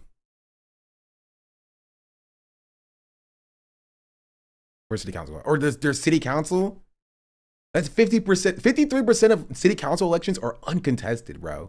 That's insane.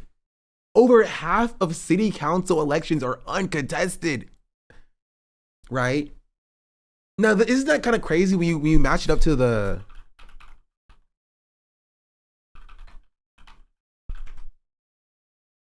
Green Party of the United States that has, as of now, 0 seats. I guess they lost the few seats that they have. Oh no, they have 163. They have 163. They have 0 in the Senate, 0 in the House, 0 in state governorship, 0 seats in the state's upper chambers, 0 seats in the state's lower chambers, 0 in territorial governorships, 0 seats in territorial upper chambers, and 0 seats in territorial lower chambers. And 163 people. 163 people total out of 200,000 members of the Green Party. That's abysmal. Get them in city council, please. Get them in the city council, get them in the Board of Education, get them in the mayoralship. I guarantee you, you have people in these districts. And if you don't, find them. That should be your #1 job. Who gives 2 freaking flips about New York City and California and Texas or whatever? Find people in Ohio who are tired of the way things run, radicalize them to socialism and get them to run on materialist policies for the city council.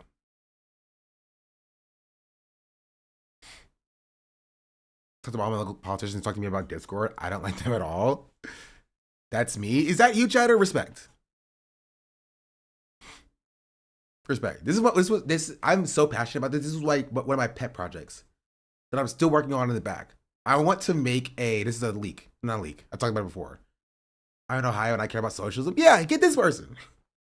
But I want to make a readily available dashboard that is in all 50 states that you can basically log into, find out where uncontested races are around you, right? You put in your zip code, say where are uncontested races around you, in what districts, what the positions are, what the requirements to run for them are, how much it costs, how do you apply, when are the deadlines, how many votes you would need to get to basically surpass the incumbent, so that somebody who lives in Ohio who's a socialist can be like, I want to run for office. They go to this website, right? They put in their zip code, and they have like a checklist of like, this is what you do.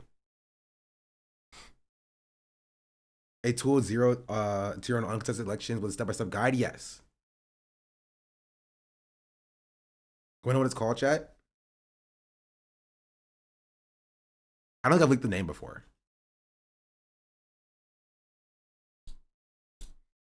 A large portion of people who don't know about the candidates running in a given election often vote for the name that they believe that they heard the most and sounds like the most white male name.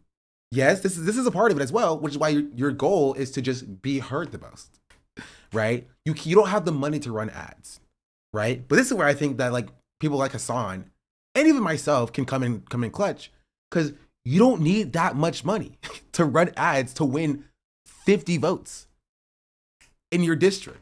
You just need to know how to do it. So we also do have social media.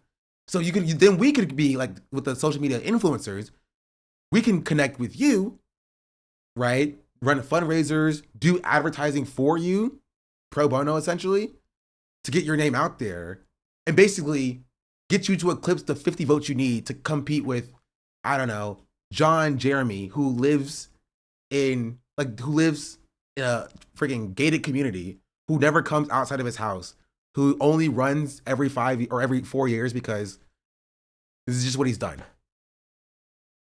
You go on Kai's stream and get a feeder bug to clip? Exactly. Anyway, I'm working on that. Hopefully, I want it to be done by 2028. But man, oh man, is getting election data very difficult.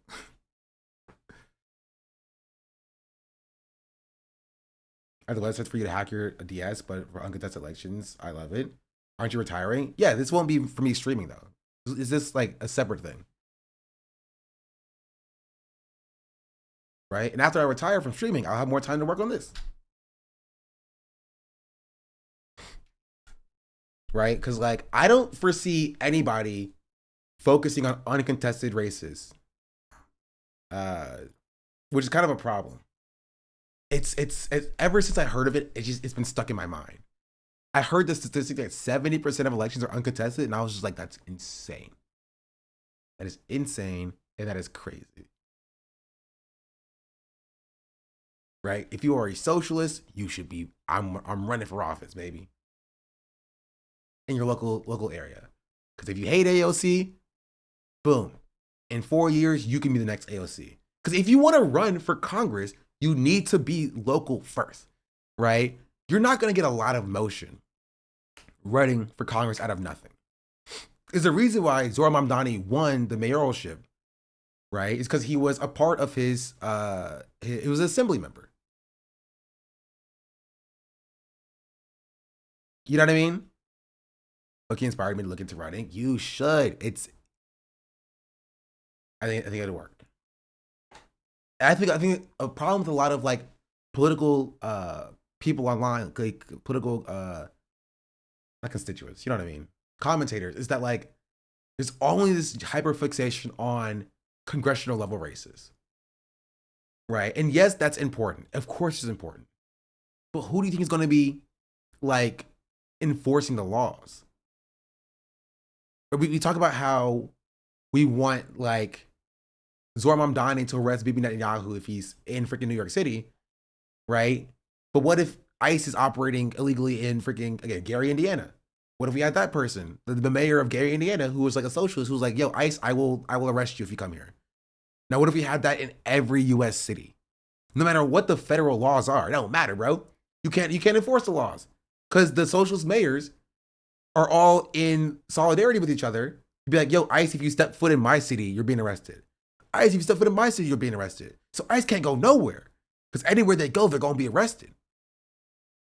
Right? So we have the same fight every 4 years about, every 2 to 4 years about like, oh, we need to have this many seats in the House and this many seats in the Senate, and we need the presidency, which is like, yeah, that's all important, right? But we can do it. This is real harm reduction, chat. This is why I don't believe in like vote for the Democrats for harm reduction. This is harm reduction. This is how you reduce harm, right? This is how you do it. This is part of the reason why Zohran wanted said he would fight ICE and Trump. Yes. And we need Zohrans everywhere. Everywhere. City council, right? General Assembly members, right? In the state Senate. We need them everywhere. And we need to make that easier for people and attractive for people because people are scared to run. And they shouldn't be scared to run. Right? This is why I think the Giannis clip with Hassan is so important. Where Giannis was like, why don't you run? Right? Do I think Hassan would win? To be fair, depends on what he runs for. But even if he doesn't win, it would galvanize like his viewer base to be like, okay, maybe I can run then. If Hassan, right, who basically has no reason to run, just ran, maybe I should run. If he can do it, I can do it. You know what I mean? But that's what we should be focusing on. Not like whether or not Gavin is going to be the nominee 2 years ahead of schedule. Right? It's just like, how do we actually do harm mitigation? How do we do harm reduction? And I think this is it. I've said it consistently for years at this point. I think this is it. Anyway, that's my spiel. Do not ask me how I feel about uncontested races because you will get this every single time. You will get this literally every single time. Every time. I think he's argued before that commentators have much greater freedom for speech than politicians. That's true. That's just true. I'm not even saying Hassan should run. I'm saying that is a benefit of Hassan running. Right? I wonder what state has the most uncontested races though. Dang, Connecticut has 0. This doesn't sound right. Oh, this might be for. Oh, this is for 2025 specifically.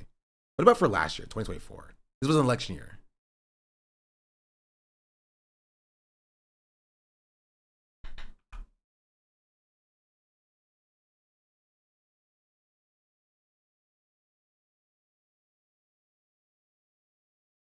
What was the most highest percent?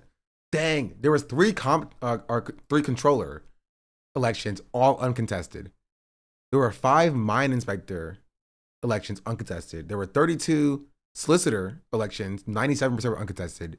135 surveyor, constables, attorney, clerks, local judge. Let's see, what about the most numerically?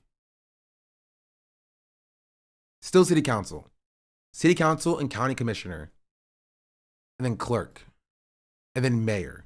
And to be fair, I think a problem is that a lot of people don't know what these are. Which, to be fair, I don't know what a freaking constable is either. So, local council member, 50% uncontested. Right? Elective council, 31% uncontested. Again, where's that at? For all data. 70%. It hasn't changed. What about 2023?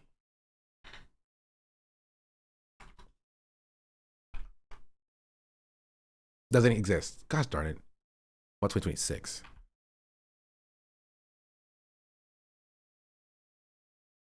So far, only 34% this year, but it's going to get worse. But still, it's only February. It's only February. And already there were 17 races that were uncontested. It doesn't tell me what they're for, though. Unfortunate. But it's been 1 month. Out of 1 month, California had a race and it was already uncontested. Just get somebody to run. I think there should be a socialist running for every single one of these seats. Every single one. That's my goal. My goal is by 2030, having the number of uncontested races for the year being down to under 50%. It was under 50% in 2021. I think that's because there was record low, probably after COVID. Should be 0. It should be 0. There should be somebody running for every seat.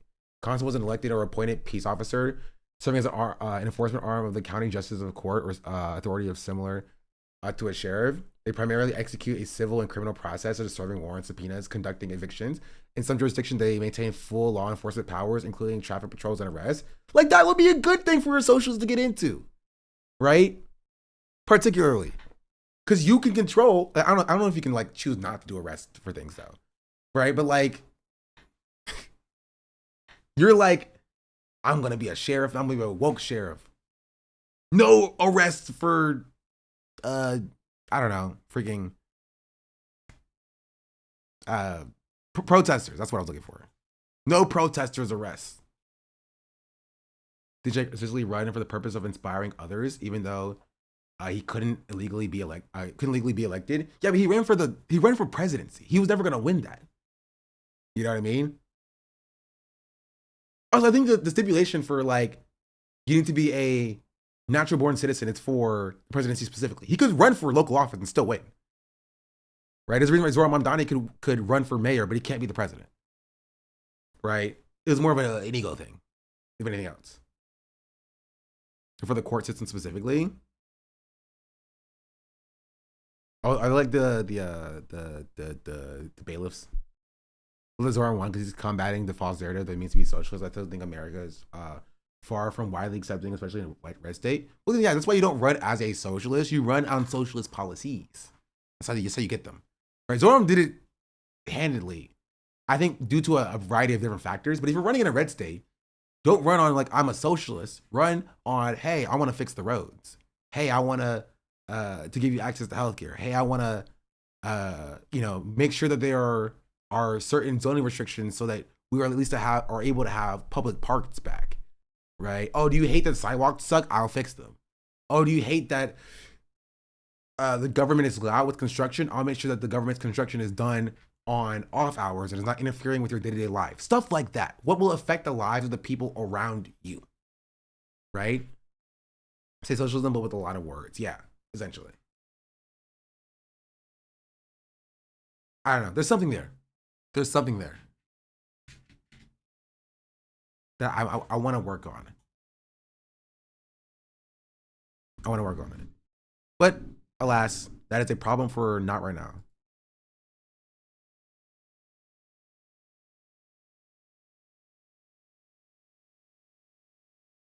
Anyway, any final thoughts, chat? I'm about to go. I'm about to go.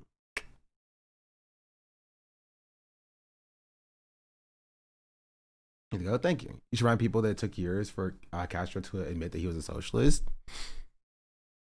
Yeah, but this is America. Gosh darn it. People want to be out and about socialists. And honestly, to be fair, if you're not an out and about socialist, you'll have Zay Squirrel on Twitter calling you a fascist collaborator. Even if you are, you'll still have Zay Squirrel calling you a fascist collaborator. So you're never gonna make everybody happy. Deep cover, baby. Yeah. Anyway, I'll catch you on the flip side, chat. One day I'm gonna come back and I'm gonna have all my I'm gonna be running for office one day. You'll see me. Would you vote for me, chat, if I ran for office? I should always be there weeping. True. Yeah, yes. W. Illegally? Respect. If you're blue, what if I run on a PSL? Is it not vote blue no matter who? Sadness. Nope. Rip. Rip. Anyway, that's it. That is my... that is it for me. That's it. I'll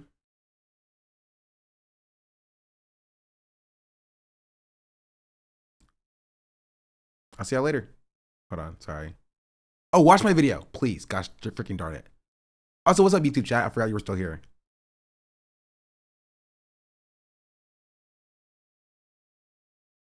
All right. All right, YouTube's gone.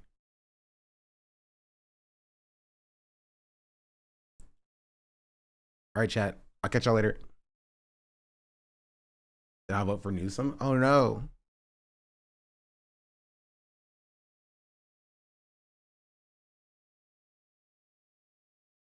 I thought my Twitch is frozen. Again. Refresh. All right, chat. This was a long aside.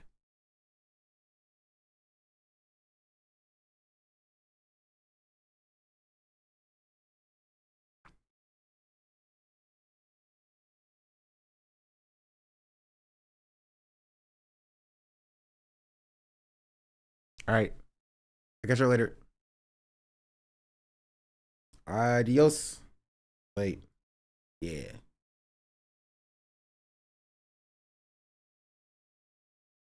Hold on. Yeah. All right. I'm not rating Twitch, please.